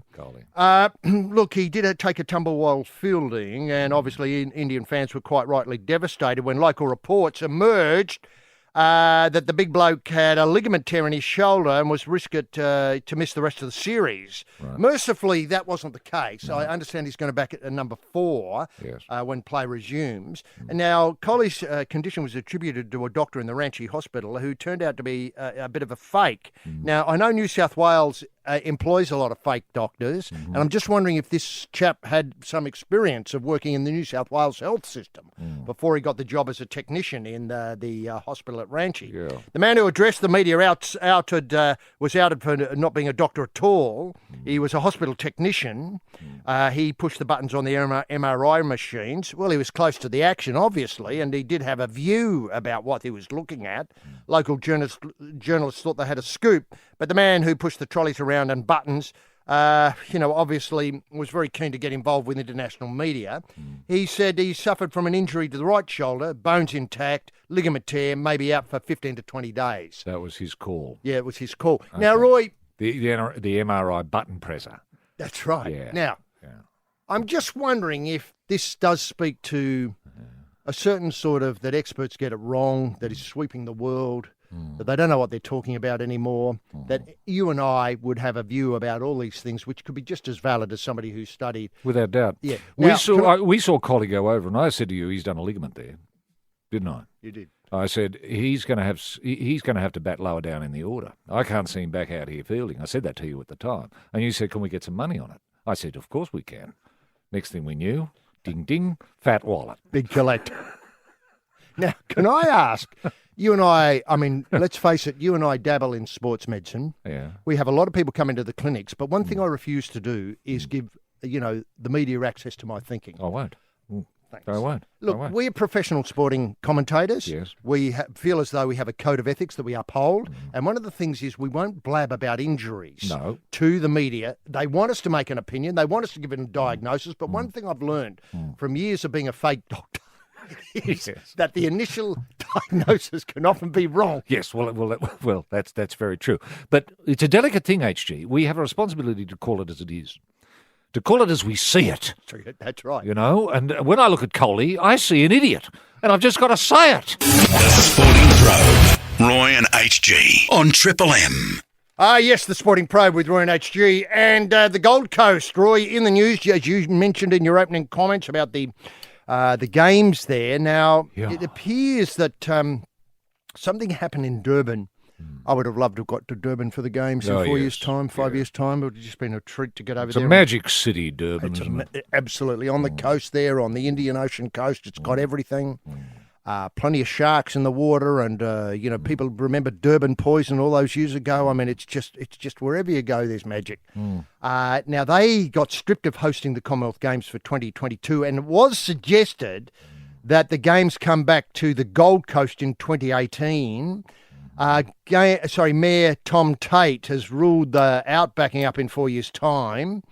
Apparently, English cities Birmingham and Liverpool have expressed the idea of splitting the games between Birmingham and Liverpool. Not a million miles. That never works. No, it never works. And there was a suggestion that, late in the week, that somehow, while initially they were against it, that they might, this is the Gold Coast, might consider it. But can I go one further, Roy, and suggest a permanent home for the Commonwealth Games and suggest the Gold Coast be the permanent home? It's a boutique event at best, and Australia wins everything. And so I'm not opposed to the idea of Australian kids going up there in big numbers and just knowing their way around the place. Yes. Everything's there. Most of them will have been there for schoolies. Yes. They've got an idea where the swimming pools are. They've got an idea of where, the best hangouts are, and they've got to use to those conditions, those very Australian conditions. Would you support me in that? I would support. I think that's an inspired idea, HG, because it would then justify putting a bit more infrastructure in. Infrastructure, yes. In terms of public transport and perhaps another stadium somewhere on the Gold Coast. But I can see it a magnet every 4 years for people wanting to go there just to look at champions, Commonwealth champions. And it would take a lot of mess out of it. It'd give us certainty, Commonwealth Games certainty, because we've been living with uncertainty for a while. We're never quite sure if it's on, if it's not. Where's it going to be? How many nations are involved? Is Fiji back in, or are they out? What's going on there? But if we have that certainty that every 4 years, let's go to the bloody Gold Coast and watch Aussies winning. I know. And I think Her Majesty herself would approve of that. I mean, I haven't raised it with her. I haven't. No. But I'm sure she would see reason here. And simple things like this baton relay, which I've never been convinced by completely. I must confess, I always see it as a bit of a try-hard, effort in the shadow, of course, of the torch relay. That's which is fantastic. Fantastic thing to the Olympic Games. Yes. Obviously, Olympic Games owns that. This baton relay with a bit of a hand scribble message from Her Majesty shoved into a cylinder and off it goes. Yeah. But again, certainty in the baton relay would mean thousands of people could work out in the Commonwealth where they have to be to see the baton go past every, say, June or every July as it heads towards the certainty of the Commonwealth Games, which would always happen in the same weeks every 4 years or in the same 10 days or whatever it is every 4 years. And it would be the shot in the arm that the Queensland economy needs, HG. Well, they lost the nude games. They lost the nude I think you broke that. I did. The nude Olympics, they've lost that. Yeah. And that's a $40 million hole that's got to be made up. Now, the Commonwealth Games, obviously, it's going to bring an enormous amount of money. And I've estimated somewhere between 100 and 120 million it's going to bring into the economy in that magic fortnight. It might only be, but by golly, people spend when the Commie Games is on. And it'd be a great thing for Australians if we could coincide maybe school holidays, maybe get annual holidays fixed now to the Commonwealth Games period, or at least half your annual holidays fixed in that period. So could Schoolies Week be brought forward, HG, to coincide with the Commie Games? And can we open it up for betting opportunities? Oh, you get betting? I mean, what are you talking about? I mean, you could probably get if you put $1 at the start of the games on Australian win and let just that roll through every event. Yeah. I mean, you'd end up with enough for a house. Yes. Well, you would. Well, you would. And also, I'd love to see, as you enter the Gold Coast, there'd be a sign, the Gold Coast, the Commonwealth Games City. Wow. Eh? That's incredible. You mean something on the side of the road or a banner going over the top? A banner going right over the freeway. Wow, spanning the whole freeway with a big photograph of maybe some past champions or Her Majesty herself, and maybe a permanent message that's blaring out through loudspeakers welcoming you, a message from the Queen. You can just wind your window down and any time hear her saying, "Welcome to the Gold Coast, the home of the Commonwealth Games." Just the Commonwealth Games, should I say just the Commonwealth as a concept, do you think we bedded it down enough and does it still talk to kids, or do they just see it as part of the build-up to the Olympics? Yeah. It's an easy win on the way to the Olympics. Yeah. Look, I'm not sure. I think the Aussies know that Australia is a Commonwealth. So it's a bit confusing then when you get the idea of the larger there are two Commonwealths, really, isn't there? There's the Australian the Commonwealth of Australia, and there's the Commonwealth Games, but they're not the Commonwealth of Australia Games. Well, they will become. They're the United Kingdom Commonwealth Games, and that's where your confusion is. Yeah. And that's why I think if we had it permanently at the Gold Coast, people would get to see it as the Australian Commonwealth Games, which essentially it's been since about 56. That's right. And the one great thing, of course, is they've had hundreds of shooting events and lawn bowls, which distinguishes it neatly from the Olympic Games. Yes. I can tell. It does. One big story this week, and I can scotch this pretty well straight away. A big story broke concerning the moving of the Melbourne Cup. Not to the Gold Coast to coincide with the Commonwealth Games. There is suggestions. I'm not ruling this out. Right. There's a lot of weirdness going on in Melbourne racing at the moment. I mean, I noticed that there's a lobby that wants to make the Caulfield Cup a weight for age event, which is disturbing. That's madness. Yeah, madness. Well, now, the authorities, Victorian Racing chairperson Amanda Elliott says there'll be no messing around with tradition. This scotched the News Corp report. To the contrary, it's unfounded and ill-informed, according to Amanda. Elliott says the Melbourne Cup Carnival is internationally recognised and considered one of the great Australian carnivals of the world, and she can assure all Australians are good to be on. Now, where's there's smoke, there's fire. My mail is it's going to be put up for the highest bidder anywhere in the world. That's what I heard. Yeah. That's what I heard. So it could be run in Argentina, where they love horses, Italy, Japan. Dubai, I've heard. The Melbourne Cup in Dubai. Live in Dubai at the same time as the Commonwealth Games. That's what I've heard. Corrupt officials and administrators? The gloves are off on the Sporting Probe on Triple M. Yes, this is the Sporting Probe. The Sporting Probe, the show that puts chili on a stick and then goes to work. And, of course, it's brought to you each and every week by the very good people at Yates. Now, a lot of seeds have been sown in the AFL because we head up to round one in the coming week. Two topics I wanted to get to, Roy, or maybe just open the batting with two topics. Firstly, it appears that the captains met this week and suggested that the only teams that can make the eight, or the teams most likely to make the eight, are Sydney, Giants, Eagles, Crows, Bulldogs, Cats, Hawks and Saints. So that's Sydney, Giants, Eagles, Crows, Bulldogs, Cats, Hawks and Saints.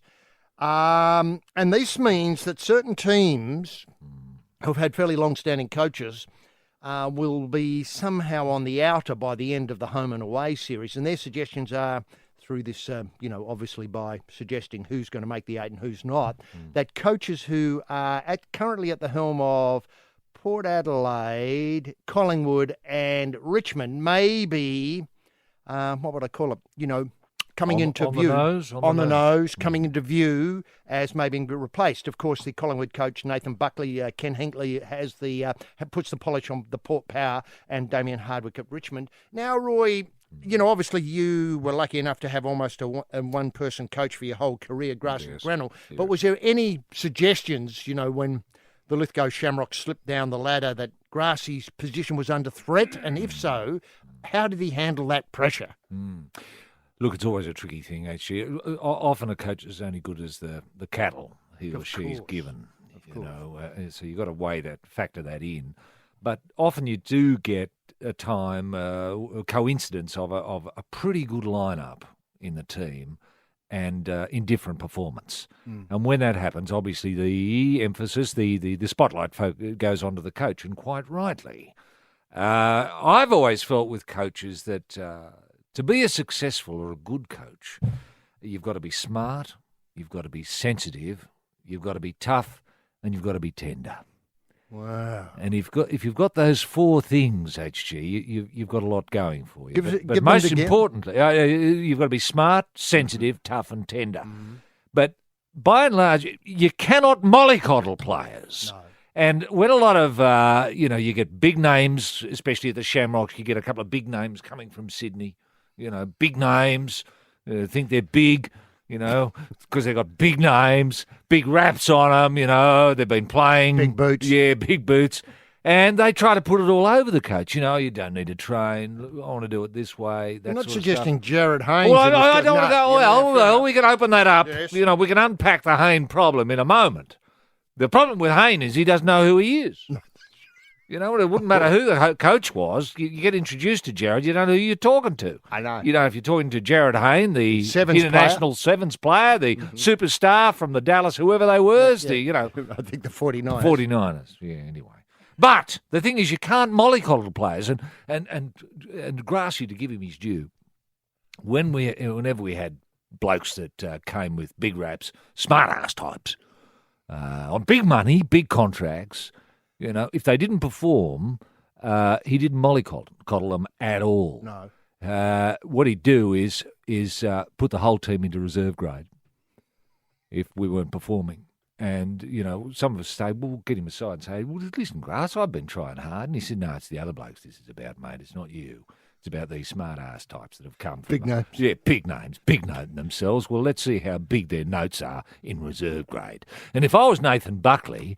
I'm not, but if I was, given his lineup, Collingwood should have won for the last 3 years. But they've done nothing. If Buckley had any courage, if he had any guts, if he was coaching the way he played, he'd have all of these blokes in reserve grade, or just running relay in reserve grade, cutting the lemons in reserve grade until they put in. That's what you've got to do. You've got to get the players wanting to put in. And at the moment, the Magpies don't look like they want to put in.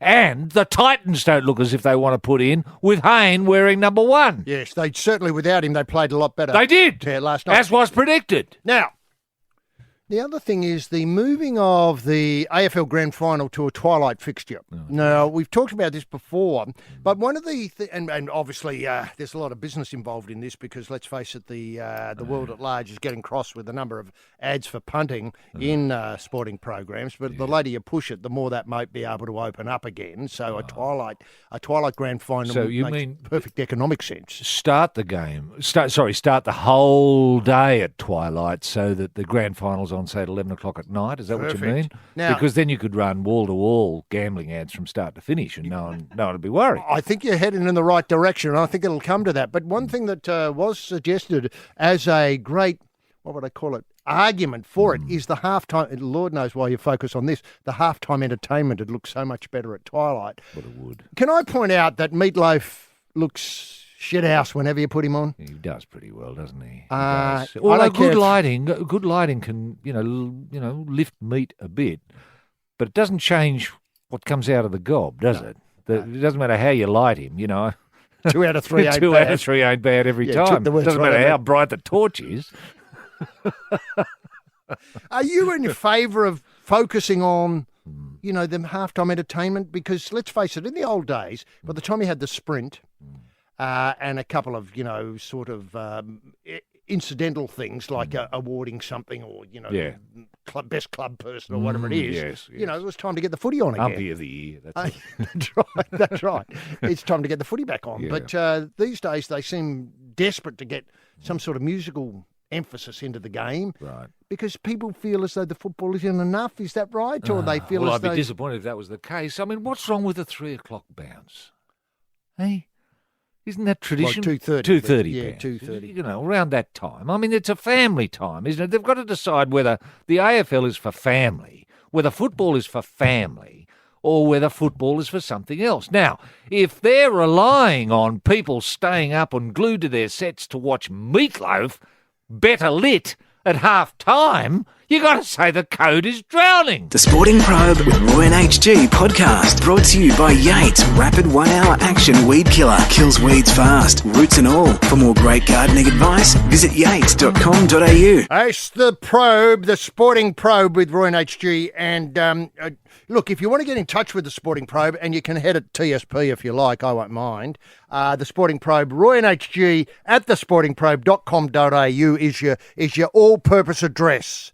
That's the Roy and HG at thesportingprobe.com.au.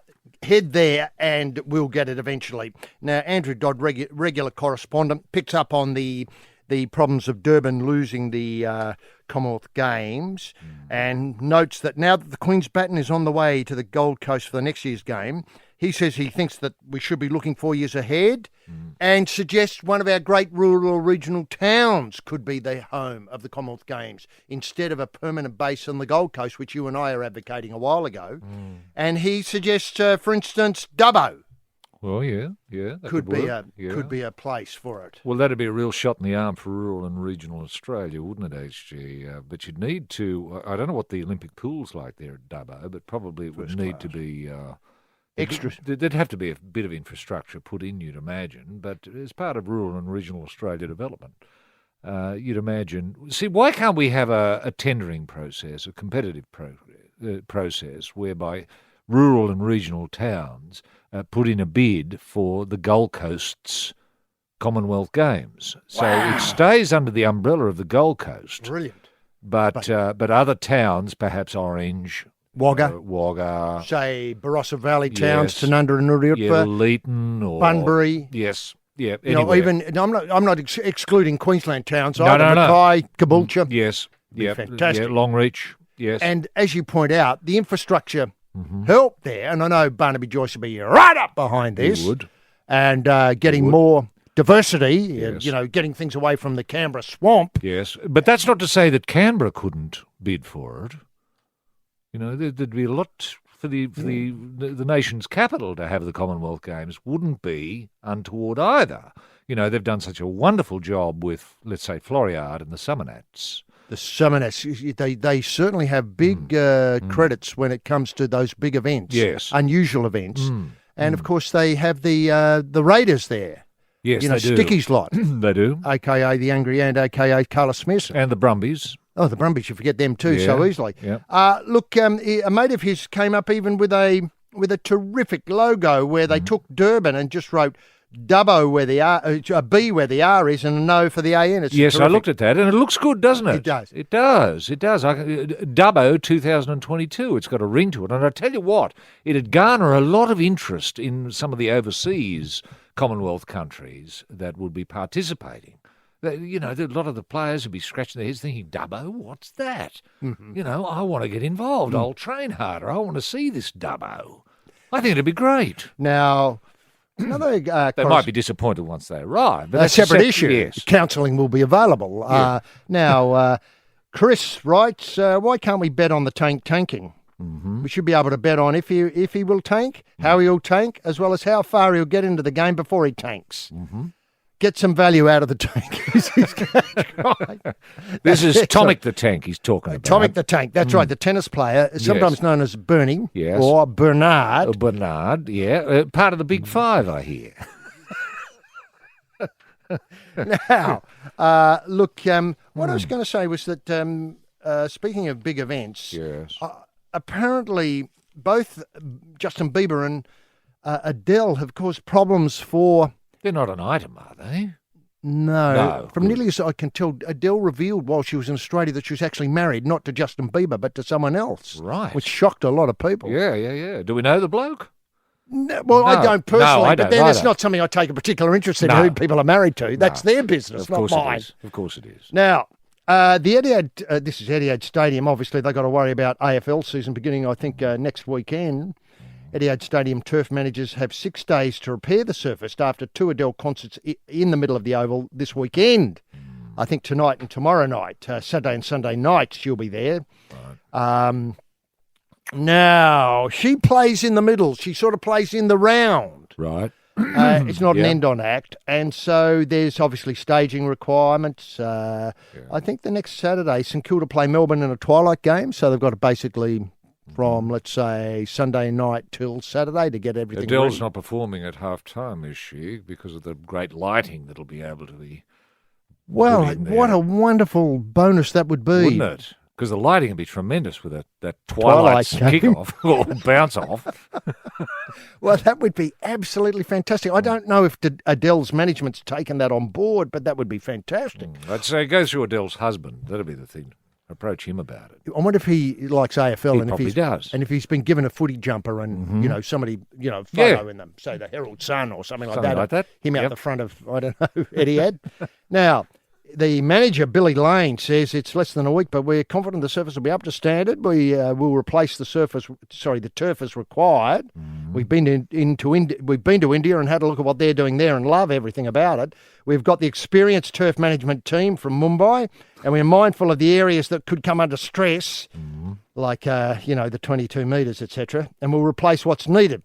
Turf protection covers will be laid over the oval to keep foot traffic off the surface, as is usual for concerts and events on the oval, but the turf does suffer stress, especially when heavy stage equipment is used. The AFL has now taken ownership of the venue. Now, there was some suggestions that the Dockers played Carlton in an AFW and a pre-season match at Fremantle last weekend, and this had been affected by a concert, and some big divots were kicked up, and one of the players, I think from memory, Hayden Ballantyne, stumbled on a piece of recently relayed turf and did a hamstring, or somehow connected with a hamstring injury. Now, it raises the question, Roy, can we have a purpose-built venue for these big acts who come, who want to do things at twilight because the lighting's so good, who also want to be playing in an oval shape out in the middle? Can't we? Well, don't we have the wit? Yeah. Can't we quarantine one of these bigger venues so Justin Bieber, Adele, whoever wants to come, Cheap Trick, or the Chili Peppers, or whoever it is, can have this venue for them? Yeah.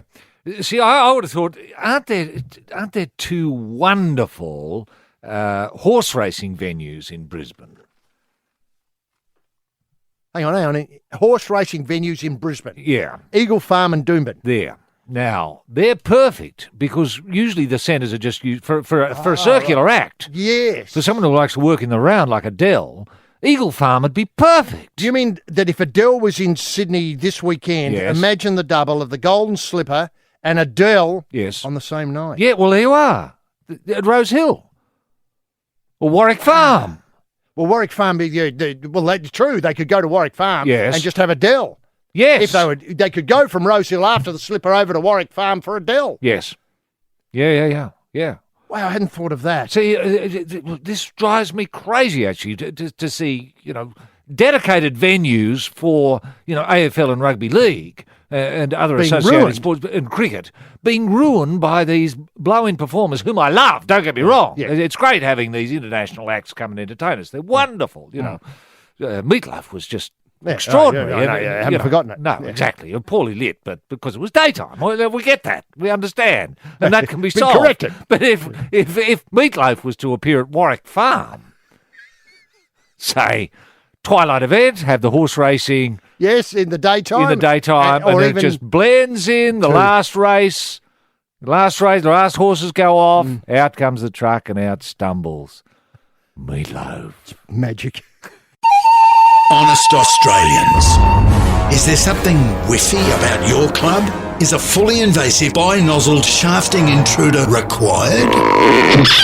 Send your concerns to The Sporting Probe. Roy and HG at thesportingprobe.com.au. Full discretion is assured. Yes, this is the Probe with Roy and HG. Now, big shake-up in the world of tennis. Little Leighton Hewitt is not happy as the tennis officials move ever closer to scrapping the best of 5-set matches from the Davis Cup. Elite players are increasingly boycotting the 117-year-old competition, and International Tennis Federation has endorsed reform to reduce the rubbers from the best of 3 sets to the best of 3 sets, possibly to be played over 2 days instead of 3. Dear. Roy, how outraged were you when Look, you heard very this? disappointed. For all of those who've championed Davis Cup and played Davis Cup and believe in Davis Cup and the Davis Cup values and what Davis Cup represents. And phrase. And phrase and all of that. And now Rusty, you know. Cockaleachy kid. The Cockaleachy kid, Johnny Fitzgerald, he obviously put in. And all the effort of those players over the years, you know, J.A., Ray Ruffles, we mentioned him earlier, you know, Alan Stone, these great Australians. And Fraser. We might have mentioned Fraser. We might have. And can we mention him again? Who can forget, you know, when there was a reconciliation between amateur and professional, and, you know, we had, you know, the Rockhampton Rocket, Roddy Laver and Johnny Newcomb and Mr. Muscles and, you know, an absolute champion team that blitzed the world with Davis Cup and Davis Cup glory. And remember those days, actually, when the Davis Cup would be put onto the back of a truck and driven around Australia and crowds would line up as far as you could see, just wanting to get a glimpse of the Davis Cup because we'd won it again.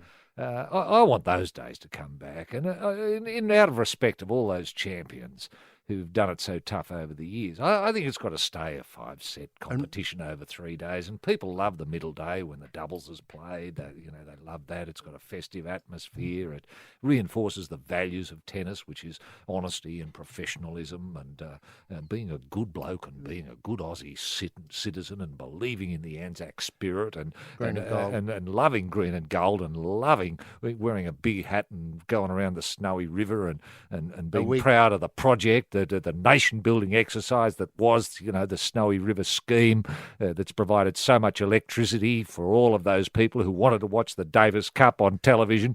You know, everything's come together. I mean, Davis Cup to me is as Australian as Gallipoli is Australian. And it seems to me that it'd be great, you know, while the Prime Minister is getting on board the Snowy River train, why couldn't we have a reenactment, rebuild the Kokoda Trail on the Snowy Mountains so that when you climb to the top and look at all that pride, you see you can reenact what the Kokoda blokes did, those champions all those years ago, with the same spirit of the Davis Cup, and right at the top you can have a reproduction of the Davis Cup and really appreciate the effort that's been put in by great champions like Ray Ruffles and all of those great heroes that put in for 5 sets all of their lives. The Sporting Probe with Roy and HG podcast brought to you by Yates Rapid 1 Hour Action Weed Killer. Kills weeds fast, roots and all. For more great gardening advice, visit yates.com.au. This is the Probe, the Sporting Probe with Roy and HG and Roy. International football news. And Ange Postecoglou is taking our team to Tehran to play Iraq on March the 23rd. That's coming up this week. And then they fly back 5 days later, so it'll be about the 28th to play the UAE in Sydney. So 2 great fixtures coming up. And he suggested that a couple of new, teenage prospects should come into the team. Riley McGree is one of them, and another suggestion that should be playing is Mustafa Amini, so that's fantastic news there for the next generation, the next golden generation, I might put out. More importantly, though, Roy, the 1,000 Hooligan Tour. Remember last week we broke a story here on the Probe, the Sporting Probe, that was suggested by the Russian, I think, Minister of Defence, that a long parallel tournament from the 2018 World Cup. The Sporting Probe, Roy and HG podcast brought to you by Yates Rapid 1 Hour Action Weed Killer. Kills weeds fast, roots and all. For more great gardening advice, visit yates.com.au. The events and the football matches as they go along. This was Igor Lebedev. Indeed, it was Lebedev. Now, I'm just wondering, and I'm glad to see that... is there any talk of 1,000 Aussies? 1,000 Aussies are going. Going to Tehran? As I understand it from the DFAT, I got an email this week from the Foreign Minister suggesting the Howard Maliki Trophy is up for grabs in the 1,000 Hooligan. It's a terrific concept. Wow. And That's obviously, fantastic. the Howard Maliki. Yes, a lot of people may not remember Maliki too well. He was what I'd call a Iraqi strongman there for a while.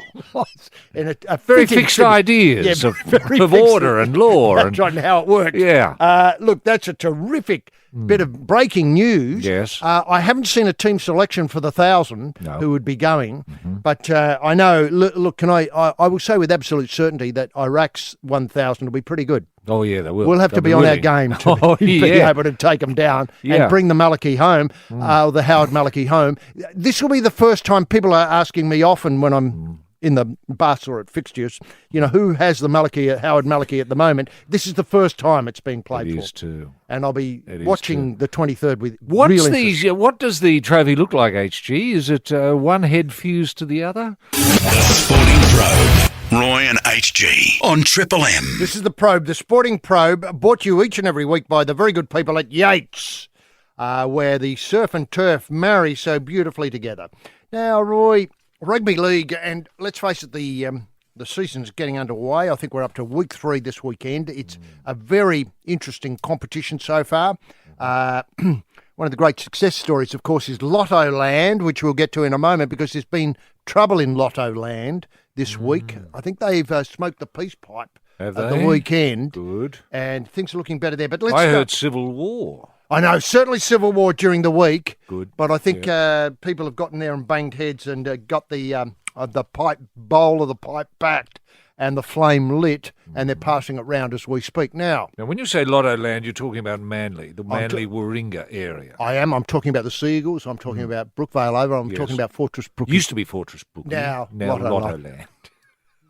Now, Andrew Fafita, what a character he is. I believed he was the best player in the grand final last year. He was. Certainly his try that early in the second half broke it wide open for the Sharks to go on and win. Yep. And he had an excellent match, really set himself for it and deserved the Clive Churchill medal in my mind. This week he opened up.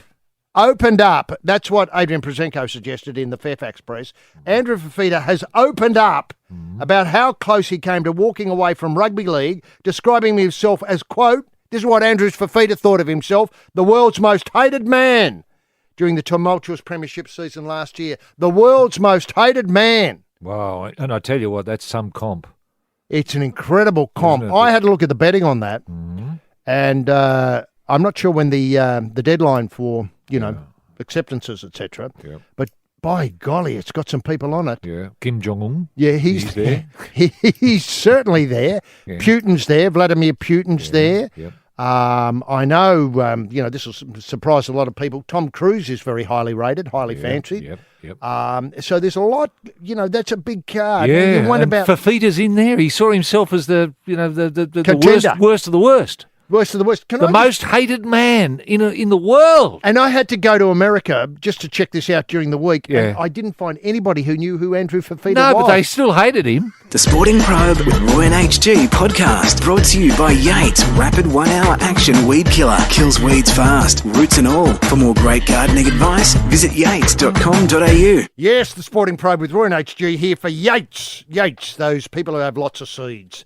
Now, Roy, a little bit more NRL, and this concerned a bizarre thing that often happens early in the season where somehow players take it upon themselves to customise their playing pants and shorts and so on. Oh, yes. Now, Mitchell Moses last week, Mitchell Moses from the Tigers and Penrith Dean Ware warned they risk a fine if they don't address concerns about of the governing body about their outfits.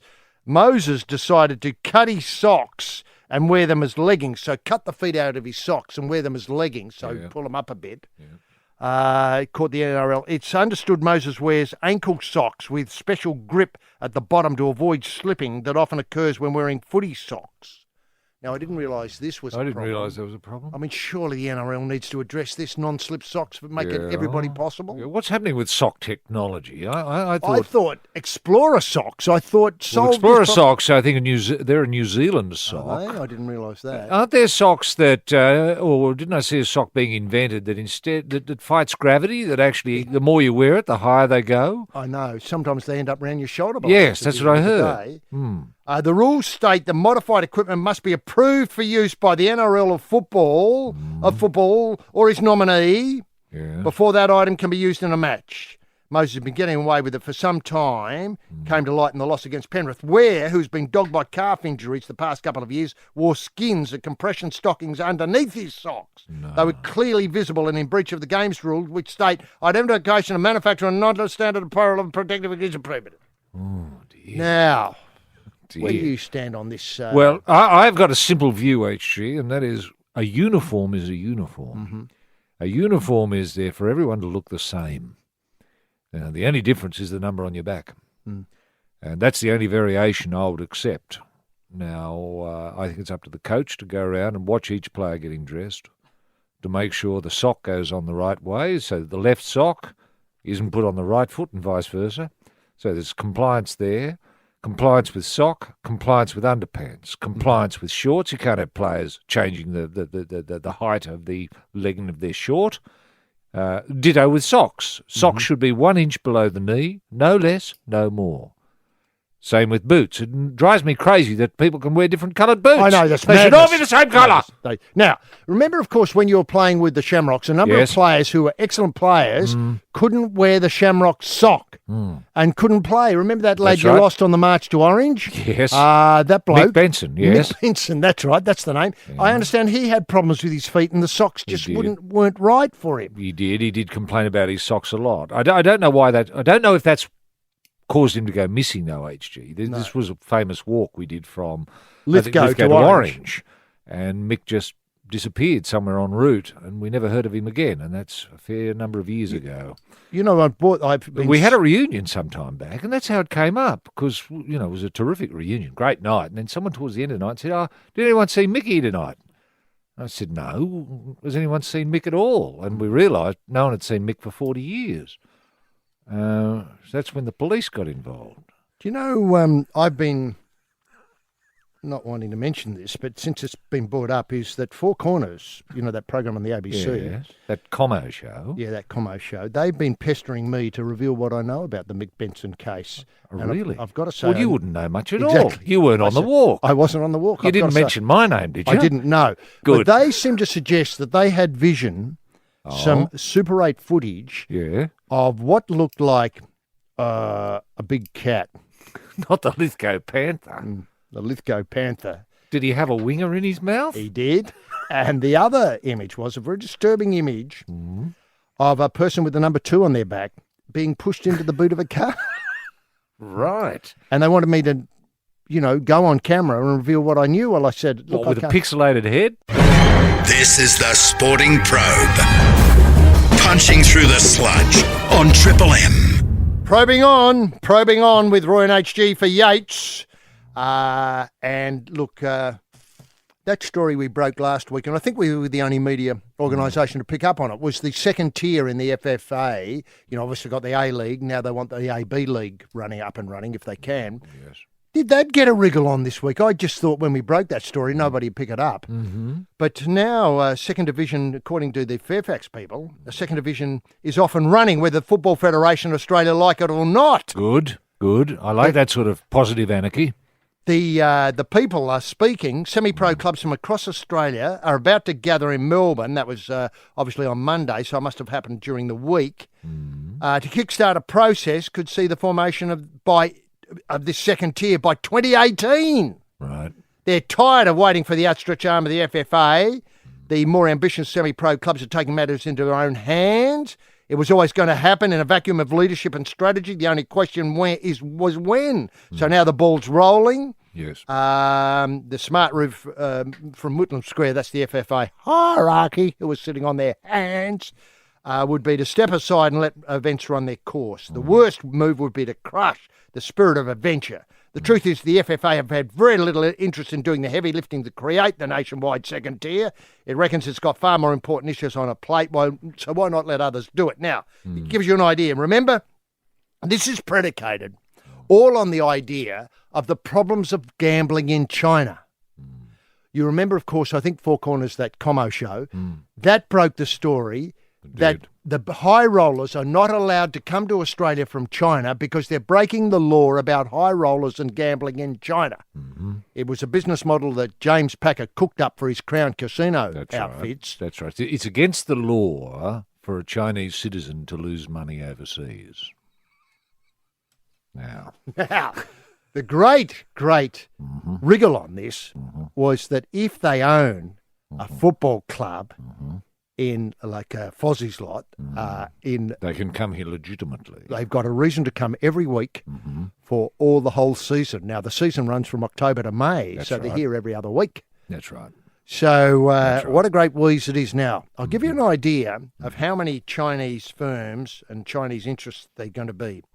These are the clubs that are putting their hand up to be part of the second tier. Sydney United, Edgeworth Eagles, South Hobart, Perth SC, Hobart Zebras, West Adelaide, Canberra FC, Adelaide City, Sunshine Coast Fire, I love them, Marconi Stallions, Brisbane Strikers, RPA at Leichhardt, plus the Lithgow FNs and the Barossa Grapes. So it's a very diverse footprint, every state represented except the Northern Territory, I think, there. And imagine that. So I think the only problem will be is when South Hobart has to play all its matches either in Melbourne, Sydney or Perth. Which is going to be the case, isn't it? Now, is there any Chinese money supporting these clubs? No, I think what they're doing is it's a flag raising exercise saying, yoo-hoo, China. And isn't this great? This is so refreshing. It gets beyond DFAT and all that Julie Bishop rubbish and all that sort of stuff. I know. Yoo-hoo, China. We're South Hobart. We want to be in the tier. Do you want to get involved? We offer you the opportunity to come to Australia every weekend from October to March or May or whatever it is with legitimate interests here, i.e. supporting us. Yes. When you're down here, don't forget, if you want to drop 100 million, we've got facilities available within walking distance. That's right. That seems to be the... Okay. Now, So the Chinese have expressed interest in this second tier, this Australian second tier HG. I suppose they would have done. Well, remember, I can't go to my records. Look, I haven't seen a team like there's the Wallerawang Great Walls. Are they interested? They're interested. Now, that's the sort of team that might appeal to the Chinese, the Great Walls. Now, let me get this right. I just lost my concentration there. I love the idea of the Great Walls, the Wallerawang Great Walls. The Wallerawang Great Walls, It speaks China to me. Yeah. Now, get this. Their colours are the same colours as the Gold Coast Suns. Red and yellow. Yeah. The Chinese colours. Yeah. Now, look, get this.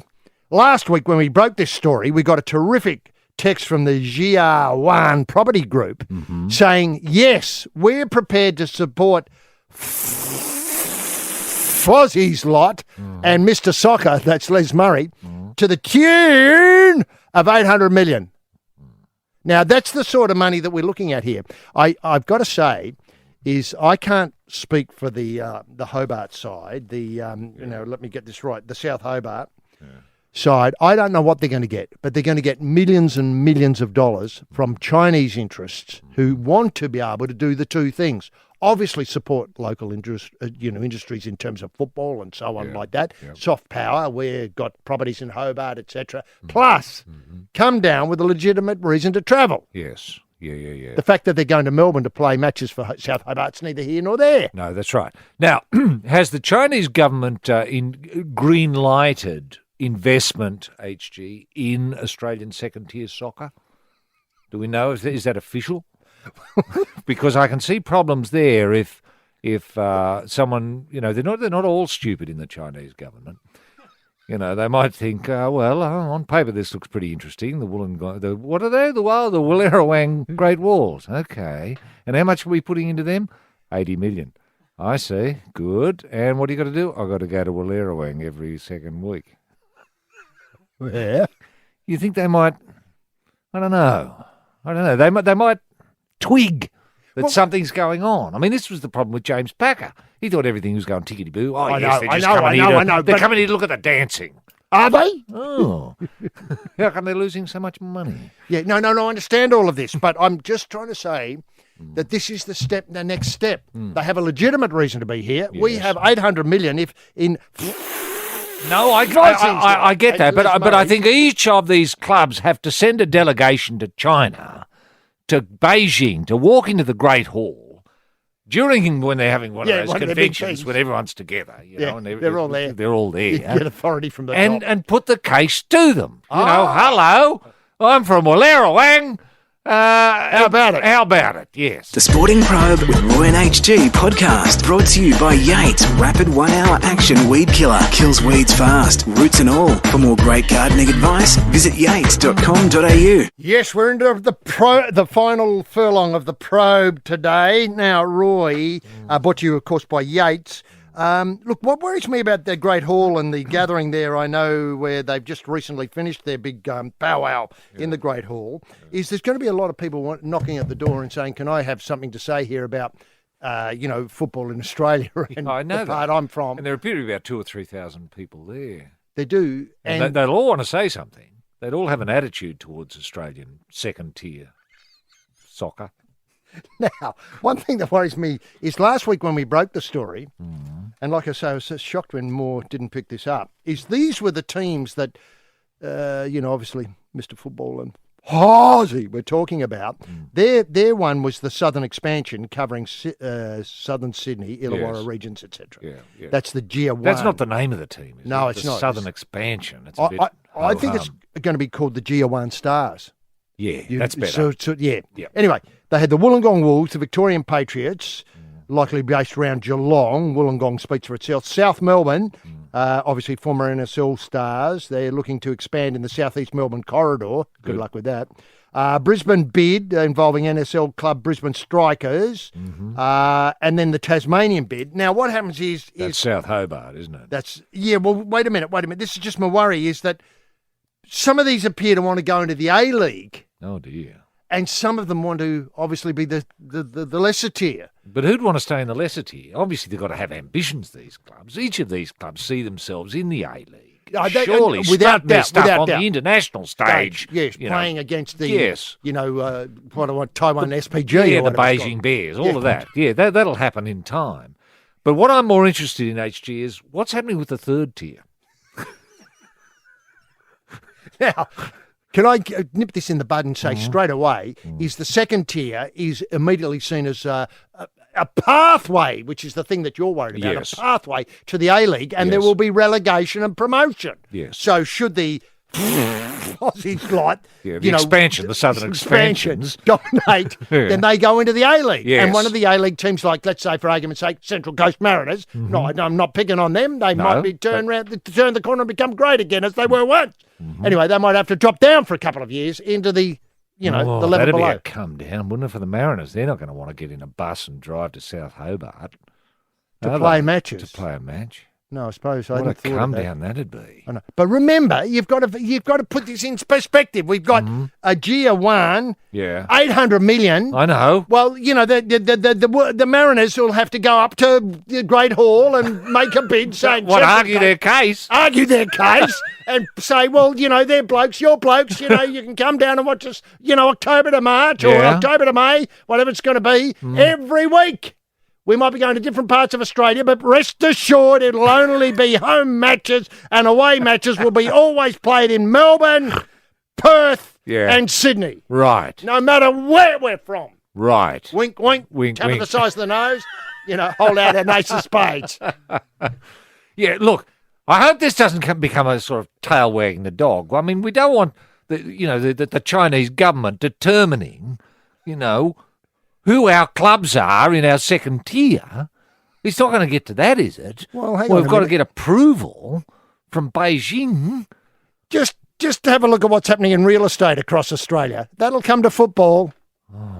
Lord. The Sporting Probe with Roy and HG podcast brought to you by Yates Rapid 1 Hour Action Weed Killer. Kills weeds fast, roots and all. For more great gardening advice, visit yates.com.au. And the probe is here for Yates with Roy and HG. Roy, just a couple of quick things to finish up with the Lotto Land fiasco. How did you see it? Was just simply a new person coming in, not knowing the culture of the joint? I think that's right. Tim Cleary, I think, HG's new CEO, and I don't think it was the right thing. The first thing he did was sack Bozo Fulton's daughter, Christy, And why do we call him Bozo, Roy? because he's a clown. Anyway, which didn't go over well with what I'd call the Bozo faction, the clown faction in Lotto Land, who seemed to have a well, could I say, suggest a disproportionate influence on what's happening at the club there. But anyway... Do you think somebody should have tapped him on the shoulder and said, for God's sake, don't fire anybody with the name Fulton? Yeah, that would have been a wise thing, yeah. Mind you, I don't know what Christie was doing there, but many were saying she was doing a terrific job. Now, of course, a big day today before Adele is in Melbourne is the Slipper. Yes. There's two great races, though. There's the China Horse Club.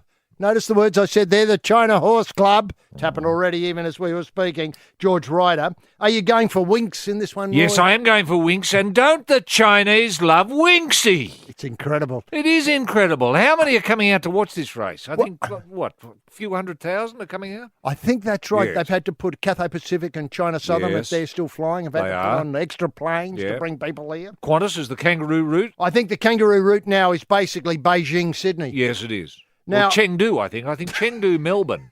Chengdu, Melbourne, twice a week. Wow. That's really opened up. Now, in the Slipper itself, I know you love the Slipper. Sadly, it's a bit wet, but what are your early thoughts? I know you'll get on track. Yeah. I'll solidify my thoughts between now and then, HG. But I bumped into... I was doing a little bit of work at one of the primary schools nearby. Mm-hmm. Where I live, I just dropped in to see what was going on, and to see if I could, help out in any way, offer some advice. And a couple of kids came up to me and said, "Mr. Slaven, do you bet?" And I said, And they said, "Listen, Single Bullet and Invader look terrific. What do you reckon? If you had some money, would you be putting it on that?" And I said, "Well, I'd have to think about it, but I'll look into it." And I have looked into it, and I think those kids are right. Single Bullet and Invader do look a nice couple. Oh, that's an excellent Quinella. So the Slaven Quinella is horse 4 and horse 7. You're not worried about the draw in the Invader. And I know how wide is it, actually? Well, it might be in the best of the going, really, way off there in 15. And Huey Bowman, of course, and Ty Anglin, both excellent jockeys, Roy. They are. Winning jockeys. But always a wet track actually evens things out, doesn't it? It certainly does. Corrupt players, you're on notice on the Sporting Probe on Triple M. Well, Roy, it's been another wonderful locking of the horns here. I think we've cracked, boxed and buried a fair few items in the probe today. Pretty much. And we haven't really had much time to dwell on the cricket, how well our Aussies are doing over there in the third test. And the curious bowel condition that's got him out of playing Roger Federer in the semi-final, it might be. And, of course, the bowel condition, it was spread from Renshaw. Yes. It had another, eruption at the back door. I got some money on that and it really cleaned up. I'm going to put it all onto the Slipper today. That's it for the probe for this week. And join us next week when we'll be probing on with more issues to put under the microscope and more solutions for simple problems right across the world. I'll be joined by the brains behind Lithgow Hydro, rampaging Roy Slaven, and I'll be delighted to see you then. The Sporting Probe with Roy and HG podcast, brought to you by Yates Rapid 1 Hour Action Weed Killer. Kills weeds fast, roots and all. For more great gardening advice, visit yates.com.au.